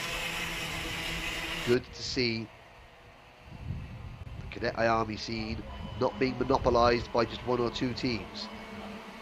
There's 4 different outfits there battling for the race win. On to the final lap, onto the banky. Oh, up the inside goes Ethan Jeff Hall for 2nd place. He took Pierre McLaughlin by surprise, and Macaulay Bishop is going to try and capitalise and make it 2 positions in 1 corner. Bishop to 2nd. Has he lost any ground to Nathan Ty? A little bit. Ty looks over his shoulder, sees that Ethan Jeff Hall is defending strongly in 3rd place. He's aware that Bishop is right there. He signals to Macaulay Bishop. I think Macaulay Bishop is going to ignore that. He goes round the outside. He's going to try the undercut move. Macaulay Bishop with the undercut. Bishop's got the inside run up the short chute towards the Fullerton S's. Bishop makes the move stick. Ethan Jeff Hall having to defend all the way across the track there to hold on to 3rd place. Bishop still defending into the Mike Wilson into Bobby Game corner. Oh, Ty up over the back of Bishop, and they both crash. 1st and 2nd take each other out, going into the Mike Wilson complex, and that is going to mean that Ethan Jeff Hall comes out of the final corner. Theo McLaughlin's got a run though. Can McLaughlin make a move? It's Ethan Jeff Hall with the win by half a kart length. Theo McLaughlin 2nd, Sofrene finishes 3rd. Oh, they're 4 wide behind, and oh, that's that Macaulay Bishop and Nathan Ty don't look wonderfully impressed with one another there, and well, the bottom line is Ethan Jeff Hall takes the race win. Fionn McLaughlin 2nd, Daniel Sofrene 3rd, Cathal Clark 4th, and I think we can look back on the live stream as to what happened, because Bishop ran a little bit wide coming out of the Bobby Game corner. Nathan Ty got up the inside, but was he all the way up the inside? And was that door closing? They both hit the barriers, and that's, well, it was like the Red Sea parting, and Ethan Jeff Hall took the win. And oh, how is that going to cost both Ty and Bishop? Because, well, Bishop crossed the line in 13th place, Ty in 15th place. So Bishop defended going into Bobby Game corner. That meant that he didn't have the greatest line coming into the Mike Wilson complex. Nathan Ty swung wide and dived to the inside, but Bishop was turning in. It was very close. The pictures say a lot, and that's, well, I'm not going to sit here and apportion blame. That's not my job. My job's to look away when things like that happen. No, it's not. I'm joking. But that was typical Cadet Kartmasters last lap action. Although normally that is reserved for the finals, not a heat race. And but great pictures from Alpha Live to catch that. And well, Ty saw the door was opening, but I have to say that the door was always going to close. The question was he alongside at the apex? And I have to say the answer was no. Well, Ethan Jeff Hall is mine. You think, crack on, boys. Great stuff. I'll take the win there. Sofrene, great result for Sofrene in 3rd place. Cathal Clark in 4th. Werrell 5th. Sebastian Minns in 6th. Zach Knight 7th. Hardy Mamasi 8th. Ethan Spanswick 9th. And Ben Smith rounded out the top 10 in that race. Then Belofsky, Taylor, the aforementioned Bishop, Murtagh, the aforementioned Ty in 15th. Mason Rudman was next, followed by Jesse Phillips, Charlie Hart, Roman Kamiab, Jorge Edgar was your top 20. Archie Clark, after his incident earlier on, he finished 21st. looking a little bit further down the order, Noah Wolf. He also had that incident with Clark. He finished 28th, but all 35 drivers finished. Down to Eddie Hayes in 35th, and well, apart from Eddie Hayes, Cameron Thompson in 34th place was less than 20 seconds behind the race winner. So that's the 2 Cadet IAME heats done. Next up will be the second and final heat of the day for Cadet Honda.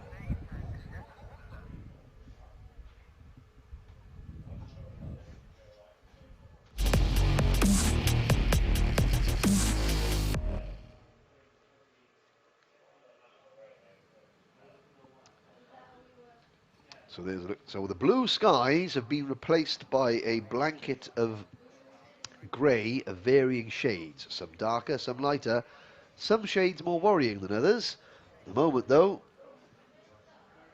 it's warm, there's a slight breeze, and the question is which direction is that breeze blowing and which colour of grey clouds are being brought with the breeze. As you can see it on the screen there, the flagpoles in the centre of the Mike Wilson complex are blowing towards the paddock. And if you look behind you to the right, there's some ominous clouds approaching. But we'll have a quick break, we'll be back shortly.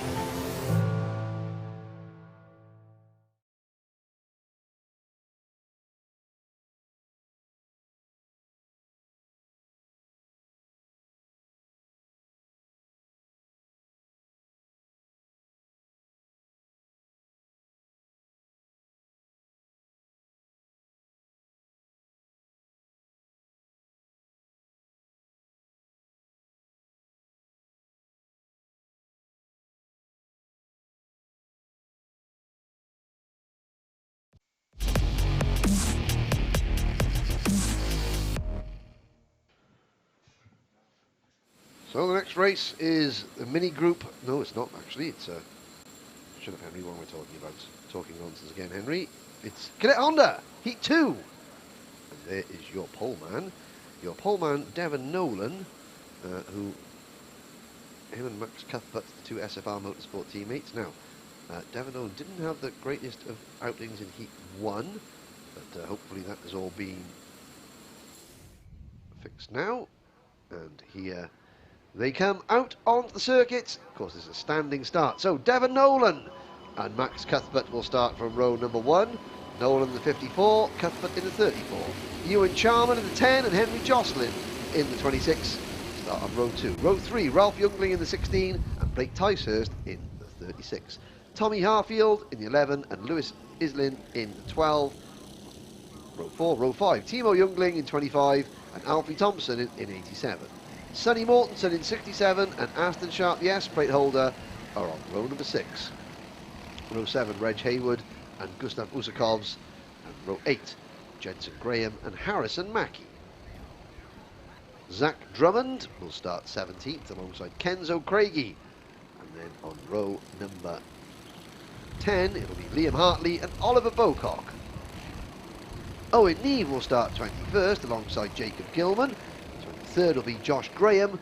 24th, Callum Ghosh. Brandon Truman will start 25th. Connor Duncan will start 26th. Look for Connor to make some progress. Alex Hawcutt in 27th, and Aston McAndrew Uren in Kart 33 will start 28th. Noah Barham and Casey Lynch round out your top 30, with Jack Burrows, Adam Wooden next. And rounding out the field, Marley Pareo, Leon Hasty and Kaiser Riemann. So 35 drivers. Standing start, 10 minutes plus 1 lap. Now, will Max Cuthbert, well, I'm pretty sure that Max Cuthbert will be slightly more circumspect on his starts this race. Devon Nolan will try and make sure he gets a better run and gets into a better position to have a stronger performance in this race than he did in the first heat. Ewan Charman and Henry Jocelyn, the two Ambition Motorsport teammates, starting directly behind. Then it's Ralph Youngling, Blake Ticehurst, Tommy Harfield, Lewis Islin, Timo Youngling and Alfie Thompson, your top 10. Now at the back of the grid you can see 1 or 2 drivers out of position.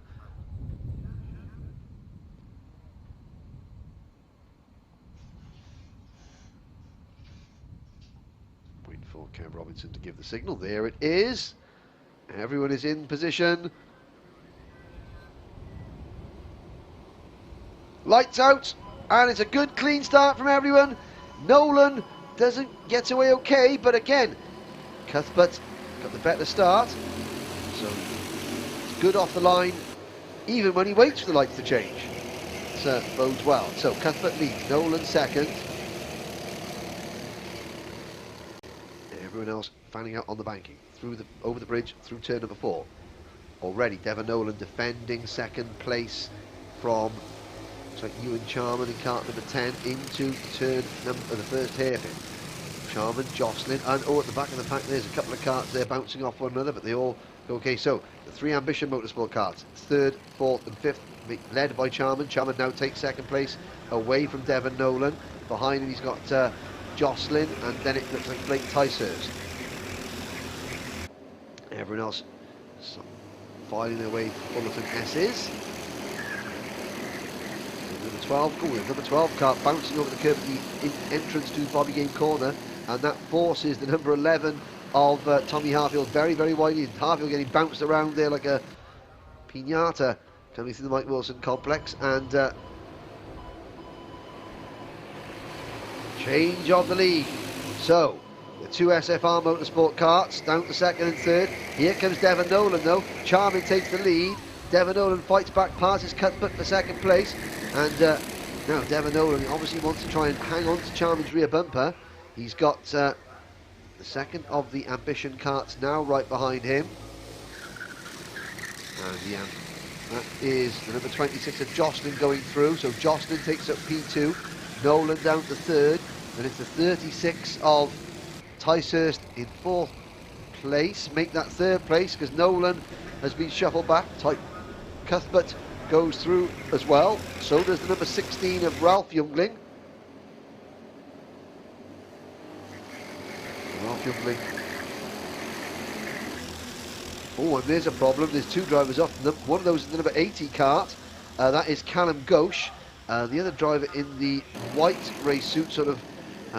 Look at that's at the second hairpin. There's 2 karts. Well, the drivers are okay, that's the main thing. The karts are very much embedded in the barrier. So it's the cutting edge race number 80 of Callum Ghosh, and the other kart, they both look to be okay. And there's a spin. Oh, there's a spin under the bridge. That's Aston Sharp, and that was almost a massive accident. Aston Sharp did a full 360 just coming out from under the bridge, and he did clip another driver at the rear, and that was lucky not to bend the rear bumper, or the rear axle rather. Lucky that second driver that clipped the rear end of Ashton's car didn't get thrown over. But several drivers taking massive evasive action there. Meanwhile, up at the front, it is Charman leading Jocelyn and Ticehurst. It's an Ambition Motorsport 1, 2, 3. Youngling, that is Ralph Youngling in 4th place, the number 16 kart. Then it is the 2 SFR Motorsport teammates. Cuthbert leading Devon Nolan, and behind them is a 3rd SFR kart. That's the number 12 kart of Lewis Islin. So The top 7 at the moment. Oh no, actually it's not Islin, it is Gustav Usakovs, who has moved up into 7th place. Now Islin is the driver that collided with Sharp. Oh, I apologise. So Islin and Sharp are the 2 drivers that collided. So Islin was the one lucky not to get to literally turn on his head. Ralph Youngling is really making his presence felt there. He's split the top 3 ambition karts. He's gone past Blake Ticehurst, and there's a lot of gesticulating going on. Drivers saying, come on, think, let's work together. And with 6 minutes to go, you kind of understand their reasoning, because the lead group is already 2, 4, 6, 7 strong, with Gustav Usakovs, the number 89 kart at the back of it. Behind Usakovs, there is a bit of a gap to Timo Jungling, Alfie Thompson, Reg Hayward, Jensen Graham, Oliver Bocock, Kenzo Craigie, Zach Drummond and Josh Graham. Now, of the drivers that we've had that have had problems, Callum Ghosh and Kaiser Raymond are the 2 drivers that crashed coming out of the second here. But they're both back in the race. I'm looking up to see where Aston Sharp is down to 23rd, and Lewis Islin has pitted. So I said the driver that hit the back of Sharp, or hit Sharp's kart with the rear end of his kart, would be lucky to avoid damaging their rear axle. I think that they maybe did damage their rear axle, because Lewis Islin has had to retire. Harrison Mackie has also come in kart number 21. So the Project 1 East Anglia driver out of the race. Here's the lead battle. Charman still leads Jocelyn, then Ralph Youngling, Ticehurst, Cuthbert, the poleman Nolan and Usakovs. Then a gap back to that black kart, number 87. Alfie Thompson, he's got Timo Jungling in the number 25, just behind him.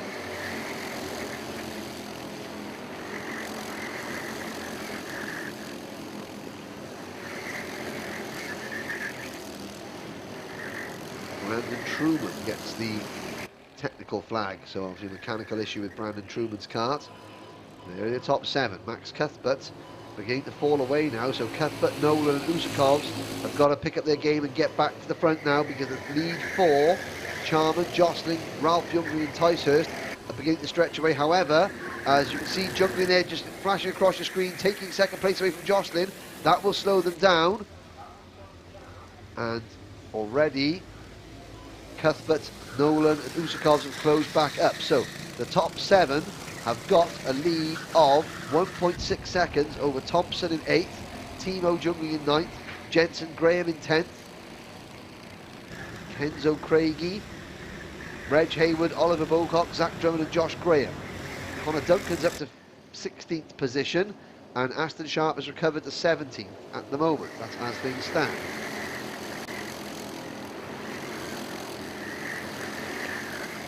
Now, so we've seen with the 16th kart, Ralph Youngling, we have seen him pick off 2 of the 3 Ambition Motorsport karts. What can he do about the remaining one? The race leader, Ewan Charman. Through the Bruno Ferrari chicane, under the Litchfield Bridge. Youngling looks to the inside, good move for the race lead. Ralph Youngling takes the race lead going through turn number 3. Ewan Charman didn't defend. He's going to come back at Youngling now, and this time Jocelyn is going to go with him. So this is going to be a 2-place drop, I'm sure, for Youngling, because yep, Charman just helps his teammate past to retake the race lead. Gustav Usakovs has moved into 5th position in kart number 89. So the 2 SFR teammates that started this race at the front row of the grid now find themselves in 6th and 7th places. Tail end of this lead group. Through the Mike Wilson complex we go. Brandon Truman is still not pitted yet. He's still got the technical flag, so he is going to have to make his way back into the pits on the next lap or 2, or risk getting disqualified.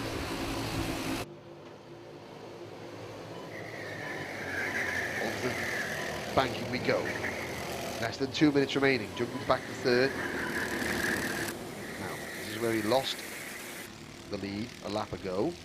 Connor Duncan set the fastest lap of the race, but he's also had a time penalty. Now, can Junglin fight back? So, been in third place now for a whole lap. Charman and Jocelyn, first and second. Usakovs is right behind Ticehurst, who is right behind Junglin. Here comes Ticehurst for the race, for third place. Makes the move stick. Junglin on the outside. Managed to get back on the track before Usakovs could pick up a place. So Junglin did all that work to get past the 3 Ambition carts, and one by one they have all got back ahead of him. Less than a minute to go. So things have been bubbling up nicely. These 7 drivers have managed to keep themselves clear of the rest. It's still Alfie Thompson lead in 8th place out of Timo Jungling and Jensen Graham. Those 3 drivers still pushing on. We've got 45 seconds to go, so next time around they'll get the last lap board. So there's still more than enough time for a lot to happen. Don't count Alfie Thompson, Timo Jungling and Jensen Graham out yet. See, they're beginning to close in. 20 seconds to go. Here comes Usakovs to the inside of Jungling for 4th place. Gustav Usakovs makes the position. So Ambition 1, 2, 3. Then the Project 1 East Anglia cart of number 89, Gustav Usakovs in 4th.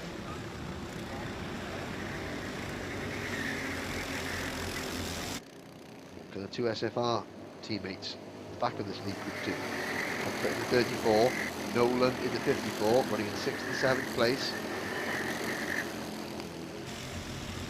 So, the clock has struck 0. Out the Mike Wilson complex we come. Last lap board goes out. Charman, Jocelyn, Ticehurst. That is the order of the 3 Ambition Motorsport teammates at the front of this field. Oh, there goes the number 87 out of the race. Disappointment for Alfie Thompson. Alfie Thompson out of 8th position. Didn't see what happened. Terrible misfortune for young Alfie. Down the hill we come. It's still Charman leading from Jocelyn and Ticehurst. They're not breaking formation yet. Usakovs in 4th. Ralph Jungling in 5th. Cuthbert 6th. Nolan 7th. Still all calm and collected, and you can see the teammates sitting to each other saying, come on, we've got a 1, 2, 3 finish here. Let's not spoil it. Let's get to the end. Charman just happens to be the one in front. So he's all for this plan. I think Jocelyn and Ticehurst know that a 1, 2, 3 run away finish in the top 3 is better than a 12, 19 and 27, which is what could happen if they all started battling and accidentally took each other out. But anyway, the checkered flag waves, and Ewan Charman takes the win from Henry Jocelyn by 500ths of a second. Ticehurst in 3rd, Ralph Jungling in 4th place, Usakovs finishes 5th, Cuthbert is 6th, Devon Nolan is 7th. Oh, and speaking of teammates, there's 2 more Ambition Motorsport carts, and that was Jacob Gilman finishing 17th in front of Tommy Harfield and making sure that Harfield knew about it.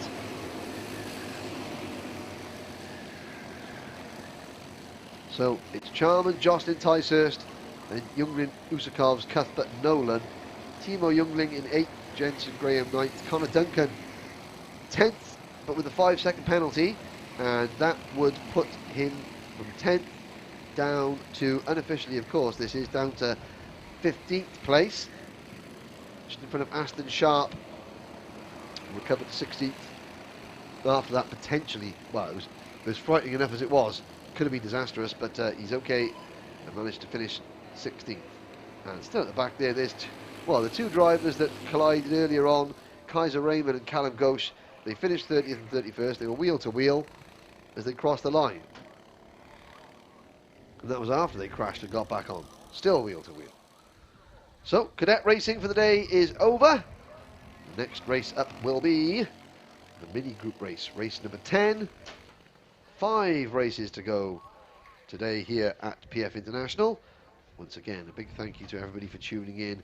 A big thank you for those obeying the rules about making sure you have your masks on in the spectator areas, on the spectator banking and in the grandstands. And I have to say, it does look different here without the spectators. There are obviously still family members here. There are 240 entries, Each driver was permitted to bring a maximum of 2 other people with them, including the mechanic. So we should have in the region of about 500 people here. But certainly not like the thousands of spectators that the Kartmasters usually gets. But less people here means more people watching the live stream. So wherever you are, I hope you're enjoying it. Next race up will be the Mini Max and Mini X30 race. That will be due to start in 4 minutes' time.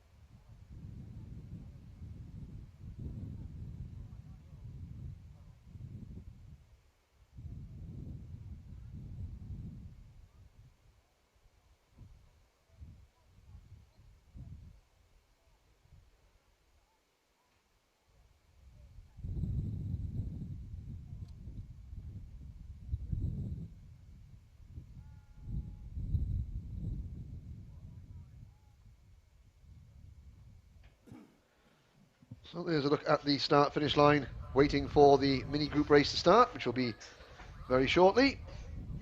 Here is the grid. Gabriel Stilp. This is the Mini X30 grid. Gabriel Stilp on pole position in cart number 10. Henry Gregory alongside him on the front row. Vinnie Phillips and Charlie Webb on row 2. Leo Robinson and Ella Stevens on row 3. Jay Holtby and Ethan Simmons on row number 4.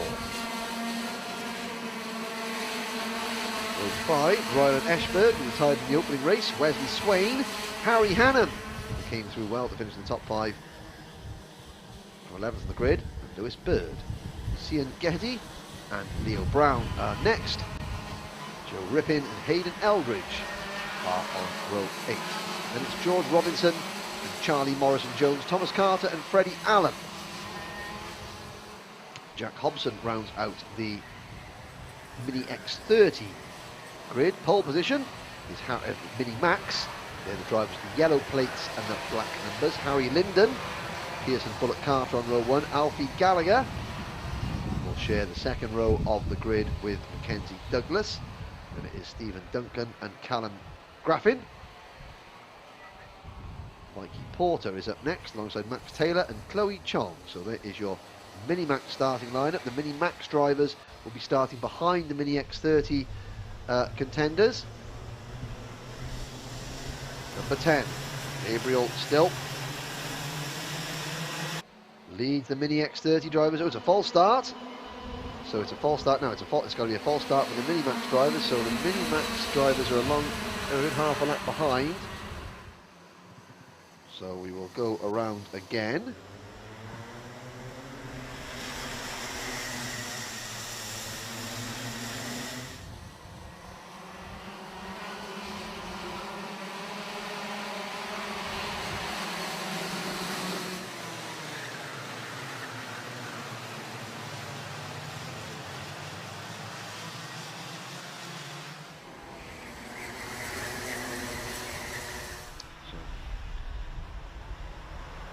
Of course, the Mini-Max drivers are coming down towards the first hairpin as you see the Mini X30 runners going into the Fullerton S's. So once again, on the outside of the front row, there's the number 71 car, Henry Gregory, here by Retford. Tony Kart chassis, the Mad Croc kart of Gabriel Still. On the front row, then it's the Fusion Motorsport 87 of Vinnie Phillips. Here we go, second time of asking, into the tram lines, nope. Uh-oh, that's 2 strikes. So we haven't. Oh, here the Mini-Max drivers, they're not doing anything wrong, they're just going to go around again. They're probably thinking, oh, we've got enough petrol in this thing. Get through.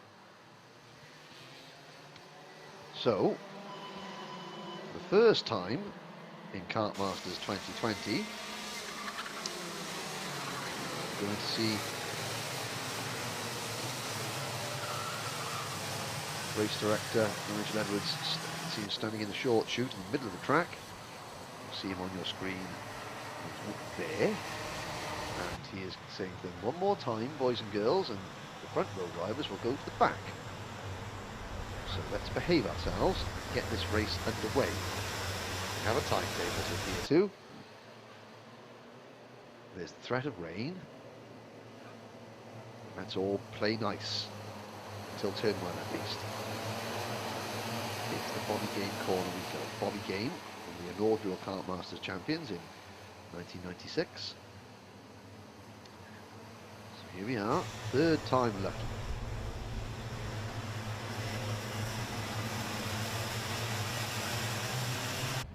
Into the tram lines, this looks a little bit better. Lights are out, we're off and racing. Stilp gets a good start. Cuts across, and Gregory has nowhere to go. Gregory down to 4th place. The Mini X30 drivers come onto the banking there. A little bit of door handling going on in the middle of the pack there. And here comes the Mini Max drivers. Harry Linden in the number 21 kart leads them through the Bruno Ferrari chicane, the Bruno Ferrari S's. Meanwhile, the X30 runners heading down towards the first hairpin, and it is Stilp leading from the number 37 Fusion kart. Leo Robinson, really good start again for Robinson. Vinnie Phillips in 3rd place in the number 87 kart. Then it's Gregory down to 4th from the outside of the front row, followed by the number 28 kart of Ella Stevens. Now Ella had a good first half of her first heat, but it all went pear-shaped thereafter. Harry Linden continues to lead. Now I can tell you that news of Harry Linden's opening heat win has reached the seaside town of Barry-Baidos-on-Sea in South Wales, and I've just checked Wales Online, and there is actually a police notice telling people not to go to Barry because it's too full. There are 4 miles of traffic to get onto the beach at Barry Island where everyone's watching this live stream. So I'm sure that's what it is. So it's official. Harry Linden has caused Barry Island to close with his performance here so far at Kartmasters.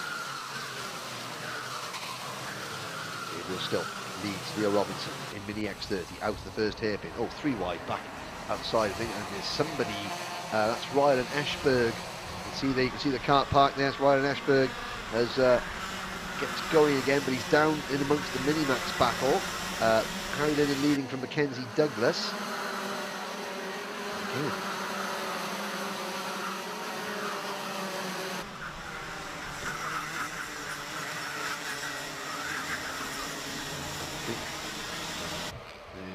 there's a problem for Ryle and Eschberg. The top three, meanwhile, have broken clear in Mini X30. Stilp, Robinson and Phillips. Ethan Simmons runs in 4th place, but he's 1.3 seconds back. There's the 21 Dan Holland racing kart of Linden coming out of the final corner. And Leo Robinson's made his move out on the banking. Robinson moves into the first position. Stilp down to second, Phillips third.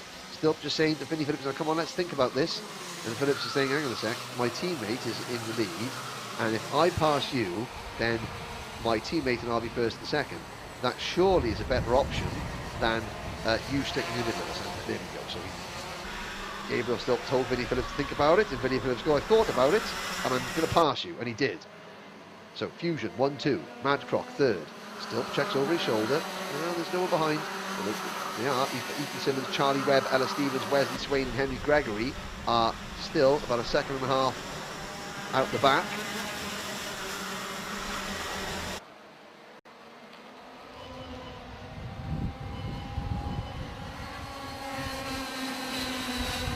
Under the bridge they go.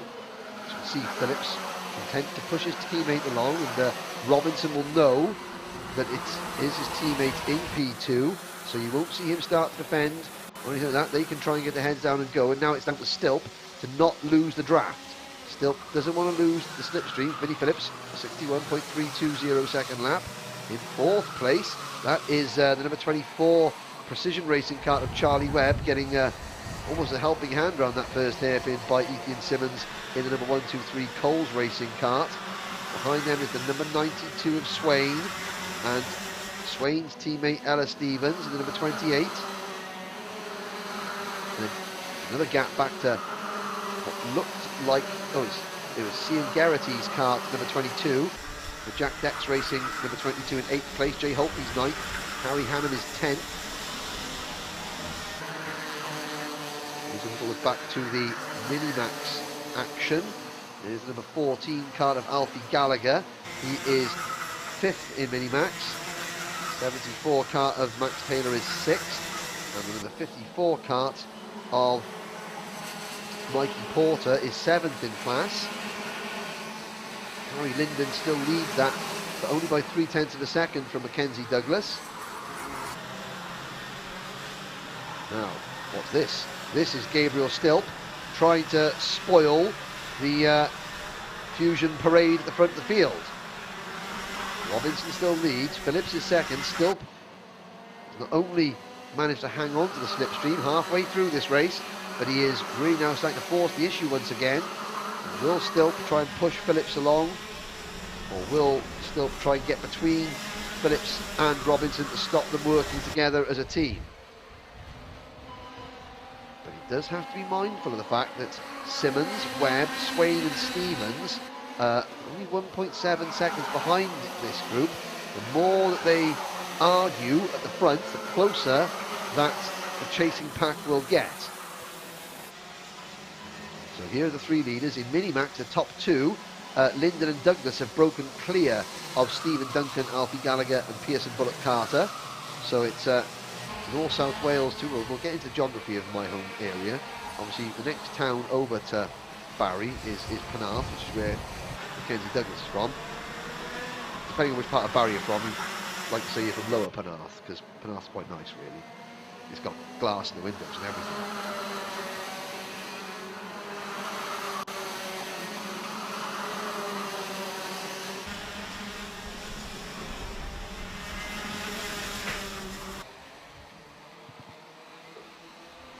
Out of the final corner, they complete lap number 7.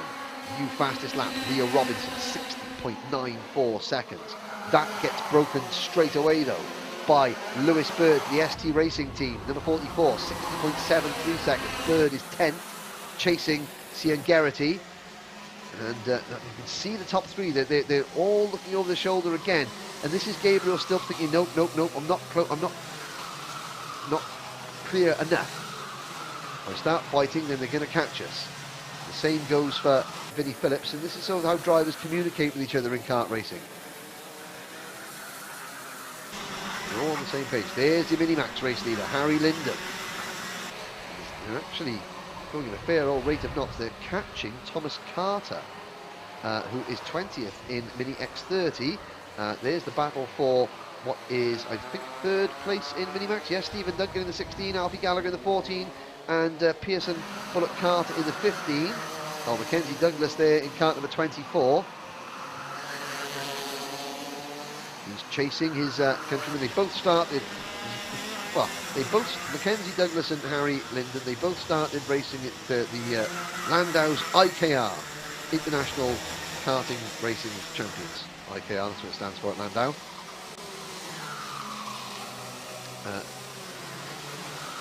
So they both started out in non-licensed racing, realised that, oh, this is quite good, I like this, and then they got their licences and started to progress, and now they find themselves battling for a heat win in the British Grand Prix. Here they come, they're coming up the front now. Different, this is the problem. So Harry Linden and Mackenzie Douglas, they're going to try and get past the 32, and oh, you can see good driving there from Thomas Carter, excellent driving.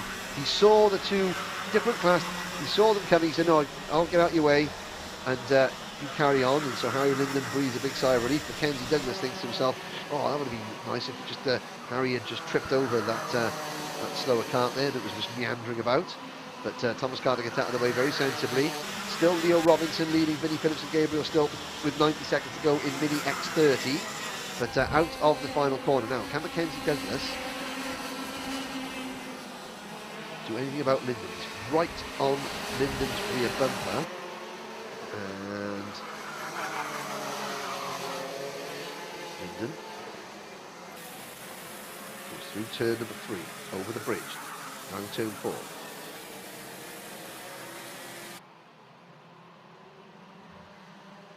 Here's the battle in Mini X30. It's still a Fusion 1-2. It's still Robinson ahead of Phillips.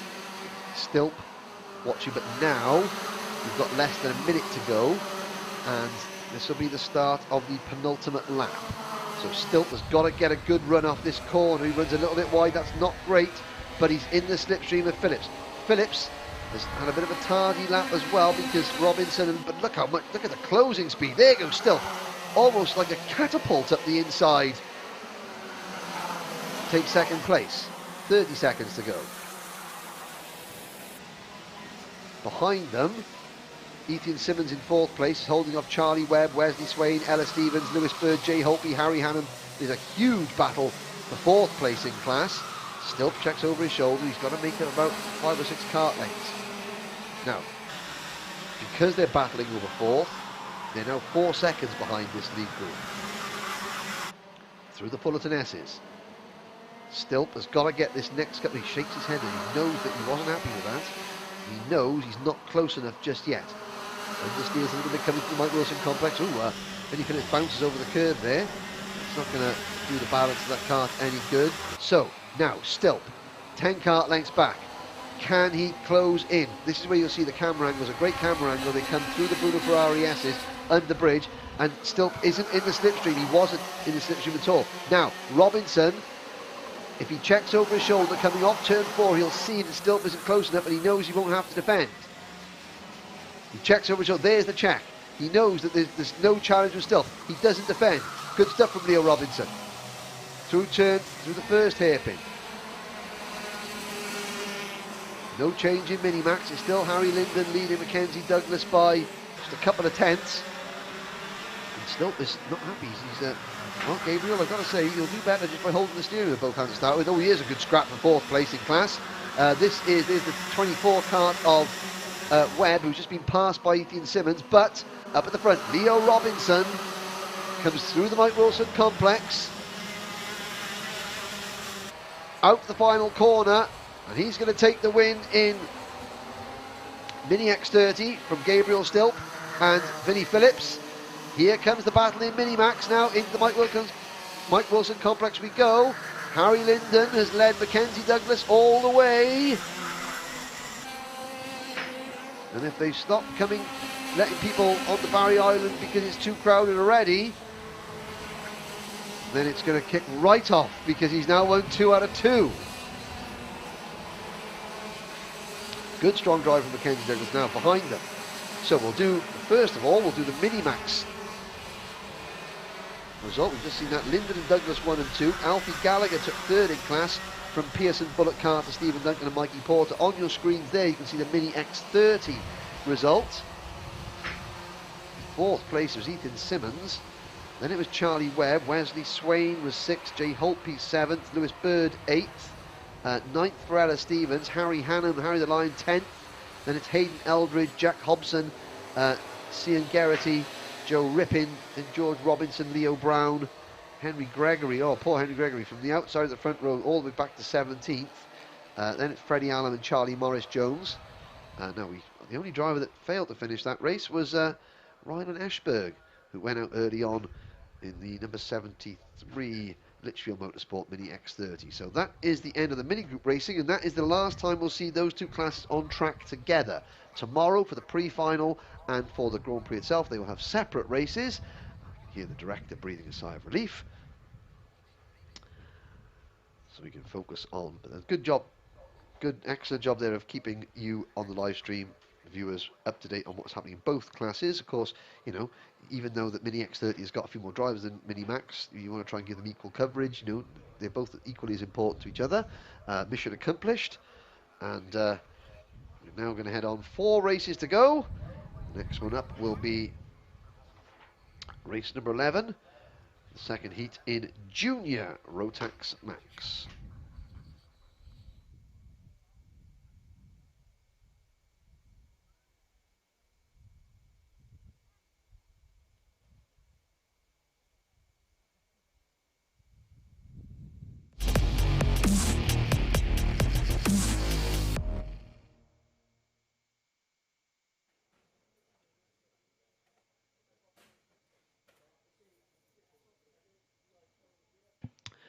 So there is a sight, Lewis Gardner, number 32. So pole position, as he was for heat number 1, and of course didn't get underway in heat 1. He broke down on the rolling lap and joined the race a lap late.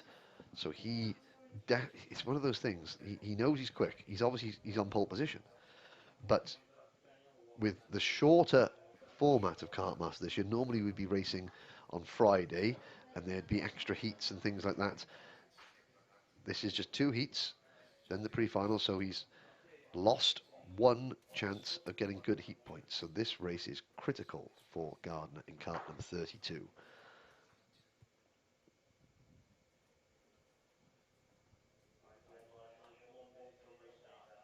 The pressure is on him, whereas some of the other drivers, I mean, you've got Matthew Higgins and Matty Hingley, who were disputing the lead in the first race. There's not as much urgency for them, because they've had 1 good result. They don't want to spoil it by doing anything silly in this race, but Gardner has got to go, well, he's got to go hell for leather, hasn't he, to try and make sure that he can get some decent points. He's agreeing with me. Yes, sensible lad.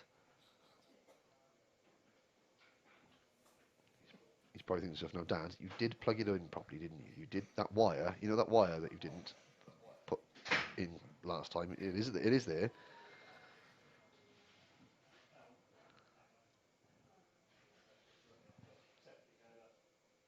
So the signal will be given to release the karts. Will come very shortly.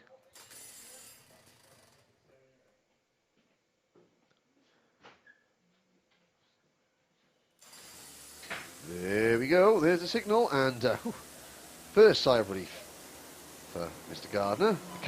The wagon has rolled off the grid, as it was designed to do. And here we go then, a big field of karts. Lewis Gardner and Matty Hingley on row number 1. Callum Voisin and Daniel Armstrong on row 2. Harrison Collins and Douglas Bolger on row 3. Very impressive drive from Bolger in the first heat. Matthew Higgins and Kanato Lee on row number 4. Aaron Walker and Tristan Rennie are on row 5. Archie Kitching and Sam Gornall are on row number 6. Will Egby and Jamie Perrelly on row 7. Gabe Fairbrother and Ben Folland on row 8. Leon Henderson and Leo Clark on row 9. Ryan Willis and Ted Bradbury on row 10. Nicole Sutherland and William Walker row 11. Oliver Duffel and Kieran Kay are on row 12. Josh Wilby and Harry Reynolds row 13. Ronnie Mansfield and Ollie Goodyear row 14. Edison Purcell and Les Taylor row 15, Finley Harrison and Jack Sherwood row 16, Nathan Smith rounding out the field on row number 17. 33 drivers coming into the Mike Wilson complex, being led by, that's where Lewis Gardner broke down the rolling lap eventually in the first heat, so second sigh of relief has been breathed. What do you want to do now? Get the carts to the line, get rid of it. Oh, it's here we go. Are we racing? Yes, we are. Gardner does get a great start, wheel to wheel. Oh, and Gardner there side by side with the number 12 kart of Daniel Armstrong. Armstrong getting sideways going through. Oh, that was. Woof. Armstrong was sideways going through the Bruno Ferrari S's on the opening lap with 30 karts behind him. That was officially a code brown moment in technical parlance, but it's Hingley leading, Gardner second. Everyone else scrambling around the first chicane, first hairpin rather, some degree of organisation. There's the number 74 kart of Tristan Rennie making a move. The Fullerton S as we go. So it is Hingley from Gardner.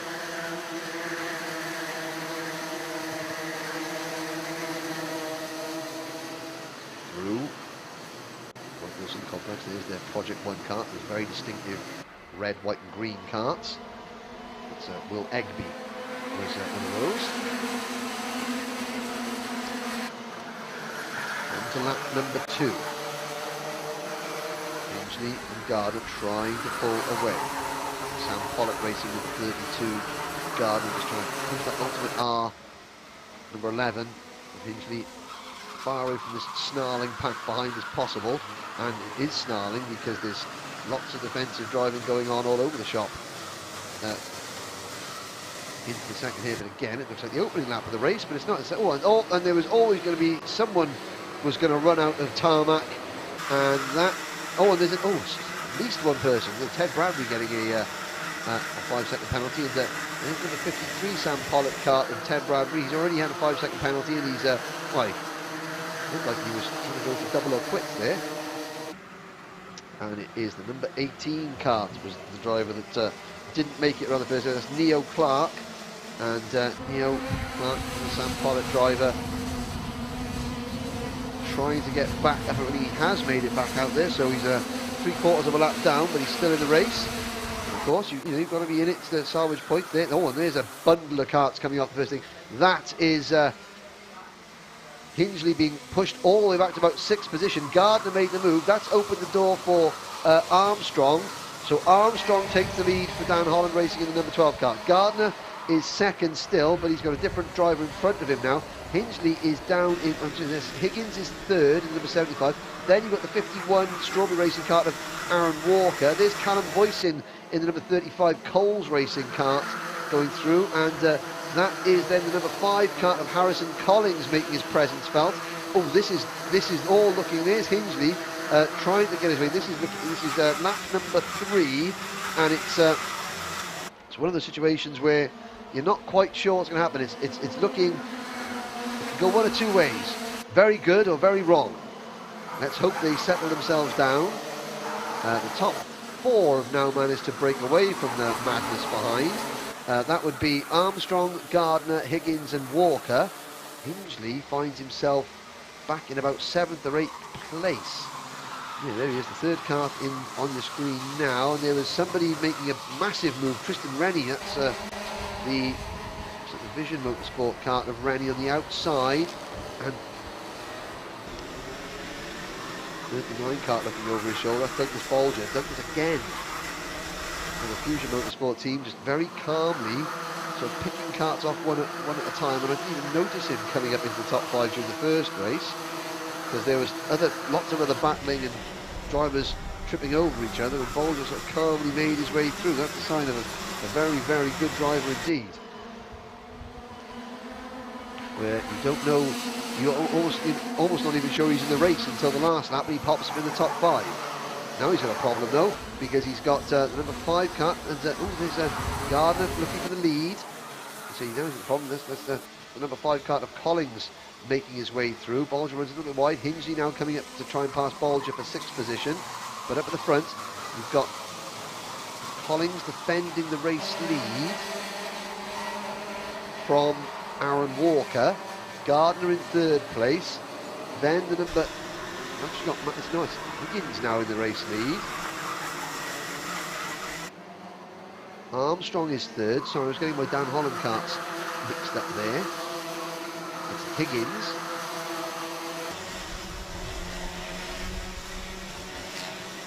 Then Walker.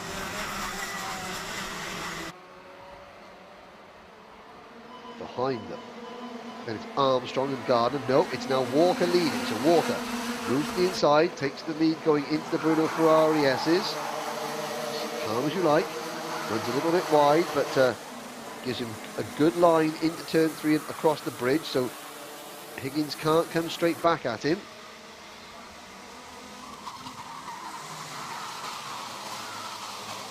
And 5 cart of Harrison Collins there, moving into 4th place at the expense of Lewis Gardner. So Gardner, you see Gardner with the 32 cart there getting shuffled a little bit wide, coming out of the second hairpin as well, so Hingley's gone through as well.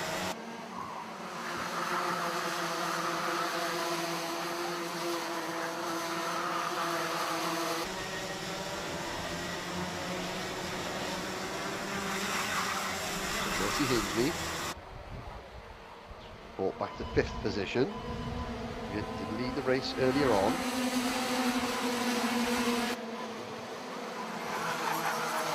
The race lead is currently held by number 51, Aaron Walker. Walker, Higgins, Armstrong. Through turn 4 we go. There's a dive up the inside from that was Bolger. That didn't work, so he's back to 7th place. Here's the rest of the field streaming down the hill behind the lead group. Kanato Lay is in 8th place in cart number 19. Number 35, Callum Boyce in 9th. Tristan Rennie runs 10th. Will Egby is 11th. Kieran Kay is 12th. Gabe Fairbrother 13th. Then it's William Walker, Archie Kitchen, Jamie Perrelly, Leon Henderson, Ryan Willis, Harry Reynolds and Ted Bradbury, the top 20. There's a move to the lead. Walker goes back in on Higgins. Now Higgins up the inside going into the Mike Wilson complex, and he just about makes the move stick, and suddenly Walker has now been passed by 1 Dan Holland cart, and he's got 2 Dan Holland carts side by side directly behind him. So we saw in the IAME race a move going into that first part of the Mike Wilson complex go badly wrong.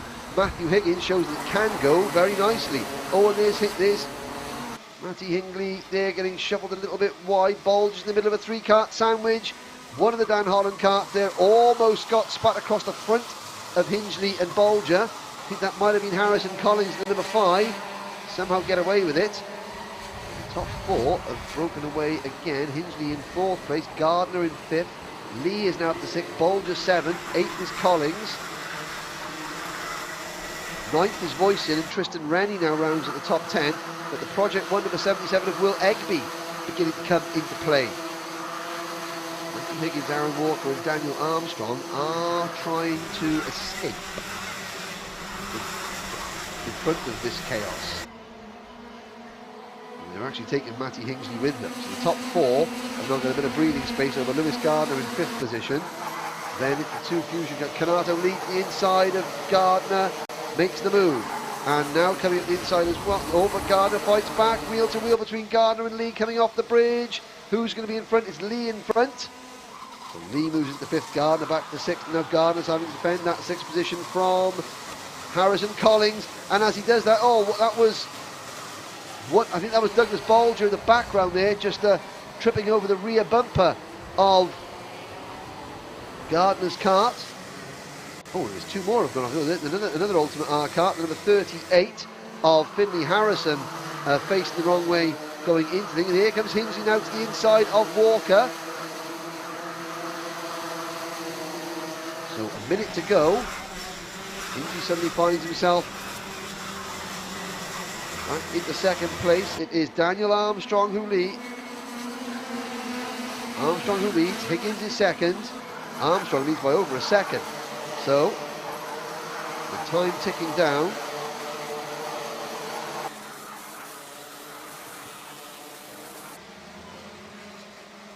Armstrong has a healthy advantage over the back cart there, the 75 cart of Higgins, who's now been passed by the 11 of Hingley. Hingley takes 2nd. Higgins back to 3rd. Walker is there in 4th place. trying to make a move if he can, but he's running out of time. Then it's a gap back to Kanato Lee in 5th, Callum Boyson in 6th, Egby in 7th, Gardner has slipped back to 8th, Rennie is 9th, Kieran Kay is 10th, William Walker is 11th, Harrison Collins and Douglas Bolger slipped back to 12th and 13th. The clock strikes 0, last lap board goes out. Armstrong has got over a full second. Oh dear, and there is a problem. That is the number 93 Cole's car, and he's out of his kart, so, well, the number 93, sorry, Sam Pollock kind of Edison Purcell, and Nicole Sutherland in the number 85, I think, was the other kart, and she was checking on Edison. So that was down at the Mike Wilson complex. So there'll be yellow flags waving later on the lap. There goes Walker passing Hingley for third rather. No, it is second place because Higgins is behind them. Kanato Lee. Daniel Armstrong is clear, and he's got the race lead. He's going to take the race win. Walker second, Hingley third, Higgins fourth, Lee fifth. Now we're coming to the approaching the part of the track where, well, there's no carts off the side of the circuit there. So, all side by side, Higgins squeezing Hingley. Kanato Lee takes advantage. Checkered flag comes out. Daniel Armstrong takes the lead. Walker is second. Higgins is third. Kanato Lee is fourth. Hingley is fifth. Voice in sixth. Seventh for Egby. Then Gardner in eighth. Kieran Kay ninth. And William Walker rounding out the top 10 ahead of Harrison Collins, Tristan Rennie, Jamie Perrelly, Douglas Bolger in 14th place, followed by Leon Henderson, Ryan Willis, Archie Kitchen, Gabe Fairbrother, Oliver Duffel, Jack Sherwood, Ted Bradbury, Harry Reynolds, Ronnie Mansfield, and Ben Folland, and Ollie Goodyear, your top 25. And I'm just looking down to see where Edison Purcell, Sam Gornall, and Neo Clark also failed to finish. 2.5 second win for Daniel Armstrong. Not bad going at all.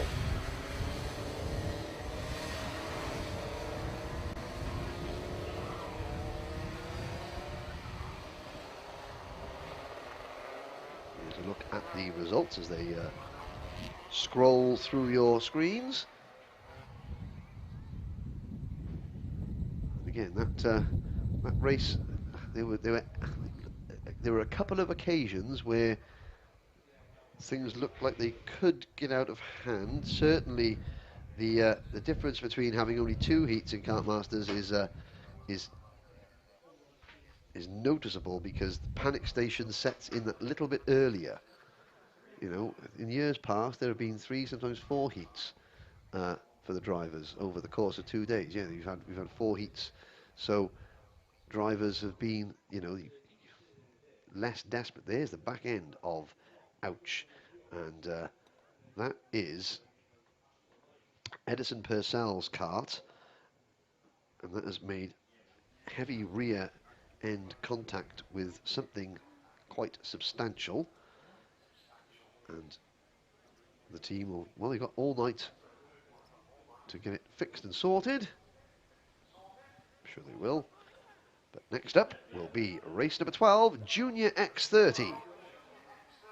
And that is due to start, well, it was due to start in the next, maybe about 4 minutes' time. So 36 cars waiting to go out.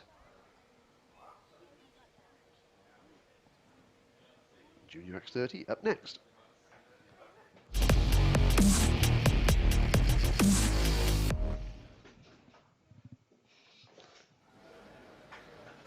So there is a view of the new and improved socially distanced dummy grid here at PF International. See all the mechanics wearing their masks. They're not allowed into Parc Fermé without them. And the drivers sitting, waiting to go out. There is your pole sitter, Freddie Spindlow, the KR Sport team. Having a couple of final words, bits of words of advice.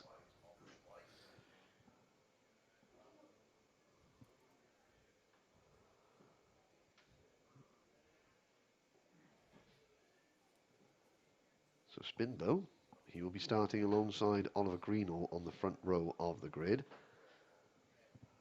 We've got 3 races to go. We've got this race, and then we have race 13, which is Senior Rotax, and race 14, which is Senior X30.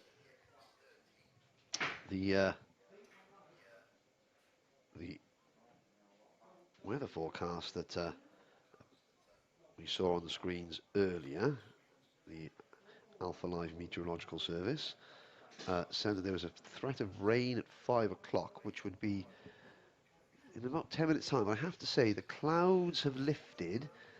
There are still some grey clouds overhead. It's just sort of, it's really humid and muggy at the moment. It's cooler than it was yesterday, and I would say that we're going to get through a completely dry day of racing.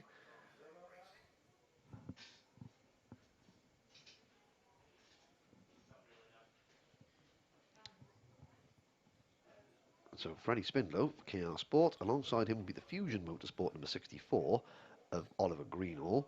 The Premium Karting number 16 you can see on the left-hand side of the screen, and that's Sam Shaw. He starts third. He drove very well in the first race. The only Premium Karting, the only Premium Karting driver I think here, no, Oscar Joyce is out in kart number 59 as well. He's certainly the only Premium Karting entry across all the classes that are disputing overall race honours at the moment. Alicia Barrett for KR Sport in kart number 33. We'll start on the outside of row 2. Harvey Charter in kart number 229 for Litchfield Motorsport on the inside of row 3. And Luke Watts for Cato Motorsport. Now, I mentioned earlier, I haven't got any other details. I suppose it's difficult for people to move around the paddock freely and come up into the commentary area with all the COVID rules in place. But I want to get some information on Luke Watts' karting van that was stolen recently. Maybe if this is a registration, a make and a model number, to spread the word as far and wide as we can. Here's a look at the grid. There's Harvey Charter and Luke Watts on row 3. Aaron Walker and Archie Walker on row number 4. Row 5, Theo McCurris for Mike Spencer Motorsport. Harry Burgoyne Jr., he retired in the first heat. Then it's Rhys Lomax, and alongside Rhys Lomax, Lewis Mackey. Jessica Edgar and Brandon Carr are on row 7. Rashan Chigarimbo, great drive from Rashan from 15th on the grid up towards the sharp end in heat number 1, and Marcus Littlewood in the Spirit of Senna number 12 entry. Oliver Stewart and Ashton Hodson are up next, with Lucas Ellingham for Jack Dex Racing and Darrell Taylor for MLC Motorsport on row number 10. Harry Cottrell and Oscar Joyce are on row 11, followed by Charlie Rippon and Aidan Lynn on row number 12. Row 13 will be Jude Fernihow and Harvey Ryby, then Hayden Chance and Josh Agambar. He had a good race, I recall, in race number 1 from 28 to the grid. Mitchell Gibbons and Michael Rapsey are on row 15. Sam Lewis and Ben Watts on row 16. Row 17, Dane Tucker and Thomas Yeomans. Row 18, running out a capacity grid, Rhys Newburn and Finlay McKee.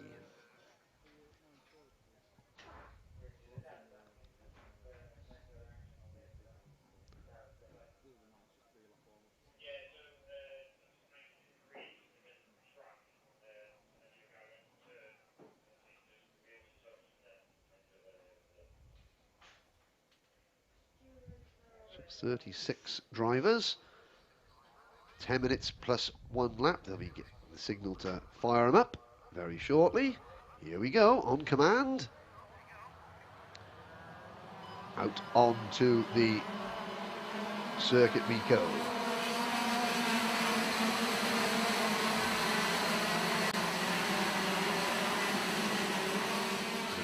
And, there's one of the Spirit of Senna karts. That looked like it was the number 40, oh dear, it's Benjamin Watts' kart. It's an ex-Marcus Littlewood chassis, or part of the same team. I think it's not going anywhere. It done did broke. So we're down to 35. See, sadly, the assistant there just pulling the cart out of the way. In the background, Spindlow and Greenall on the front row of the grid. Shaw and Barrett on row number 2. This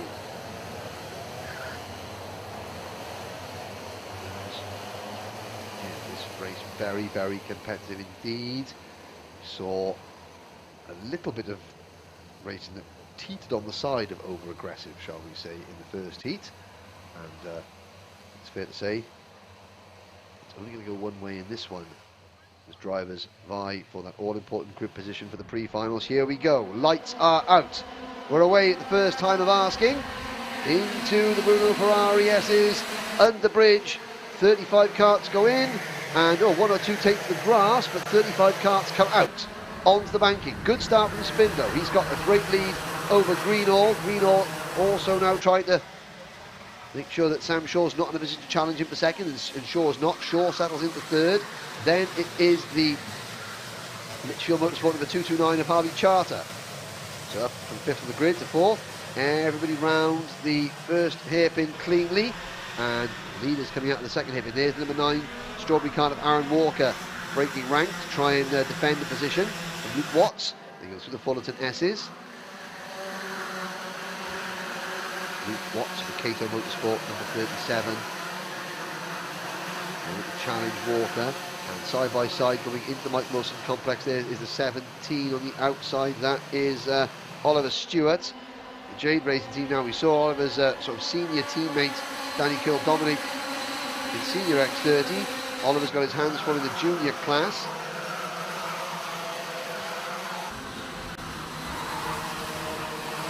Alicia Barrett goes across the bridge, and she is trying to defend 4th place. Harvey Charter, top 3, beginning to pull away a little bit. Spindlow, Greenall and Shaw, a couple of kart lengths in it, but with Barrett preoccupied with keeping Charter at bay for the time being. Might have a chance for breakaway, although it's looking doubtful. Next up is Theo McCurris in the number 74 kart, followed by Archie Walker. Luke Watts, Harry Burgoyne Jr. going well. He needs a good result in the number 268 kart. And it's Lewis Mackey, Rashan Chigarimbo already at 3 places to 12th, then Brandon Carr, Jessica Edgar and Ashton Hodgson.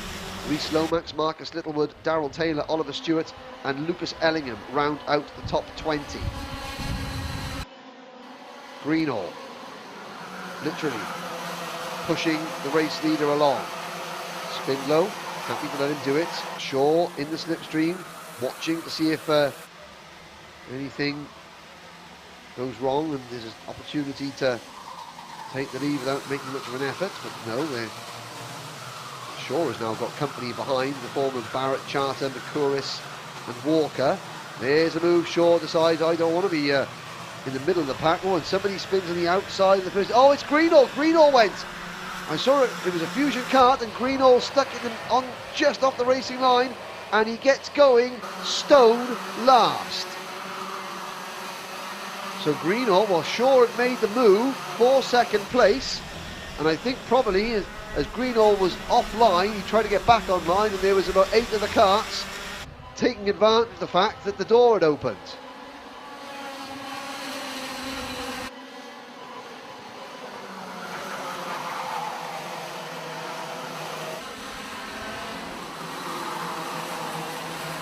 So we'll have a look. Well, Greenall, well, Harry Cottrell has had a problem and has retired, so we've got 34 karts running. Greenall is the 34th of those. We'll check his lap times. We've got 6.5 minutes to go. He was 14.3 seconds behind race leader Freddie Spindlow at the end of the last lap. He was 3 seconds behind Harvey Riley, who's 33rd. So watch for Greenall. We'll try and see what Greenall's progress as he comes back up through the field. Meanwhile, it is Spindlow who leads, Shaw second. McCurris in the number 74 kart is up into third. Behind McCurris is Alicia Barrett in fourth. Fifth is Luke Watts. Harvey Charter is sixth. Aaron Walker seventh. Harry Burgoyne Jr. is eighth. Only 2 seconds covering the top 8. We've got a 2, 4, 6, the top 7 throw a handkerchief over them at the moment. Then it's, you can see Burgoyne, the Ollie Roller Motorsport livery in 8th place all his own. Here comes Sam Shaw for the race lead. Up the inside into the first hairpin. There goes Shaw in the number 16 premium kart. Now he's going to defend. And McCurris, McCurris and Barrett together. McCurris gets sandwiched between the two KR Sports. McCurris was going for the race for a move. Barrett was going for a move on McCurris. And McCurris was stuck in the middle because on the outside of all of them, trying to get around the corner without losing any more ground, was the number 60 kart of Freddie Spindle. McCurris just gets spun around. Here's the number 91 kart now coming into play. Archie Walker for Argenti Motorsport. There's the number 37 of Luke Watts. So it's Sam Shaw leading. Watts is up to second. Charter is third. All changed now. Aaron Walker is fourth. Barrett is fifth. Sixth for Burgoyne Jr. Looking down there, 3 wide going to the first corner. McCurris is in the thick of that action. I'm not sure if he's got any damage to his kart, but Burgoyne is there now. He's caught the lead group in 6th position. Spindlow, obviously on the outside, he was delayed badly. As there's Oliver Greenhall now coming up through the pit, and there's a move there. That was a bit lazy from Luke Watts. I've got to say, he left the door wide open, and Harvey Charter sort of like ummed and ahed and thought, I'll just drive onto the racing line and take the position. Then, if you're not going to, if you don't want the apex, I may as well have it. So it's Shaw, Watts, Shaw, Charter, then Watts, the Litchfield Motorsport number 229. Now, having a look back. So, at the moment, Greenall is still 4th, but he is caught. Is still 34th, rather. He was at the start of this lap, but he was right behind everyone else. Luke Watts goes back into 2nd place, and there's a move behind him for 4th place. That's Alicia Barrett moving into 4th place at the expense of Aaron Walker.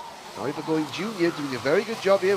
Walker goes back in on Barrett, and Burgoyne Jr. tries following him through.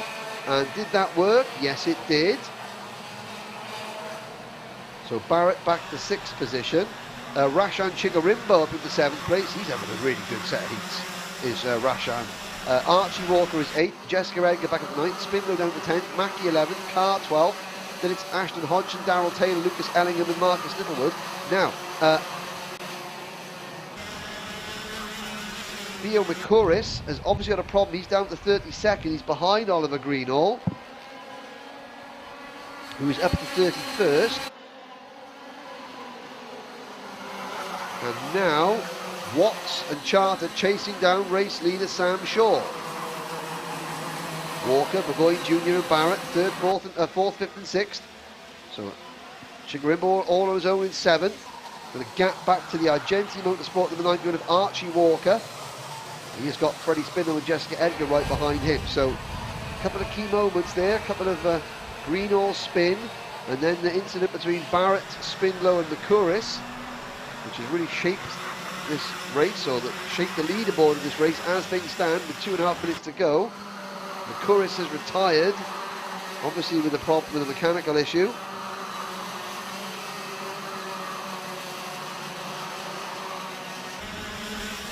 There's Shaw, your race leader, number 16. He's got Watts and Charter in his slipstream. Charter looks to the inside now. Watts is going to get a good run at the inside, coming into turn number 3. Luke Watts in car number 37 for Cato Motorsport takes the race lead. Shaw slips back to 2nd, Charter in 3rd.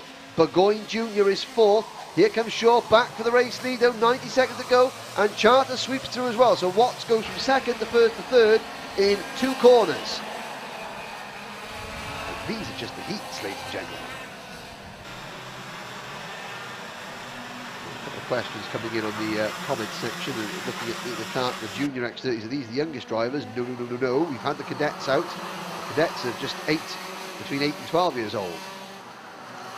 Their racing's even closer than this.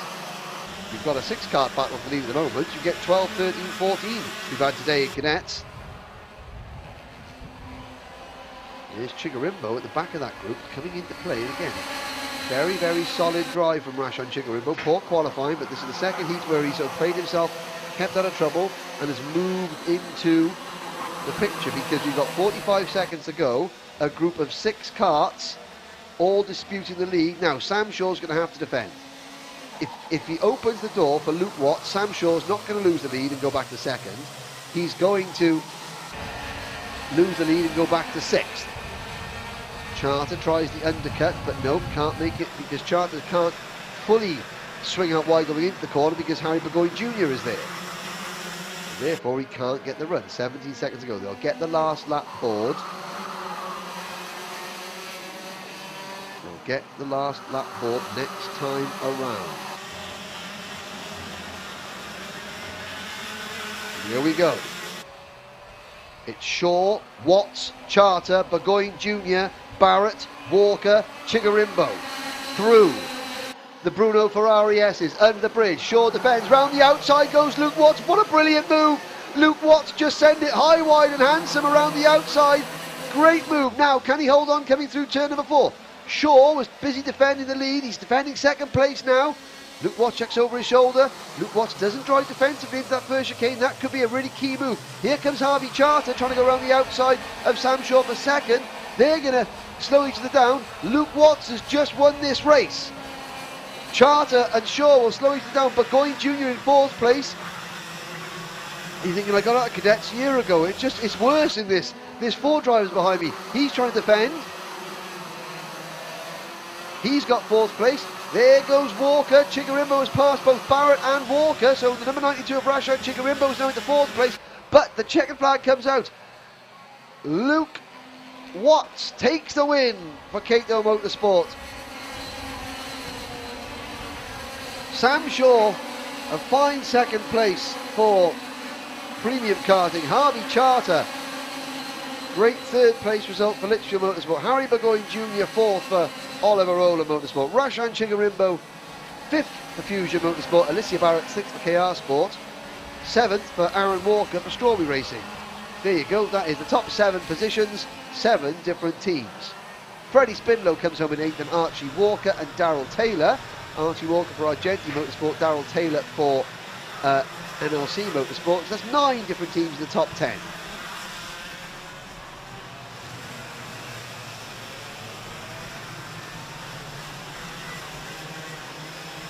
And the top 10 separated by less than 5 seconds after 11 laps of racing. Here's a view of the second page of our time history. Marcus Littlewood finishing 14th, behind Lucas Ellingham. Oliver Stewart 15th, and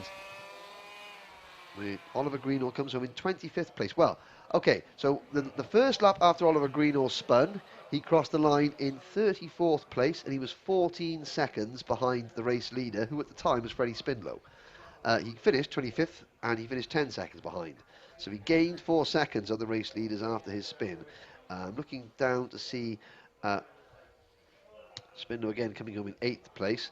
Theo McCurris sadly retired. Ben Watts also failed to take the start. So that concludes the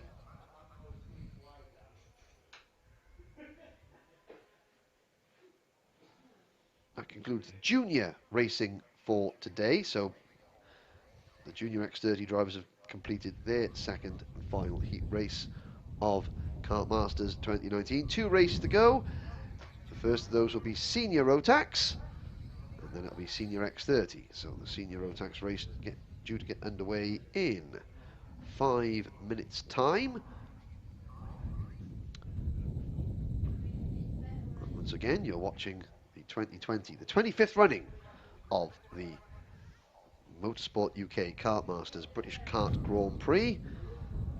You're watching it courtesy of Alpha Live. You can watch it on the Alpha Live YouTube channel, Facebook page. You can watch it at the Trent Valley Kart Club Facebook page, the Trent Valley Kart Club website, tvkc.co.uk, or you can go to the Alpha Live website, alphalive.co.uk/Kartmasters. The finals, the pre-finals, the finals are obviously tomorrow. Tell a friend, tell a friend, tell a friend. It's going to be absolutely spectacular racing from start to finish. These are the heat races that decide the points for the starting grids for the pre-finals. The Grand Prix take place tomorrow afternoon. It's the first time in the 25-year history of Kartmasters the British Kart Grand Prix has shared the same date as the British Formula One Grand Prix. And in the British Formula One Grand Prix, you have Lewis Hamilton, George Russell, and Alex Albon, who have all won this event previously. And someone mentioned, and we can actually speak to, well, we can't speak to him now because he's busy driving his Williams around Silverstone, but George Russell was very kind to send a message to this year's Kartmasters competitors. Hi guys, it's George here. I just want to wish a massive good luck to everybody competing in Kartmasters this weekend. A race I did almost every year of my karting career, one I loved, you know, biggest race of the year in the UK. So keep it clean to everybody racing. I hope you have a great time. Be safe and all the best. Cheers. Now, as a registered statistician of all things Kartmasters, George Russell is unique in the fact that he has got 3 Kartmasters titles.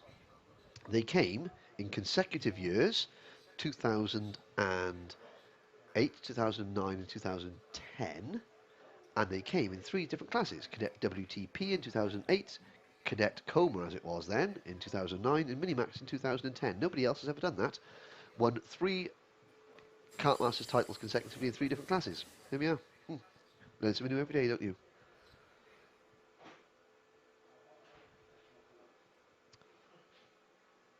So 3 minutes to go. There's your pole man in Senior Rotax, George Holbrook, the Dan Holland Racing team.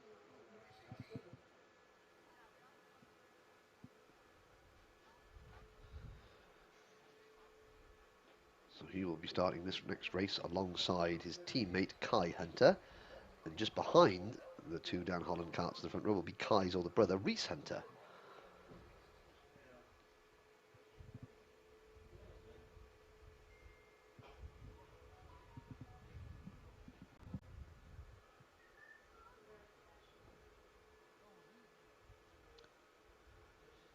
Race 13, here is your starting lineup.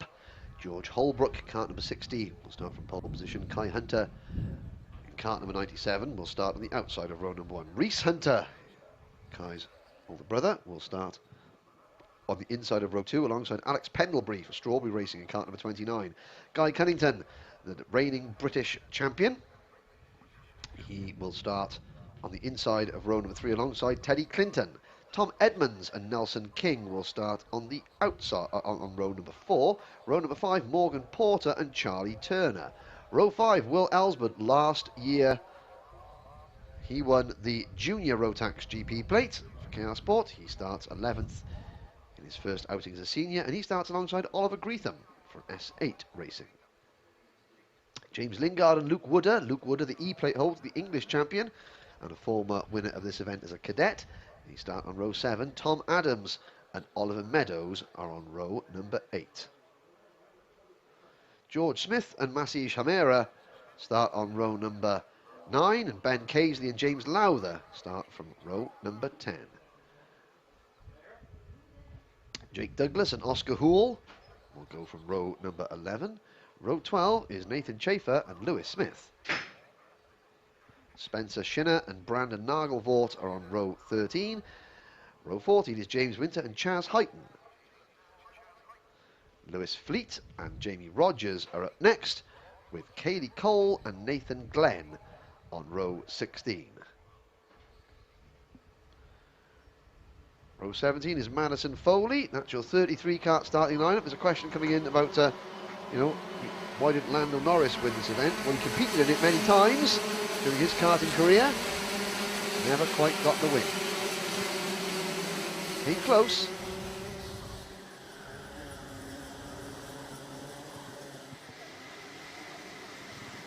Close, but no cigar. There's another question. What's the payout in karting? Well, this event, the winner of each class receives £250 in cash. There's various different other prizes. They get a £200. Most of the classes get a £200 voucher from JM Karting, based here at the circuit, the kart shop here, and there are all sorts of other products. There's normally there's about £6,000. The prize fund for the whole event is about £6,000 in total when you add up. So that's just cash. And then on top of that, there's another £5,000 to £10,000 worth of equipment that is available.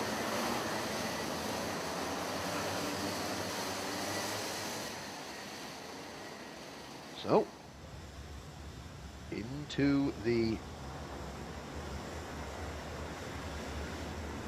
Mike Wilson complex. Number 60 of George Holbrook, and number 97 of Kai Hunter, and number 5 of Reese Hunter. Senior Rotax Heat 2 is underway. Lights are out, 10 minutes plus 1 lap through the first chicane. They go. Guy Cunnington on the outside of Reese Hunter there, trying to make it too wide. He doesn't make it too wide. They all get through the bridge, or they all get through the underpass, clearly out onto the banking.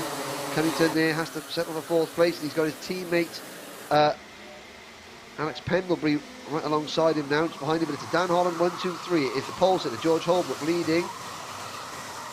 Oh, the 2 Strawberry carts in 4th and 5th there, running very wide. Cunnington holding off Pendlebury.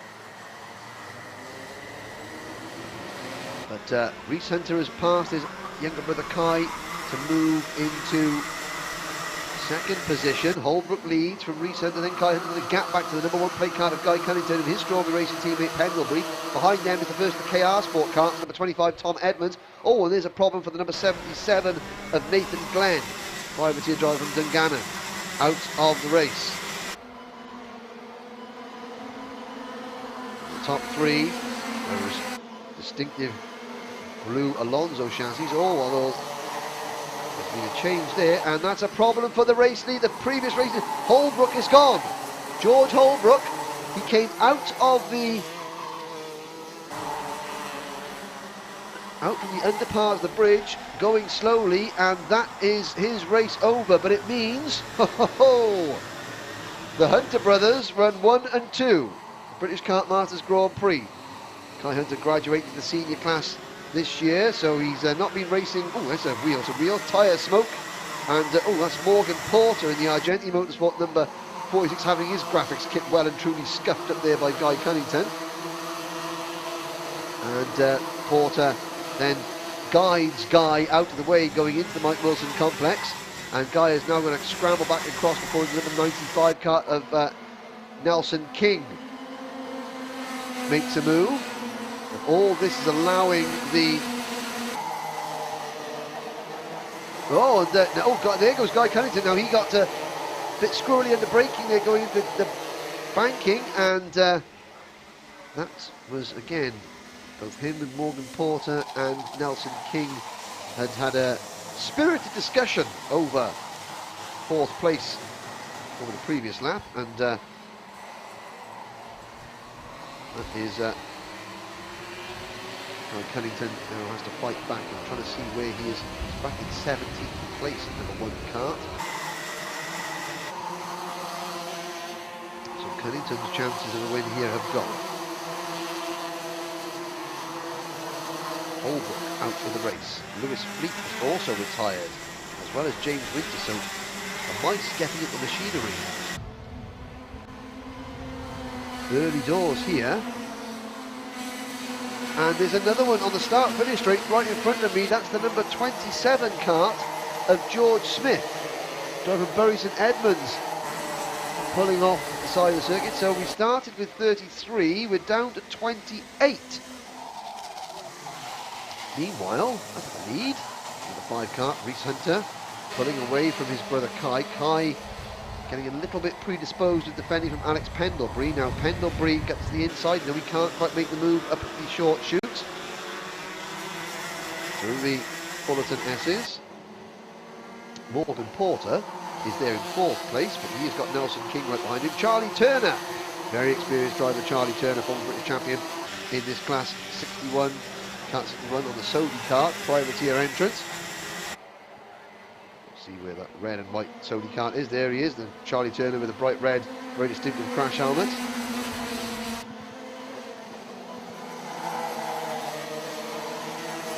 On the banking. Now, Pendlebury and there's a spinner, there's yellow flags waving at the first corner. Porter puts in the fastest lap of the race. Oh, there's only somebody who had rotated onto the grass and gets going again. We'll get a number check on that next time around. Could have been Chaz Draycott in Kart number 92 just gathering himself together. So Rhys Hunter has got a healthy advantage of 7/10 of a second over Alex Pendlebury. Kai Hunter in third, then Morgan Porter, Nelson King, Charlie Turner, William Ellsworth, last year's junior GP plate holder, Tom Edmonds, James Lingard and Tom Adams, the top 10. Luke Wooder, the E plate holder, English champion, runs in 11th, followed by Oliver Greetham, James Lowther, Ben Casely, Oliver Meadows.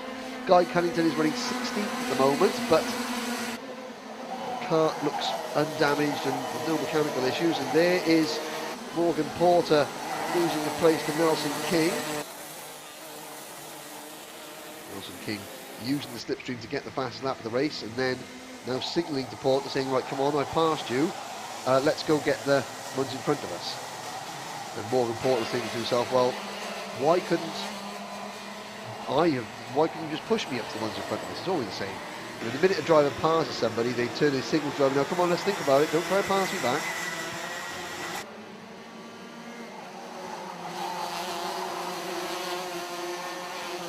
In Mike Wilson complex, there's Pendlebury in the number 29 kart, Kai Hunter in the number 97, closing in on them both is Nelson King in the 95 and Morgan Porter in the 46. Then there's a gap back to the KR Sport number 14 of Will Ellsworth, who passes Charlie Turner. Great driving from Ellsworth. Again, real talent there is Will Ellsworth.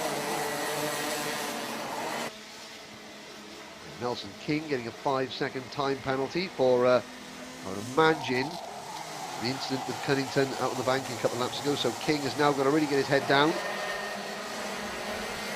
He gets a 5-second penalty, which would at the moment, well, he's running 4th at the moment, 1 second off the race lead. If he took that money, taking that 5-second penalty into account, that would put him down in 16th place. Ironically, just behind Guy Cunnington. Cunnington's still running in 16th at the moment. Race lead at number 5, Rhys Hunter. Again, Rhys, Kai and their family have done a fantastic job of getting the Ward and Law kart circuit back up on the karting calendar in the north of England. Looks absolutely fantastic up there, great facility. And obviously plans have been disrupted, as has everything this year.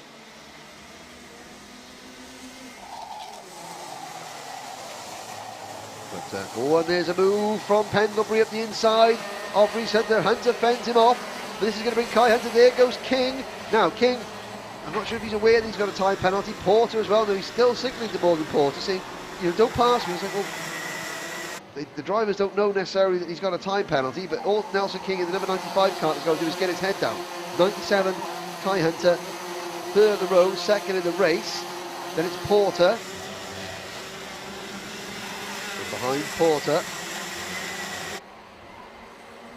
will be Pendlebury, who's was challenging for the lead. Now he's down to 5th place on the road. And there you can see Morgan Porter just using the slipstream, just pushing Kai Hunter along, because this is 75, 80 miles an hour.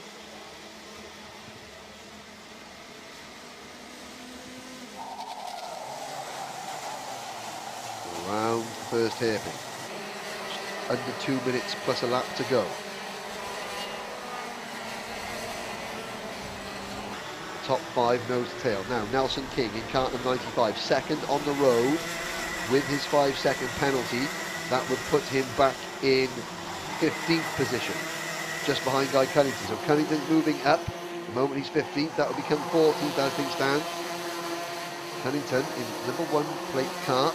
He's got to try and get past Oliver Greetham. There's Luke Wooder on your screen. He's holding off the number 53 kart of Ben Casely. There's Cunnington. So Cunnington trying to work through traffic. Wooder on that GMS kart, weaving around a little bit, trying to hold off Casely, can't do it. Cunnington makes the move. That's why the British champion, the number 1 plate kart. So Cunnington has got past Casely, he's got past Wooder. That puts him into 11th place, and look in front of him with a minute, with 45 seconds plus a lap to go. Cunnington has now got clean track in front of him. He can push on up at the front. Meanwhile, Kai Hunter trying to get past his teammate Nelson King. That doesn't quite work out. Oh, and Porter has Kai Hunter was slow going into Fullerton S's there, and that caught Morgan Porter out. And Porter has to take evasive action, runs over the grass a little bit, loses the place to Pendlebury, loses another place to Turner.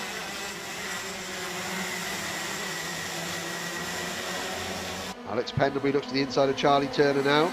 Turner weaves across the defend, 10 seconds to go. Oh, Turner over the grass. Does he keep it pinned? Oh my word, that's flat out over the grass. He gets back on the track, and he does keep it pinned. He's lost 2 places. That could have been a monumental one, that could have. But looks over his shoulder, carries on like nothing has happened. He's lost 2 places, but he's still defending now from Tom Edmonds in the KR Sport number... Oh, there's 2 KR Sport karts there. Will Ellswood is the one, so it's Will Ellswood is number 14. Macias Hamera a little bit further back in the pack is getting a 5-second penalty for obviously some sort of incident. There's 61 Turner, 14 Ellswood, 25 Edmonds, 33 is James Linkard, privateer driver on the Tony Kart chassis. Meanwhile, up at the front, Reese Hunter has the leading kart, number 5. They start the final lap. Now Nelson King is going to push him around. If the Dan Holland team are smart, and yeah, Hunter is almost letting King go, is he? No, he's not. I was going to say, the team are smart. They would have told Nelson King, don't try and pass him, push him, because you're not fighting for the race win, you're fighting for about 9th or 10th place with your penalty taken into account. But it looks like the message has not reached HQ, because King now tries, and here comes Kai Hunter. Oh, the 3 teammates.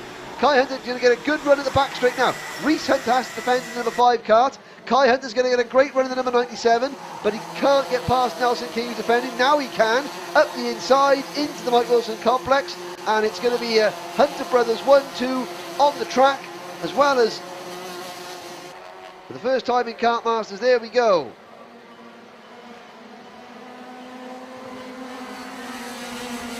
Reese Hunter takes the win from Kai Hunter. Now Nelson King is 3rd in kart number 95.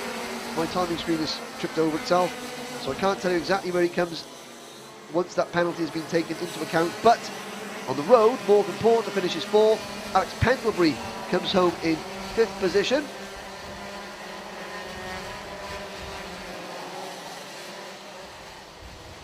Charlie Turner's in 6th.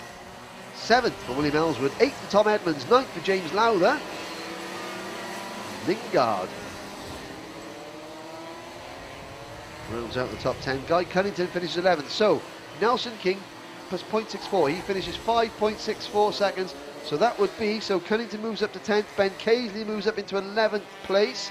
So I would say that 12th place for Nelson King. Luke Wooder finishes 13th, Oliver Greetham, Jake Douglas, Mashi Samira, Oliver Meadow, Teddy Clinton, Oscar Houle and Jamie Rogers, the rest of the top 10. Nathan Chafer on the CRG finishes 21st, and looking down there, so Tom Adams, George Smith, George Holbrook failed to finish. We also had a couple more retirements. There were 33 starters, so only 27 finishers.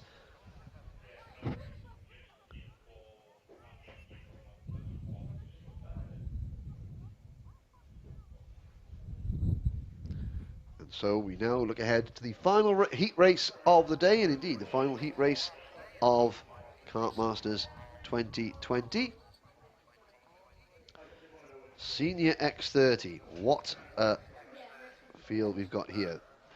The reigning British champion and former world karting champion Danny Curl won the opening heat race, but again there are former champions, former Kartmaster champions in this race. There are current reigning British champions, there are former European champions, there are former British champions, there are some world champions in this race as well. And on top of that, you've got a bunch of drivers that have just moved out of juniors into seniors. There are 35 entries, and without wanting to be, well, anyone of about 25 of them. If anyone about 25 could win, you wouldn't raise your eye. You wouldn't bat an eyelid. That's how competitive it is So what is going to come out on top? Is it going to be experience or youthful exuberance? There are several drivers that are coming back into karting now. I saw earlier on the chat thing, why didn't Lando Norris win one of these races? Well, I think the driver that beat him out the 1 year in Cadet, Connor Jupp, is racing in this one. He took a bit of time out of karting, came back. So again, these senior drivers, yeah, that was I think 2010 or 2011 in Cadet Coma as it was then. Yeah, Connor Jupp was victorious there. He's just come back to karting now in the number 35 kart. I think, yeah, he was driving for Eclipse Motorsport. I seem to remember the same team that Inam Ahmed drove for, and Inam Ahmed sadly just been replaced in the FIA Formula 3 event at Silverstone this weekend by the most successful Kartmasters driver as all, 9-time champion Ben Barnicoat.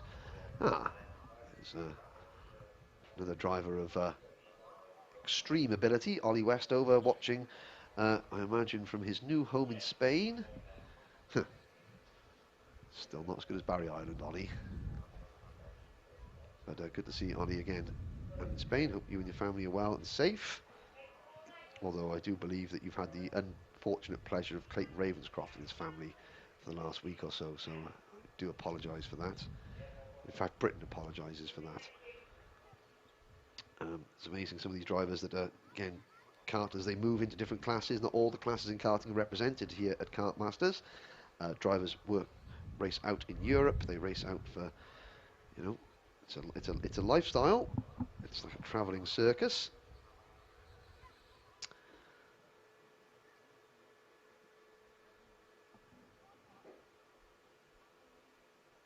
And so the next race will be with Danny Curl on pole position. Chaz Draycott caught up with Danny after qualifying to get his thoughts on the weekend ahead. So, Danny Curl, Senior X30 then, you've grabbed pole position, mate, kart number 1, best way to start your weekend? Yeah, definitely the best way to start the weekend. Obviously, it probably would have been more exciting from the back, because it always is, but yeah, no, we're happy to get the pole position. We struggled a bit this morning, so yeah, it's just put it all together for qualifying and came out on tops, which is really nice. And with the heats obviously coming up, it looks like it's going to be quite tightly bunched at the front. Is there anyone in there that you'd like to sort of stick with you as the front moves forward, or do you want to get away on your own? I'll always want to get away on my own, but I doubt that's going to happen. So I don't know. We see what happens in the heats, but yeah, I'm not too fussed about the heats. It's just the pre-final and final that I want to go well. So we'll see what happens. Try and preserve everything for then, and yeah, hopefully have a good final. And you feeling confident that you'll definitely get into the final with a good starting position there? I'm fairly confident, but you never know. We've had a few problems this morning with like an engine seize this morning and things like that. So you can never tell what's going to happen. But I feel pretty confident that we'll be there at the front for the final. Yeah. Cracking. Well, I hope it goes well, mate. We'll keep an eye on you. Thank you, mate. Nice one. So there's Danny Curl sitting and waiting. Well, alongside him, again, Danny Curl. So Danny Curl is a former British champion back in about 2012, 2013 in junior TKM. Also, I think was junior KGP champion, senior KGP. I can't remember some of the classes that have come and gone in karting.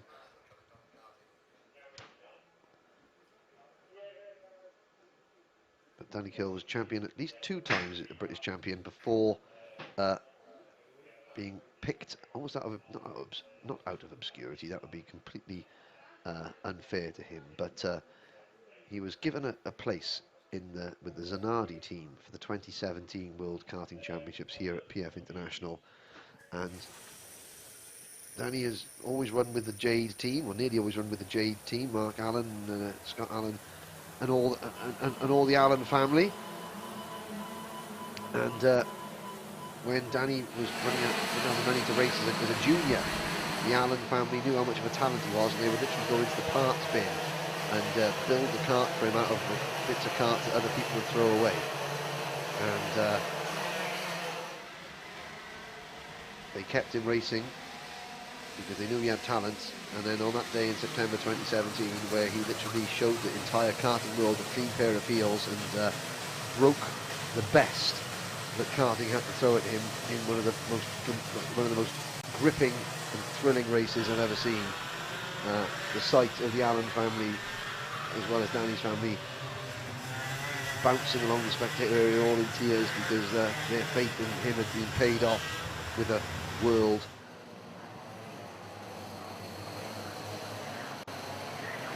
title. It was a sight to behold, and of course he's stayed loyal to Jade, as they've loyal to him. They're on the Birrell ART team, but it is the Jade team. He's on pole position alongside him, Blake Anglis, and the junior graduates, Caden McQueen and David Sutton, are next up. It's a false start.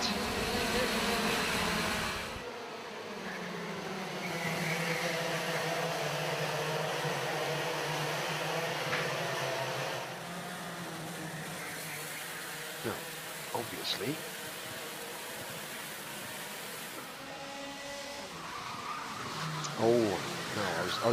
I missed to do the grid because my Danny Curl diatribe, and obviously I forgot to say that it was Louis Westover as the driver. Ollie Westover is quite right, the check signer. Sorry, Ollie, it's not my fault. I've been drinking since 10. No, I'm joking. Danny Curl and Blake Anglis on the front row of the grid. Caden McQueen and David Sutton on row 2. Connor Jupp and Harry Platten on row 3. Joseph Taylor and Matthew Hudson on row 4. Jordan Brown-Nutley and Oliver Hodgson on row number 5. Cole Kilner and Gus Lawrence, row 6. Thomas Fleming and Derek Morgan, row 7. Tom Nippers and Finley Bunce, row 8. Ben Hodge and Alessandro Saranetti are on row 9. Caleb Marshall and Aaron Mills on row 10. Ewan Wilson and Brad Pennell on row 11. Lucas Vorse and Archie Tillett, row 12. Piers Henderson, Alex Spinks, Rory Cuff, Casper Scusa, Reggie Dewey, Tyler Reid, Jensen Brown, Rufus Hunt, Matt Armstrong, Thomas Day and Chris Bingham round out the field. Lights out, we're off and racing. Last heat of the day at Kartmasters 2020, and Curl makes a good start. Anglis not quite so good this time, he's down to 3rd place. Out onto the banking, side by side the 4th between David Sutton and I think that might be one of the Gus Lawrence in the number 4 PF International kart. It's going to be a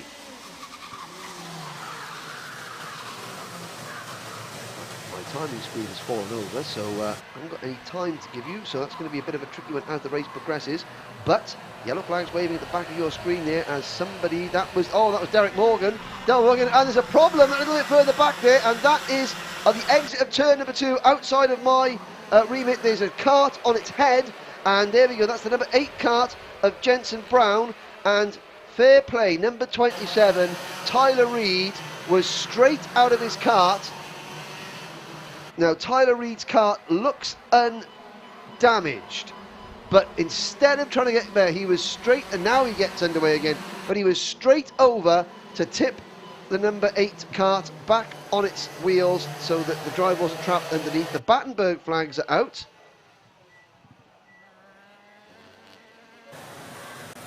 Which is like a pace kart situation, so Danny Curl will effectively become the pace kart and will control the pace of the field. The race clock is still going down, so Danny Curl, Caden McQueen, Blake Anglis, and now the red flags are out. Red flags are out. The medical team are with the number 8 kart, Jensen Brown, the Sodi kart driver from Bagshot, privateer driver. So we're obviously not, you can see in the back of your screen there, the medical team there just chatting away to Jensen. He hasn't moved yet. Obviously the cart did turn over on his head, and we'll focus on what's going on. I can obviously see out the commentary box window what's going on, but the flag, the red race has been stopped with 8.5 minutes to go, so that means that when we do get started,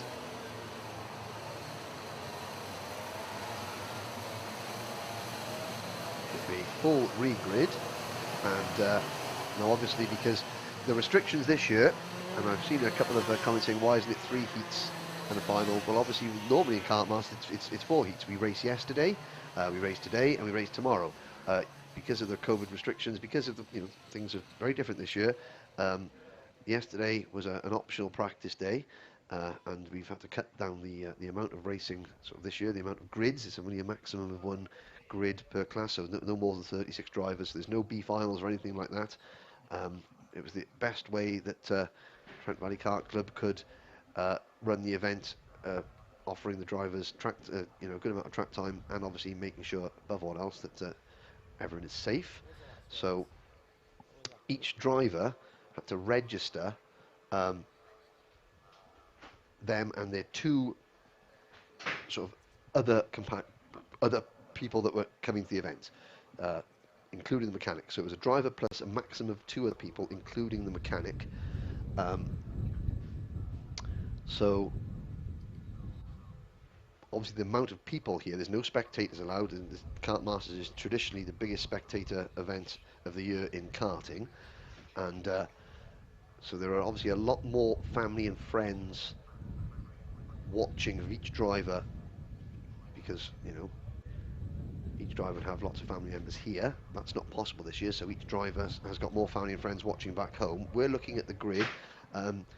Tell you that Jensen Brown, and obviously there will be concerned people back home watching this, and I'm not going to think, but Jensen Brown is talking to the officials, and I think Jensen's dad or mechanic, is someone else with a Sodi t-shirt, is over there with him.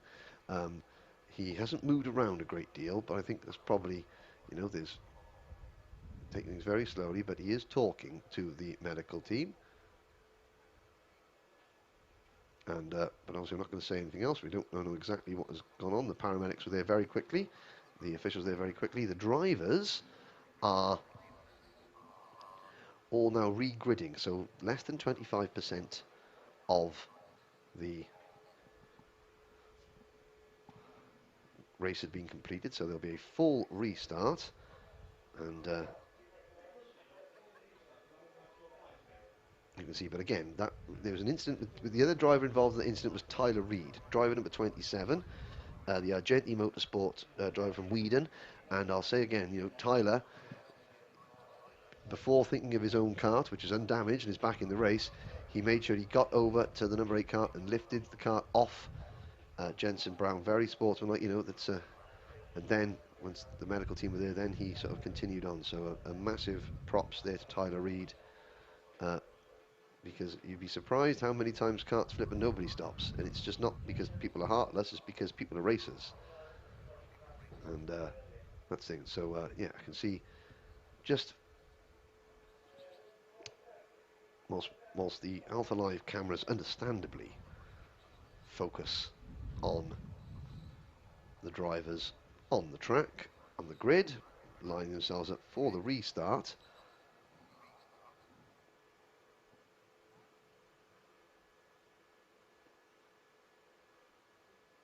I'll keep one eye just at the exit of the second hairpin on the number 8 driver, Jensen Brown. And we'll be back very soon when the race is, we have a timetable for a restart, and we'll give you an update on Jensen's condition.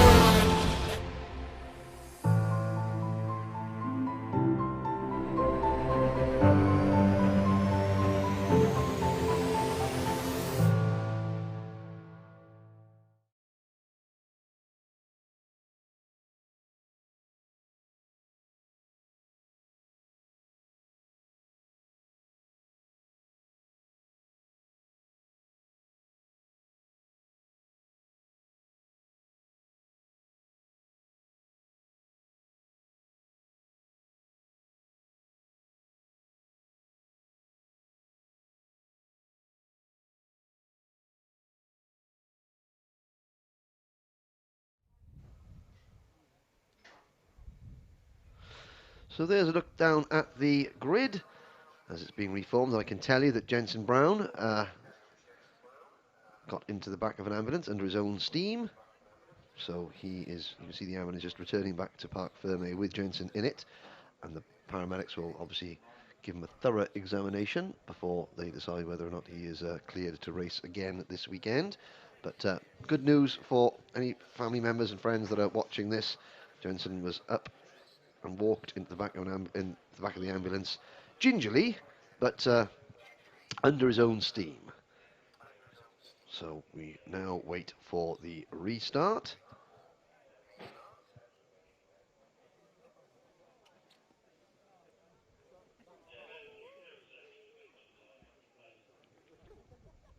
The driver's having a bit of a chin wag.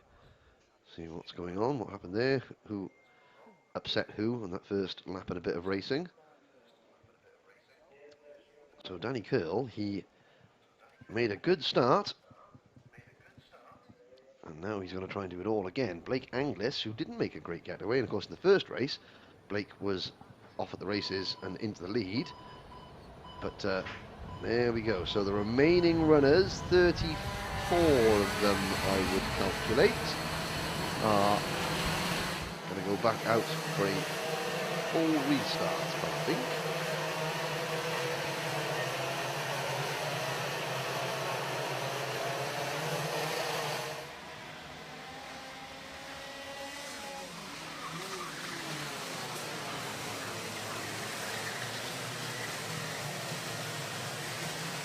Around the first hairpin. Sun beginning to a bit lower in the sky. Still, keyword there is sun, no rain. Now, what can Blake Anglis, the number 84 Mick Barrett racing driver, do? There's Derek Morgan, number 7 kart, just adjusting the carb settings, just making sure the fuel mixture settings rather, to make sure that the karts don't oil up, or when they need to press the go pedal at the start of the race, then the kart responds in the correct fashion. Danny Curl, red and white Birrell ART kart run by the J Racing team. And then the green Tony kart run by Mick Barrett Racing, number 84 Blake Anglis. Caden McQueen in kart 242. On the Mad Croc kart starts third. David Sutton in kart 87 starts fourth. We are off and racing again. Oh, and Anglis goes over the grass. Is he going to get back on without spinning? Yes, he does. But he's lost an awful lot of positions, and he's right in the middle of the pack, and he's not picked up enough speed. He's still, now he's got to get grass off his tyres, and he's going to get swallowed up by the snarling pack. It's Curl leading from David Sutton. This has been Sutton's best. Sutton's best Kartmasters performance for some time. And oh, there's a bit of a problem there, and a multiple kart problem down at turn one, the number 66 kart. That's Reggie Dewey, Mr. Excitement himself. The number 22 of Brad Pennell. Now Dewey was starting down at the back after a poor qualifying, but he was making good progress in the race himself, and Dewey looks like he is out of the race, or he gets going again, but a long way down. Curl leads the end of lap number 1. Sutton in the Avago karting, number 79. Hot on his heels. Then it's McQueen. And the number 141 kart of Harry Platten in 4th place. Out of turn number 4. Then it's number 5th, in 5th it's the number 17 kart of Jordan Brown Nutley. And there goes Sutton for the race lead. Well, and McQueen goes with him, so Curl, now he's got a battle on his hands. In the first race, he was able to get past Blake Anglis and cruise away to a comfortable victory.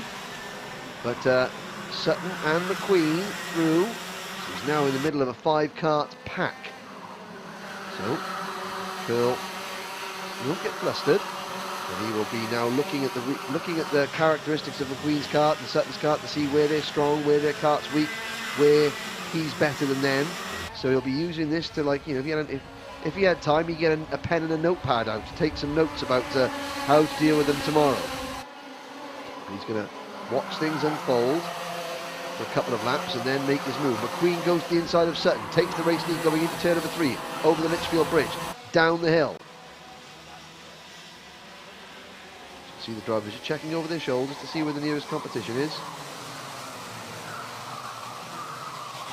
But Danny, now see, all the other drivers would have looked at the first race and thought, Danny Curl's going to be a problem, because when he gets in clean air, he is going to clear off.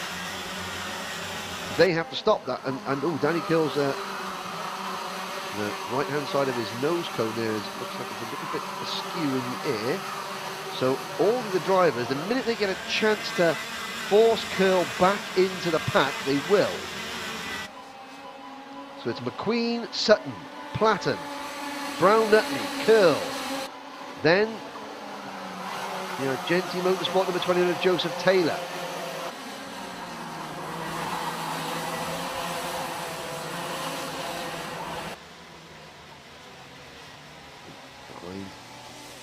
So my timing screen has decided to part company with me. So Ollie Hodgson there makes a move on the Genty kart for about 7th position. McQueen trying to pull away. Platten 2nd, Sutton 3rd. Then it's Brown, Nutley and Curl 4th and 5th. 6th is Hodgson. Hodgson, 3 times a Kartmaster champion in the number 3 kart. And his 3rd in last year's British Championship.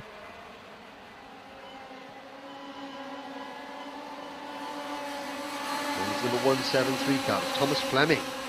Good drive so far from Fleming to move into the top 10. Joseph Taylor is 8th.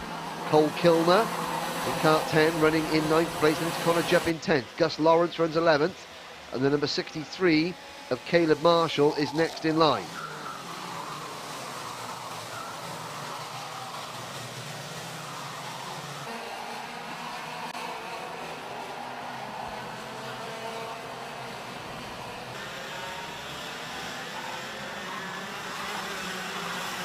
Through the Fullerton S as we go. This is lap number 5.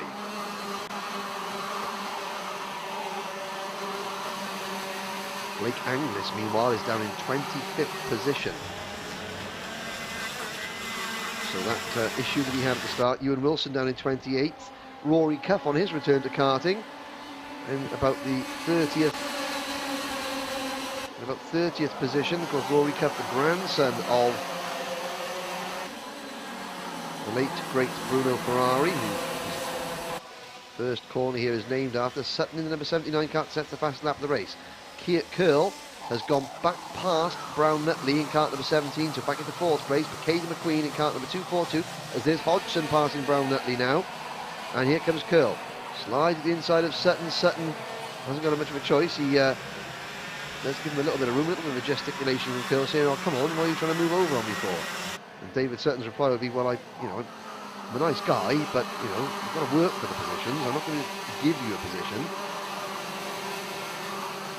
There's Fleming in the number 173 kart. Fleming is number 21 of Taylor. There's your race leader, Caden McQueen. Cross the start-finish line. Complete lap number 7, 8/10 of a second up on Harry Platten. And Danny Curl now passes Harry Platten 4 seconds. Yeah, it makes it look effortless. So he's had a couple of laps study now. Let's have a look at the gap. The gap between McQueen and Curl is 9/10 of a second. We're on lap 7, still plenty of time to go. Will we see Curl now just close in on the race leader? McQueen, first year as a senior driver, don't forget.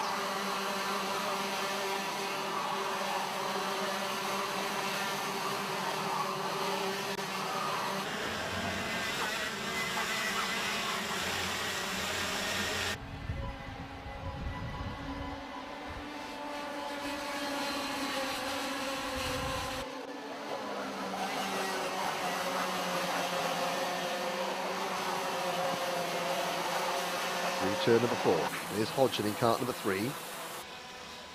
Bringing Brown, Nutley and Taylor with him. Top 2, 4, 6, 7 drivers have started to break away. And Curl is closing in on Caden McQueen. You can see Platten and Sutton are no longer in curl slipstream, which means that when they get onto the main straight, they don't have the benefit of the aerodynamic draft.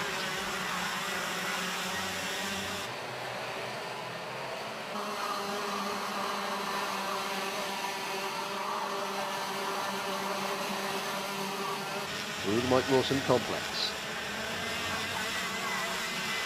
Out onto the main straight. A bit of oversteer there for Danny Curl, but the gap has come down from 9/10 of a second to just over half a second. Still Platten, Sutton, Hodgson, Brown, Nutley and Taylor give chase. So all the drivers behind number 141, Harry Platten, have got the benefit of the slipstream to keep them in touch. Platten is not really in striking distance of Danny Curl. Pretty soon, Curl will be in striking distance of the race leader. On lap number 9. Curl's just set the fastest lap of the race.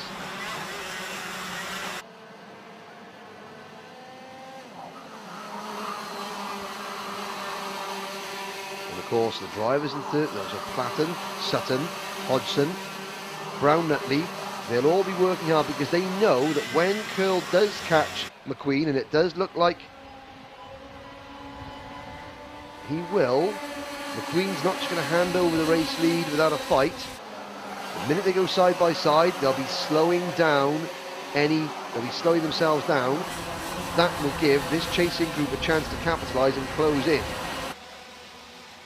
So things are certainly not done yet, and you can see how much these top 7 are pushing, because Cole Kilner in 8th place is now 2.5 seconds back from Joseph Taylor in 7th. Gus Lawrence is up to 9th, Connor Jupp is 10th, Thomas Fleming has slipped back to 11th. And it's Caleb Marshall in 12th, Alessandro Serenetti is 13th, Lucas Vorst, the English champion, is 14th. And Ben Hodge in kart number 142. There's Vorst, the E-plate holder, holding off Hodge. Hodge, the Mark Litchfield Racing Team. Behind Hodge is Finley Bunce in the number 58. Good to see Finley back in the kart after a few years out of the saddle, so to speak. Here's Serenetti chasing Fleming onto the main straight. Onto lap number 11. Now we're beginning to get toward the business end of this race. The gap is now less than 0.4 of a second between McQueen and Curl.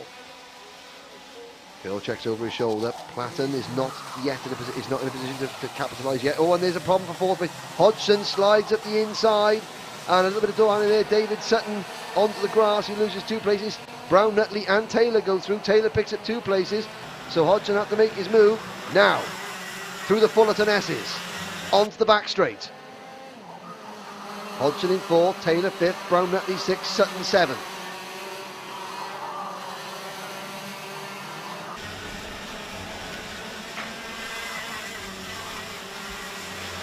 Last lap board goes out. McQueen knows that Curl is there. Through the Bruno Ferrari S's, under the bridge, out onto the banking. Curl sweeps wide. He could try and cut underneath McQueen coming in there, but McQueen parks it on the apex. That's going to spoil Curl's momentum a little bit. It's going to slow them both down. Joseph Taylor gets a mechanical flag. Oh, terrible. Here, look how much Harry Platten's closing in. Now, McQueen's going to defend. Watch Curl swing out wide around the outside of turn number 1, but McQueen's going to show him the grass blocks. Now McQueen's going to defend. Curl's going to try and go around the outside and then get an undercut onto the short chute here. Platten has caught him. McQueen comes across to defend. Curl's on the inside. Curl's got the line. Has he? Yes, he has. And McQueen goes wide, but look at Platten's. Platten's got the run. Platten down the back straight now. Platten to the inside. Harry Platten has the lead going into the Mike Wilson complex. Perfect timing. That is why Harry Platten didn't give up, because he knew the opportunity would have presented itself eventually. And Harry Platten on the Zenon chassis, number 141, takes the win from Danny Curl, and Hodgson got 3rd place right at the end. McQueen was shuffled back to 4th. Fantastic last lap. McQueen had to defend. Curl made the move, but in doing so, lost momentum, and Platten just positioned his kart in the right place, the right time, had one opportunity going up the inside of the Mike Wilson, to the Bobby Game corner on the last lap, and one opportunity, made it stick. So Harry Platten takes the provisional race win in the final heat race of the day. Senior X30, Danny Curl second by just 0.2 of a second, Hodgson in third, McQueen fourth, Brown Nutley in fifth, Taylor, he got a mechanical flag on the last lap, so he'll be taking out the results. Blake Anglis, look at that, down to 18th place. He did recover a little bit. Tyler Reid, a top 20 finish for the driver that the most sporting bit of best bit of sportsmanship today. And there's a look at the drivers that didn't quite make it to the end. Reggie Dewey went out along with Bradley Pennell early on. Thomas Fleming had a problem late on and dropped back to 30th after being in the top 10 for the first half of the race. But that concludes the racing here at the 2020 Motorsport UK Kartmasters British Kart Grand Prix, the 25th running of this great event. All the drivers have now completed both heat races. Tomorrow we will be back for the pre-finals and the finals themselves. Every lap of every race brought to you by Alpha Live. 9:30 is the first pre-final. We'll be on air a little bit before then. So it'll be Cadet IAME pre-final at 9:30, then Cadet Honda, then Minimax. Minimax and Mini X30 are split now for the rest of the weekend. Junior Rotax will be going off for their pre-final at 10:50. Then at 11:10 for Junior X30. Senior Rotax, 11:30. Senior X30 at 11:50. There'll be a lunch break for 10 past 12. The finals get underway at 1 o'clock, 15 minutes plus one lap to crown the 2020 Kartmasters champions. The winners get the GP plate, the prize fund of over £6,000 in cash and another £6,000 to £7,000 in other stuff, karting related stuff, entry fees, tyres and all that caper. So on behalf of Chaz Draycott and the entire Alpha Live team, thank you very much for joining us today.